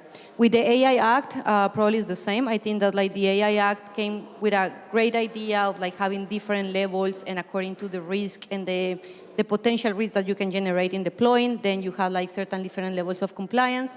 How that is going to play in the actual capacity of entrepreneurs to comply with those regulations, I have a lot of doubt. So long story short, yes, it pushed down regulation, but I think that the industry has been really clever in finding ways to move around. I really like what we are doing with DeFi, which is a concept of self-regulation, where the industry is actually like coming with the standards themselves, and we are trying to follow those standards because are good for a push-forward adoption, right? Like, the most safety we create for the user to interact, the more users are we are going to get. And I think that this actually like comes from the industry itself, not from a mandate in a regulation. And like, we have the same with like smart contracts audits right now, which is the industry that is coming with those standards. So yeah, I wish that there was a middle ground, but sadly no. And I will close with this one, and it's like, I think that in a couple of years we will start seeing the actual impact of regulation. TFR, AML, for those that are familiar, are one of the ones that like we criticize the most, because we are actually not preventing what we are supposed to prevent, and while actually like putting a really expensive cost of compliance. I was just started talking with an exchange, not gonna give names here, but they were talking about millions they spend in reports that are never seen by the financial authorities. They just receive them, you check that you received them, means you presented it, but they're not even reviewing. So they spent millions doing this, and has no impact, right? So we will need to start like seeing, and now we can actually like have deploy the tools to see how much the anti-money laundering regulation actually is preventing what is behind the money laundering, which is trafficking, drugs, guns, and so on. Yeah, Dirk, you are working with a lot. Thank you very much, Mariana. Dirk, you are working with a lot of corporations. So, what about them? They are embracing regulation, and so is it a topic for you in your work with your customers? Yeah, I think absolutely, and I can first of all only second what you just said. I think regulation creates this illusion of security, and I think this is wrong. I think it doesn't create any security, and I think it creates kind of creativity on going around regulations and so on. And I think this, and also I think what we see is that a lot of it actually stalling innovation, because companies, especially now we are in a phase where companies were wondering, it was the same with GDPR some years ago, that first you wait till the regulation is out. And of course, you could say you could prepare yourself before, but then it's still floating. Then it comes, and then you're not prepared, and then you start working on workarounds, and then you either ask for changes of the regulation and so on. But I think the energy goes completely in the wrong direction and so on. And also for me, and this is also what we give to the companies and so on. First of all, they want to have sustainable business, so it's not the regulation will not secure sustainable business. They need to, if they lose the trust of their customers, they will lose the business, even if they are completely compliant with whatever, and so on. And I think this is a bit, I think where the focus of the mindset should go. And the second topic is, of course, you can now read these documents and so on, but at the end, it's also about that you understand how this technology works. So if you want to have kind of unbiased AI, if you want to have kind of ethical, following ethical values as a company, which I would say most of the companies want to do. Of course, there's always exceptions and so on, but it means then you first of all, you need to understand and so on. You need to find your ways how to secure that, and that means you need to be literate. So reading the EU AI Act will not help you to be more AI literate. The only way is trying it out, learning how it works, learning what are the implications and so on. And I think this is a bit like, yeah, like we go on the street. There are rules how we drive and so on, but it doesn't prevent you if you walk the street on the street and so on, not following any intuition, any learnings and so on. The street rules will not help you to survive and so on. And I think this is a bit, so I would say rather focus on literacy, focus on understanding it. And I'm also more a fan what you said, this kind of more giving also this kind of self-regulation, giving kind of more the responsibility not to the European Union or to the government, but give it to the companies that they need to take it forward. And I would say at the end, it's their customers are the core decision makers at the end. Mm-hmm. Is there an AI which can help you manage this for companies, corporates? Yeah, there are many. I think there's of course there's always a solution for a problem. And of course I think that's also, I think it's a good example where I think the energy and the innovation should go in. Hey, how can we? And I think that's where, for example, when we talk about agents or AI solutions and so on, for example, in our case, the biggest effort goes into securing reliable, resilient, high-quality solution, for example, in pharma or in other industries. So because that's the only way how you would use it. If it's unreliable, you will do a pilot, you will maybe do a press release, and then you will dump it, and you will never use it anymore. And I think this is, therefore, the energy need to go into quality assurance. And I think it's, of course, now we're still in this storming phase. As we heard, is it 1 million agents or 10 million agents? I don't know, or more. But that also, at the end, of course, this shows how big the problem in that sense already is, what we need to regulate. And there's a lot of noise, and now we need to get more into this forming phase. And of course, AI can help in digesting a lot of noise and make the signals out of it. Mm-hmm. Etienne, so you are developing AI agents and you are in innovation and you are creating new applications. So do you care about regulation, or is it something you don't consider in the first step? And also maybe you can tell us a little bit more about your project, which sounds really interesting. So basically, we have to care about regulations because we are in Germany. So the AI agents that we build at Charles, you can think of like the squad. No? We also call them agent squad. And each of them has a special ability. So basically, one is the product recommender who knows the entire context of the conversation that you had with the users and with the people that are interested in your shop, for example, or in your brand. The other one is the one that is like having all the knowledge of, for example, your product catalog. So they know exactly today in 3 months is summer in Berlin. So you might need to get a dress that is short-armed. And also last week you bought a dress that was like pink. And from my knowledge, I know exactly that you might want to buy the pants that is like mint green, for example. So the likeliness of people who buy through agents is rising a lot, and of course regulations is crucial there, because the brands we are working with and also who are using our agents, they are quite big, and they would not want to lose their reputation, as you also mentioned it, right? So yeah, basically from the project itself also, I think the layer of also the layer of creativity and the amount of like things that now get created through AI is very heavy, and I think the layer is just, or the standard is just getting a bit higher. And what I see where creativity has a big impact is that you need to think different always. So when you don't think different, then we are just part of the entire standard. And I think this is in each company, in each business, in each section or department. You have to always think, yeah, I can use AI to just talk about it, but I can also just like use it differently than the others to stand out of the crowd. And this is exactly what I've learned over the year, or over the last 2 years also, that we need to use conversational channels different in this case. And it's very important, or very interesting to see what happens out of this. And what kind of technology are you using? Is it a centralized system? Did you develop an own framework, or how's it working? Yeah, we still work on a centralized framework. I cannot talk in deep about it because I don't have the knowledge that deep. I know that we are considering about also some blockchain options, also to track, because I also still believe in that the people, as you mentioned in the beginning, Regina, also that the people should own their agents and they should own their data in this case.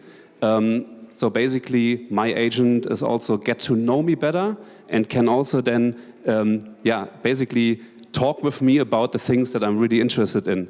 And I think if you bring this then in the context of conversational commerce, how can you now sell stuff to them? Then we are in a very interesting step. Yeah. Mm-hmm. Great. So Patrick, so you are from Masumi, and you are working on a decentralized infrastructure, right? Can you walk us through application and tell us a little bit more what you can do more, maybe, or in a different style based on your decentralized infrastructure, and and how does it work? Yeah, absolutely. So, you know, the core thesis, I think, is that we will have millions and millions of different agents being run by different companies and maybe even different private people. And those agents will have to somehow interact with each other, because maybe one agent is from, you know, a certain company that, like Booking.com, and has access to the Booking.com servers and to their tools basically. And another agent could be from Lufthansa and has access to the database and sees all the flight information and stuff like that. So now the question is, okay, how do those agents that are run by different companies and are hosted maybe on different servers and are maybe even using different AI models below and maybe are across different countries and so on, how do they actually interact with each other? And there's many pushes into this like agent-to-agent communication phase right now. For example, we heard it earlier from you, A2A is a new protocol by Google, which basically defines how you can have different agents that actually talk to each other. But the one thing that we are focusing on is actually, we are focusing on the payment between those agents. We say, okay, how do we make it happen that agents can find each other, and then the Booking.com agent can actually also pay the Lufthansa agent for the flight? And how can we make it happen that if there's like 20 agents involved in this whole cycle, and something goes wrong in the middle, that we know exactly, okay, which of the agents actually failed? Because if I go to the airport and I don't get on my flight because my ticket isn't there, but my agent says my ticket is there, then I need to be able to know who's responsible in the chain. Is it Booking.com, is it Lufthansa, or is it someone else, you know? So I think that blockchain is a tool, and it's not perfect for everything. It's certainly not perfect for hosting large language models like OpenAI is doing. You know, they can use Microsoft service and so on. But it is very good for very specific use cases like decision logging, because it's an immutable blockchain. It's very good for payments, because that's, you know, what we figured out with blockchain over the last few years. That's what it's made for, basically. It's very good for everything that has to do with identity in a decentralized way. So I think that we are not trying to reinvent the wheel. We're not trying to push any like agent framework on anyone or anything like that. We're just trying to give another tool to the agents, equip the agents with a wallet, and then basically enable them to interact with other agents in a very decentralized way. Great. So, Chris, you're in climate and sustainability, and how are you using AI and blockchain, and how do you benefit from these technologies in your work? So first of all, I wanted to say a couple of words about regulation, because this is something I really work a lot right now. We do a dialectical research on bureaucracy, because there's, as you all know, like a lot of callings to deregularize, with Elon Musk running around and cutting down the state, basically. But on the other hand, as a business owner, I had a business for 20 years. I know that bureaucracy really sucks. So there's no doubt about this. And I can, I mean, you know too, I can talk a lot about this. There's so many things people don't know. Everyone is like, it takes 1 month to create a GmbH. That's the least problem you have when you have a GmbH, is how long it took to create it. So just to clarify that, but in climate there's no denial. It's completely scientifically well researched that self-regulation of any industry didn't work. There's no state complying with planetary boundaries. Just a study from last week.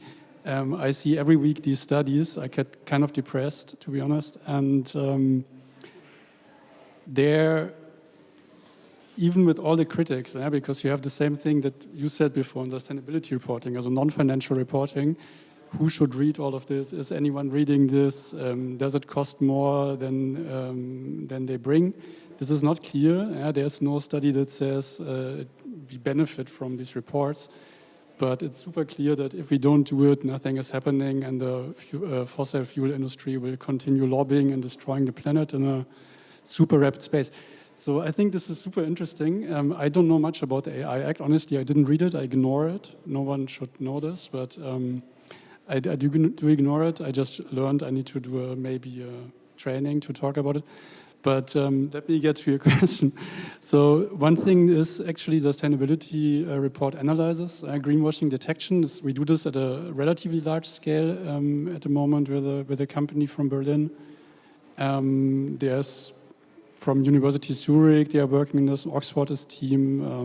Now there's a French team. So this is not a new topic. It comes from basically wanting to understand what do companies disclose. There's a project from LMU Munich and Cologne. You can look it up. Sustainability report navigator.org.com. I don't know both, where they just analyzed the last 2000 CSRD reports by the new standard.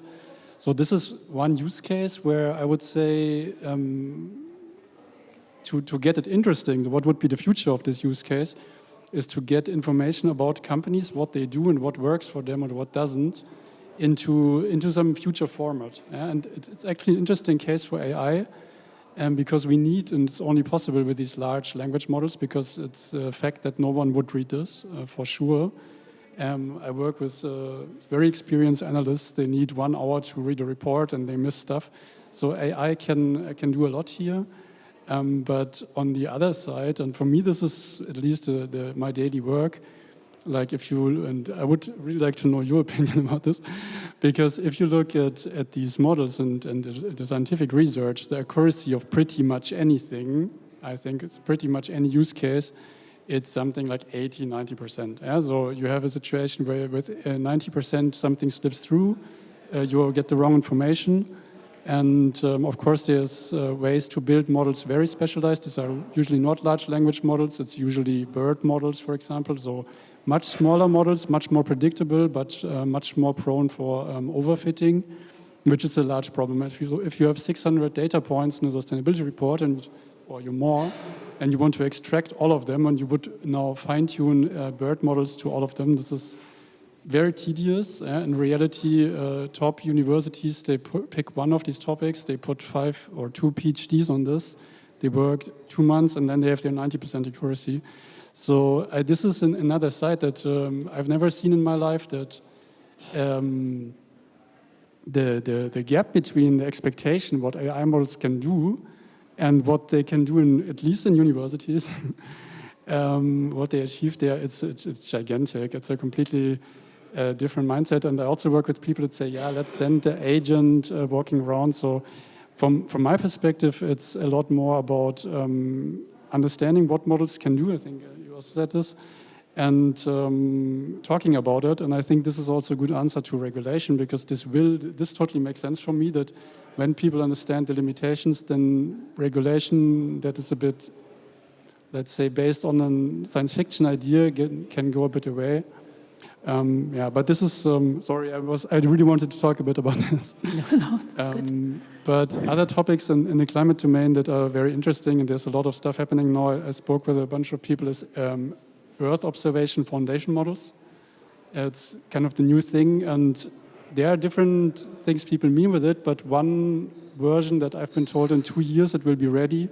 It's basically we will be able to chat with the world, images, and we will have super deep understanding about the world that you can imagine on a level like now we have on language. Yeah? So we have large language models. They changed everything because language tells us so much about our nature of thinking, all these things of reasoning, that we even talk about intelligence. It's only because, and for me this was a big surprise, if you would have told me 5 years ago language has this power, I would have said, no way. Yeah? That information is not inside 10,000 vectors. When you embed a text like that, in one sentence is all of this information. So this will now happen on a super large scale with satellite imagery. I think this is super interesting. I cannot tell you what will come out of this, but something crazy for sure. Other things, of course, are weather forecasting. Google just released like 2 months ago the most accurate weather forecasting of all time that can run on a phone. So this is crazy stuff, and this will definitely help in climate change, because in climate we have a bit the problem that we have a top-down management of a bottom-up crisis, let's say. Yeah? So people like farmers, they are affected all over the world, and most affected are people that have least money. So it's not like in finance, for example. I think in finance we have a partly different situation. So the whole aim is to get tool access and knowledge to these people, and this is where AI totally will set everything apart, and we can do different things. And I really liked from your key, the question is also here: will AI be accessible for everybody? And if it is, then it will change a lot. Yeah, and another topic that I find very interesting here is a whole thing around supply chain, circular economy, where you also have an overlap with blockchain that is super interesting. Also for economy, circular economy is not, it's something that every big company is doing, actually. So I think this is where there will be a lot to be done. Mm-hmm. Mariana, you are also working in sustainability and crypto. And when you think about the conversion of AI and blockchain, so how can this provide benefits for the sustainability part? Yeah, I mean, there's a lot of going on already. And I mean, one thing that I was thinking all the time when we were having this discussion, and I appreciate you brought back to sustainability, is that there's a lot of innovation, but I'm just, I think, frustrated on seeing how much of the innovation goes into e-commerce and other things, of course, are really useful, but like what I want is to see how we use technology to actually make changes where they are needed, right? And I don't think that e-commerce and people buying more things is where I would like to see those innovation deployed. Funny fact, like that's where least of the regulation is going. But like innovation apparently is.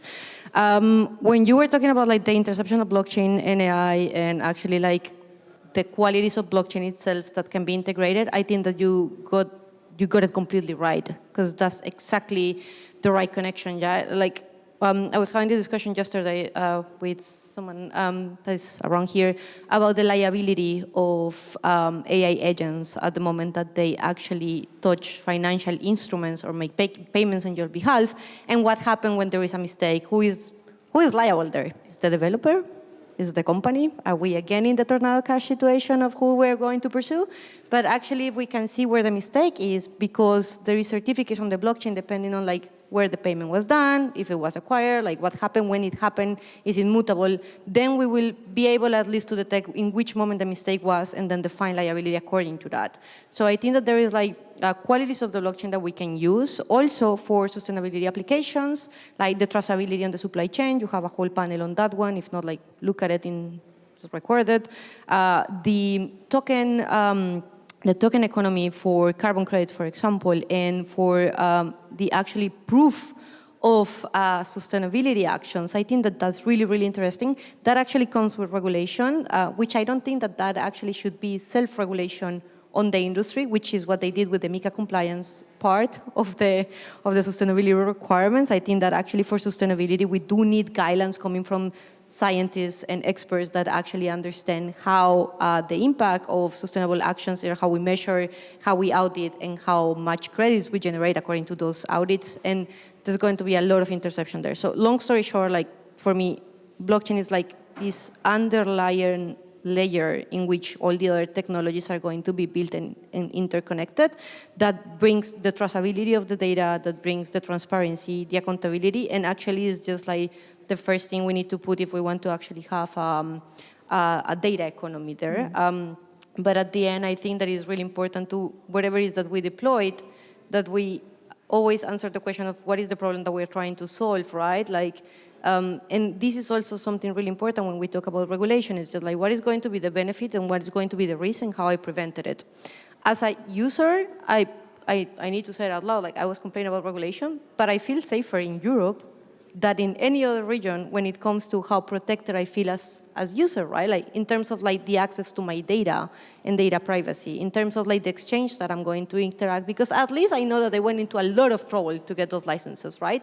But as a company, I'm frustrated all the time because there are like so many rules that I need to comply that I don't know how I'm going to be able to do it. So we need to find a middle ground in which we kind of merge or meet these two universes of the user and the companies in order to create like this like a space to promote innovation in Europe, because otherwise people will keep going to Dubai and the Middle East, or but like now to the US, although regulatory speaking, that is definitely like in a mess. So maybe Dirk, you want to step in because you're working with the corporates and do a lot of enterprise projects. And when you would add, I'm not sure if you're using blockchain for your projects yet, or but if or why not? But what would be if you would use it? So what kind of value could you create for your customers? And do you know why they don't want to use blockchain and why it's a hurdle for adoption yet? I think that's a good question. Why?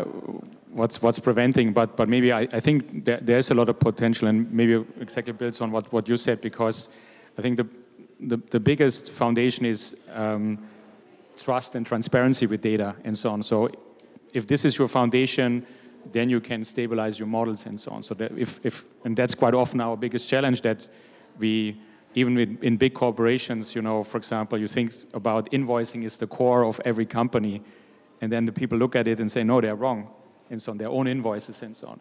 And of course, if that means you build an AI on top of it, it can only be as good as the stuff there and so on. So therefore, I think it's an opportunity. Having said that, I would say, I think the biggest challenge for a company at the moment is they're totally overwhelmed with all these topics and so on. AI, agents, digital transformation for some is still in early days. Even we believe it's already done. But so this is still, I think, it's for me a daily reminder also to see where companies are. For example, Germany, for example, industrial sector, machine builder. We have an investor which is a machine builder. They do roughly 30,000 machines have produced the last couple of years. Roughly 20% are connected. That means 20% of them you can do something on top of it and so on. So what I want to say, it's for a lot of them, they're still really handling legacy in the history, which is, of course, now you could say you need to get going, you need to kind of leave the legacy behind. But of course, think about a company like Bayer, or think about a company like what else? 150 years of kind of culture, history, however you want to call it. So now this is, of course, would you do a clear cut, leave your kind of history behind and start from new? None of them will do that. And that means legacy is the biggest killer for that one. But so in that sense, I think it's fully understood that these are the right technologies. I think also AI is fully understood if you talk quite a bit with the leadership teams and so on. So one thing is they feel like everybody else is doing more than they do, so this FOMO. The second thing is that they see they should do it, but then the most frequent word I hear is, but we first need to do this, we need to do SAP HANA migration, which is a kind of important topic, but will not be innovative. But we first need to think about our reorganization, so a lot of buts in that sense, and so which means that prevents to dive into that one, because I would say AI as well as for me blockchain is you need to get started, you need to learn what works, what doesn't work, and so on. You need to iterate, and there's so much concern about that you may maybe take the wrong decision, and that's, for example, at the moment also one of the biggest innovation killer, because maybe OpenAI brings a new model next week. And then I'm on the wrong model, which is totally stupid, because it doesn't make, for most of the company, it doesn't make any difference in that sense of the use case. Yeah. But it's a bit like something new could come, and that's I think in some areas we need to go back to the fundamentals, and maybe one just note to what you said with kind of feel trusted in here in Europe and so on. We are a German-Finnish company. I lived in Finland for 6 years. For example, we are now very excited about the electronic health record here in Germany. In Finland, it's existing for more than 20 years, actually 30 years, I think. And it is a source of innovation. For example, Bayer moved an innovation project from Berlin to Finland, which is much smaller. It would be much smarter to do it here. But there's no data. For example, if you want to build new kind of AI-driven, for example, medication, drugs, and so on. You need DNA data and so on. It's just not existing and so on. In Germany, if you want to have people with a certain diagnosis, you're bribing the prof who has these patients. Okay. In Finland, you go to a central database, and it's all regulated. So and people are willing to share their information because there's trust. Yeah. And that's the thing. And of course, my hope is that that's a big discussion always blockchain where we are today and so on will help. Absolutely, yeah. So Etienne, when you think about the conversion of blockchain and AI, so what do you think, what kind of application could surprise us in the next years from your perspective? Do you have any ideas? Short round now, because we are going quickly now to Q&A. One super quick point to Mariana's point also. Yeah. I think the purpose in e-commerce with AI and also blockchain, I guess, I also hate that it's all about money in the end, since I also did some projects for good, but the positive impact there is that the people, they don't buy bullshit anymore. They don't need to order like 10 sizes because they are not aware of, not sure what should they wear and so on. So the relevance of the purchases is just like a bit more on point, and the people can ask questions, they get answers, they won't buy a product if they are not sure about it and so on. So there are a lot of things that have a positive impact, but I also see the negative side of it.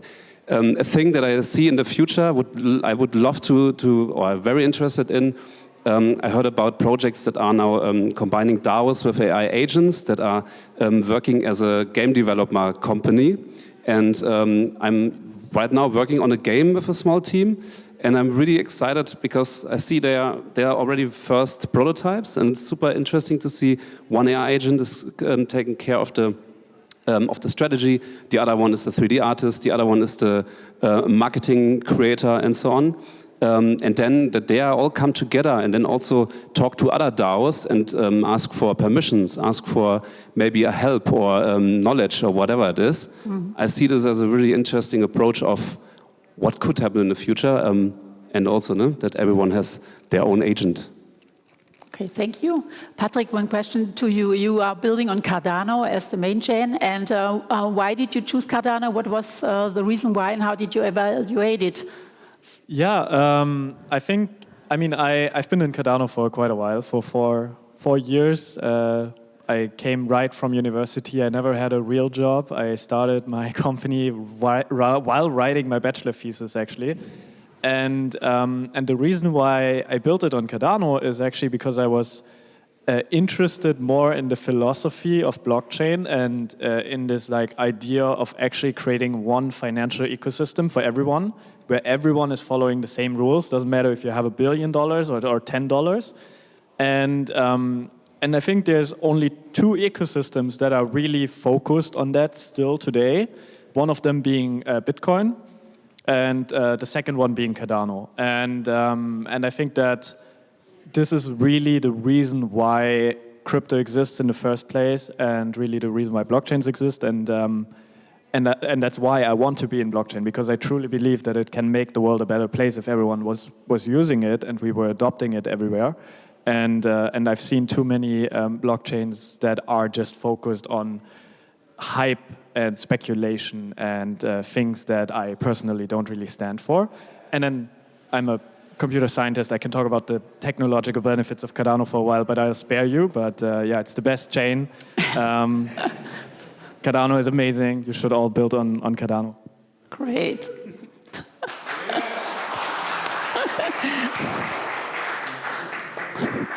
And last question to you, Chris. If you could have a wish, what kind of application would you see for your work? What would be really helpful? Maybe there are builders in here. They can start building an AI agent or something. It's a good question. I think the global problem is basically the inequality between the distribution of wealth. So anything that would tackle that would address pretty much every other problem. I have to say I'm not a blockchain expert. I had a phase where I built crypto trading bots, didn't work. So if anyone has a working one, please give me some feedback. Yeah, right. That was also our assessment there, but there was a lot of people in that Discord channel that are posting their screenshots. No, seriously. But I would be super interested in this topic of DAOs and decision making and use case that you mentioned before. That because I asked a bit around in a think tank with people that are older and more experienced in sustainability. The answer, and this is also usually my answer, is if you don't need blockchain for this. Yeah, so do you need blockchain for this? I don't know. Actually, I really think what you were talking about before, that agents keep a lock that is completely transparent and you cannot tamper with. This makes super sense for me. And another use case here is maybe carbon credits and circular economy. But I don't think I have this one use case. I think it would make sense to create a global democracy based on technology that you cannot tamper with. If that's possible, I think this would be a vision, yeah. Great, thank you very much. Do we still have time for questions from the audience? Or always. Always. So, yeah, Who now has it's open. If you have question? any questions, please go ahead. Any questions? Come on, was my always not convincing enough? It's a very difficult topic as well, but if there are no someone. questions, we can go earlier to have a drink. It's also good. So thank you very much for Applaus for our panelists.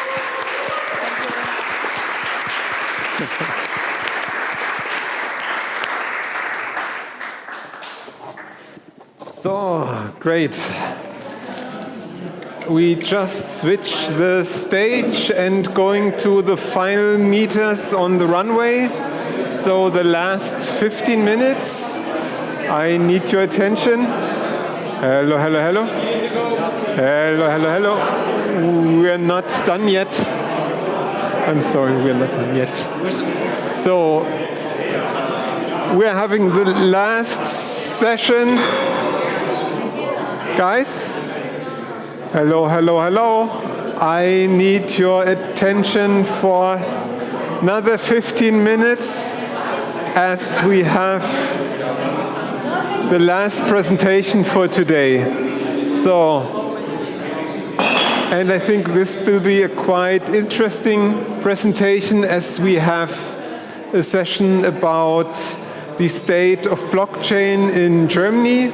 And there you will get an idea how industry is looking at blockchain, adopting blockchain. So please, I need your attention.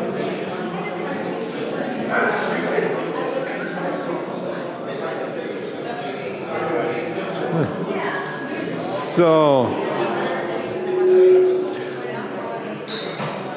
okay, I'd say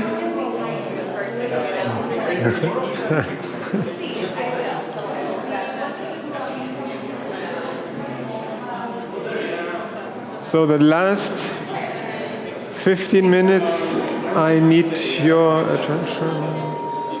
Okay, so Martha, now we will hear about the latest study on blockchain in Germany and what the state is. Therefore, Martha did a study together or funded by the German government and supported, and there we would enjoy now, I guess, see now how this is picking up. Maybe one thought from my end, but we will see now in a second. So who knows the Gartner hype cycle? I think when we look at the Gartner hype cycle, then we see we had this hype and we are through the, let's say, valley of tears and now picking up on the plateau of productivity. And this is something where I'm very happy, especially when I'm looking at tomorrow's sessions we have. And there we will see that we have industry leaders here from steel industry, etc., where you now realize when these guys are looking at blockchain technologies, then not because they have too much time, then because this is something which is getting serious. And if somebody understands this in his industry, he will be one of the leaders in the future. And therefore, it's really important to see now what's happening during the next month and years. And I'm happy to get more insights now from Martha. So please give a big hand of applause.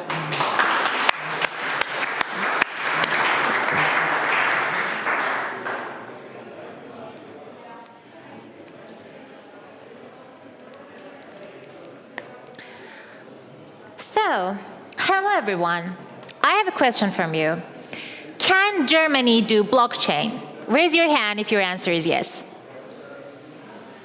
Okay, like 80% of the people in the room. My name is Mahsa Dorfart, and I am here today to represent V3 Now study, the biggest Web3 research project in Germany.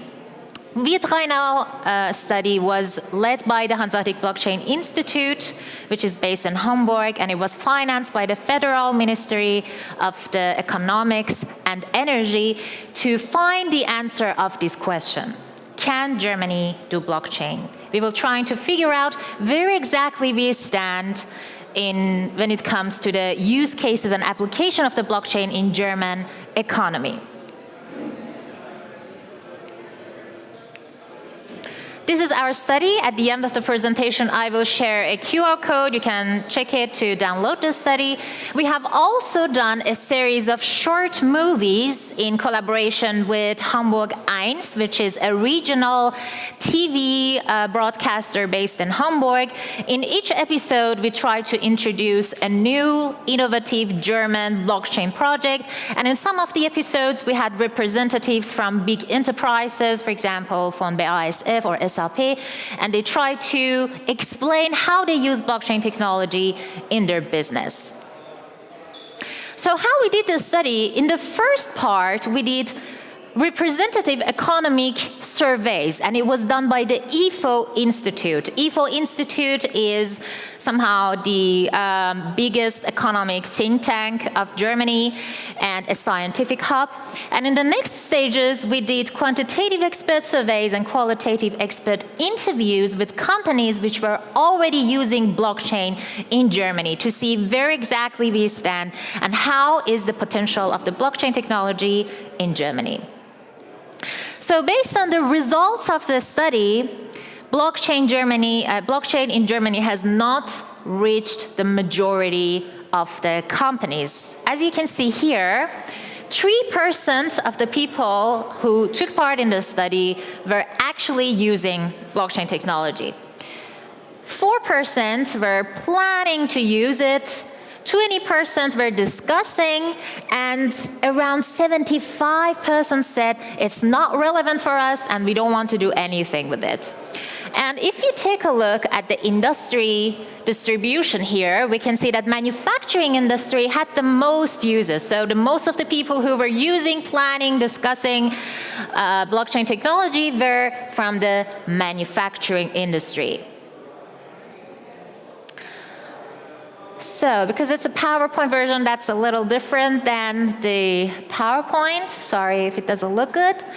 So, even though we are far away from the adoption, there are some success stories in Germany. From the 200 companies who took part in our survey, financial services had the highest affinity towards blockchain, and we can see that 54% of financial service companies were actually using blockchain.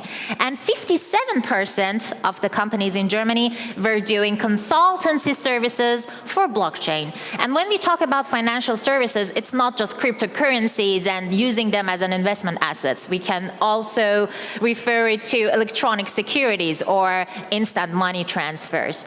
And we can see that it is also used in different industries like digital identities, marketing, license, management, and copyright.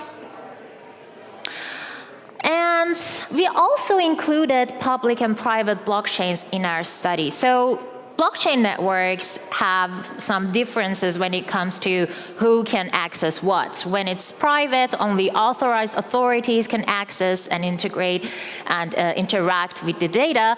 When it's a private one, only authorized people can do it, and when it's a public one, everyone can have access to it, and when it's a public permissionless one, it means you don't need a permission to do anything with the data there. So we did this test because we wanted to see German companies will use private or public blockchains. Which one do they prefer to use? And the results was, here you can see public permissionless blockchains were used by 76% of the people who took part in the survey. And on the other side, you can see only 34% of the people who took part in the study were using private permission blockchains. And this one is interesting here.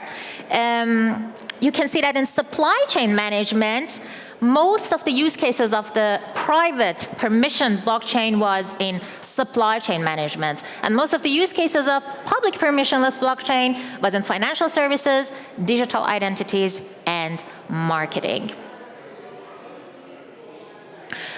In our study, we have analyzed so many different industries, the intersection of AI, gaming, sustainability with blockchain. I'm not going to review all of them, but I just took this chart because it is somehow aligned with the topic of today's conference, and it's about the ESG. So we were trying to figure out if blockchain is actually going to help German companies to move towards their ESG goals, to implement their sustainability developments and changes that they wanted to do in their company. These numbers are based on what the companies think. So most of the companies believe that blockchain will help in transparency and disclosure of information. So 76% of the people believe that it is useful in transparency, and this is actually one of the biggest issues of companies which are trying to document all their data in the ESG sector. As we were doing the industry research, we came up with some hurdles. So these hurdles are actually what the companies who took part in the study thought they are the most important ones. I have chosen just 3 of them. There are so much more in the report when you read them. The first one is risk-averse culture in many companies. So the German companies, the big enterprises, when they have their own infrastructure and we want to integrate blockchain into that infrastructure, they are a little hesitant. And we also have regulatory uncertainties and fear of unknown, and also shortage of qualified experts. These are the biggest hurdles in German economy. Based on this study, we had some action recommendations to tell the economy what we can do to move forward. So the first one is regulatory adjustments. It is recommended to create some framework so that the companies in the industry, the policymaker, everyone can do collaborations together, and there can be fundings from the governments, research projects. We need to have some more open and innovative regulations and better collaborations, and focus on key sectors. As I showed in the former slides, we could see that financial services and identity management were some of the biggest industries which are actually using blockchain a lot. So we should focus on sectors which have already made some progress in this area because they have potential. And we have also public awareness. So we need to educate the experts of the future. It is very important for people to get aware of what this technology is capable of, and that's why we need to have a lot of conferences, events, workshops, so that we can educate everyone about it. If you scan this QR code, you can reach our report. And at the end, I can say that, as I repeat all the time, every day, collaboration between industry leaders, policymakers, and everyone in the industry is key, and only then we can actually come to the point that blockchain can be a key changer in strengthening the economy of Germany. Thank you for your attention.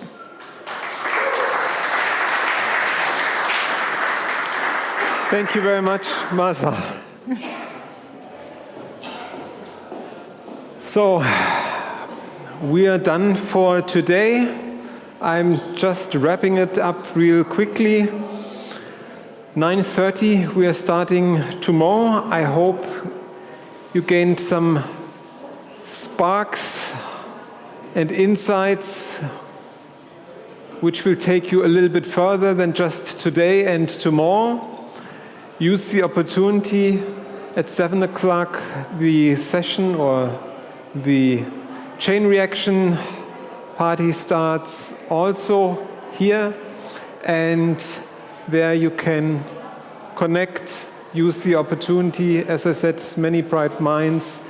And then we see us at 9:30 sharp tomorrow. And I'm really looking forward. As I said, we have great sessions again tomorrow, especially on practical use cases like Stahlo, supply chain, more innovation sessions in the afternoon, education, etc.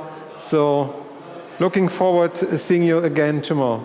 Thank you very much.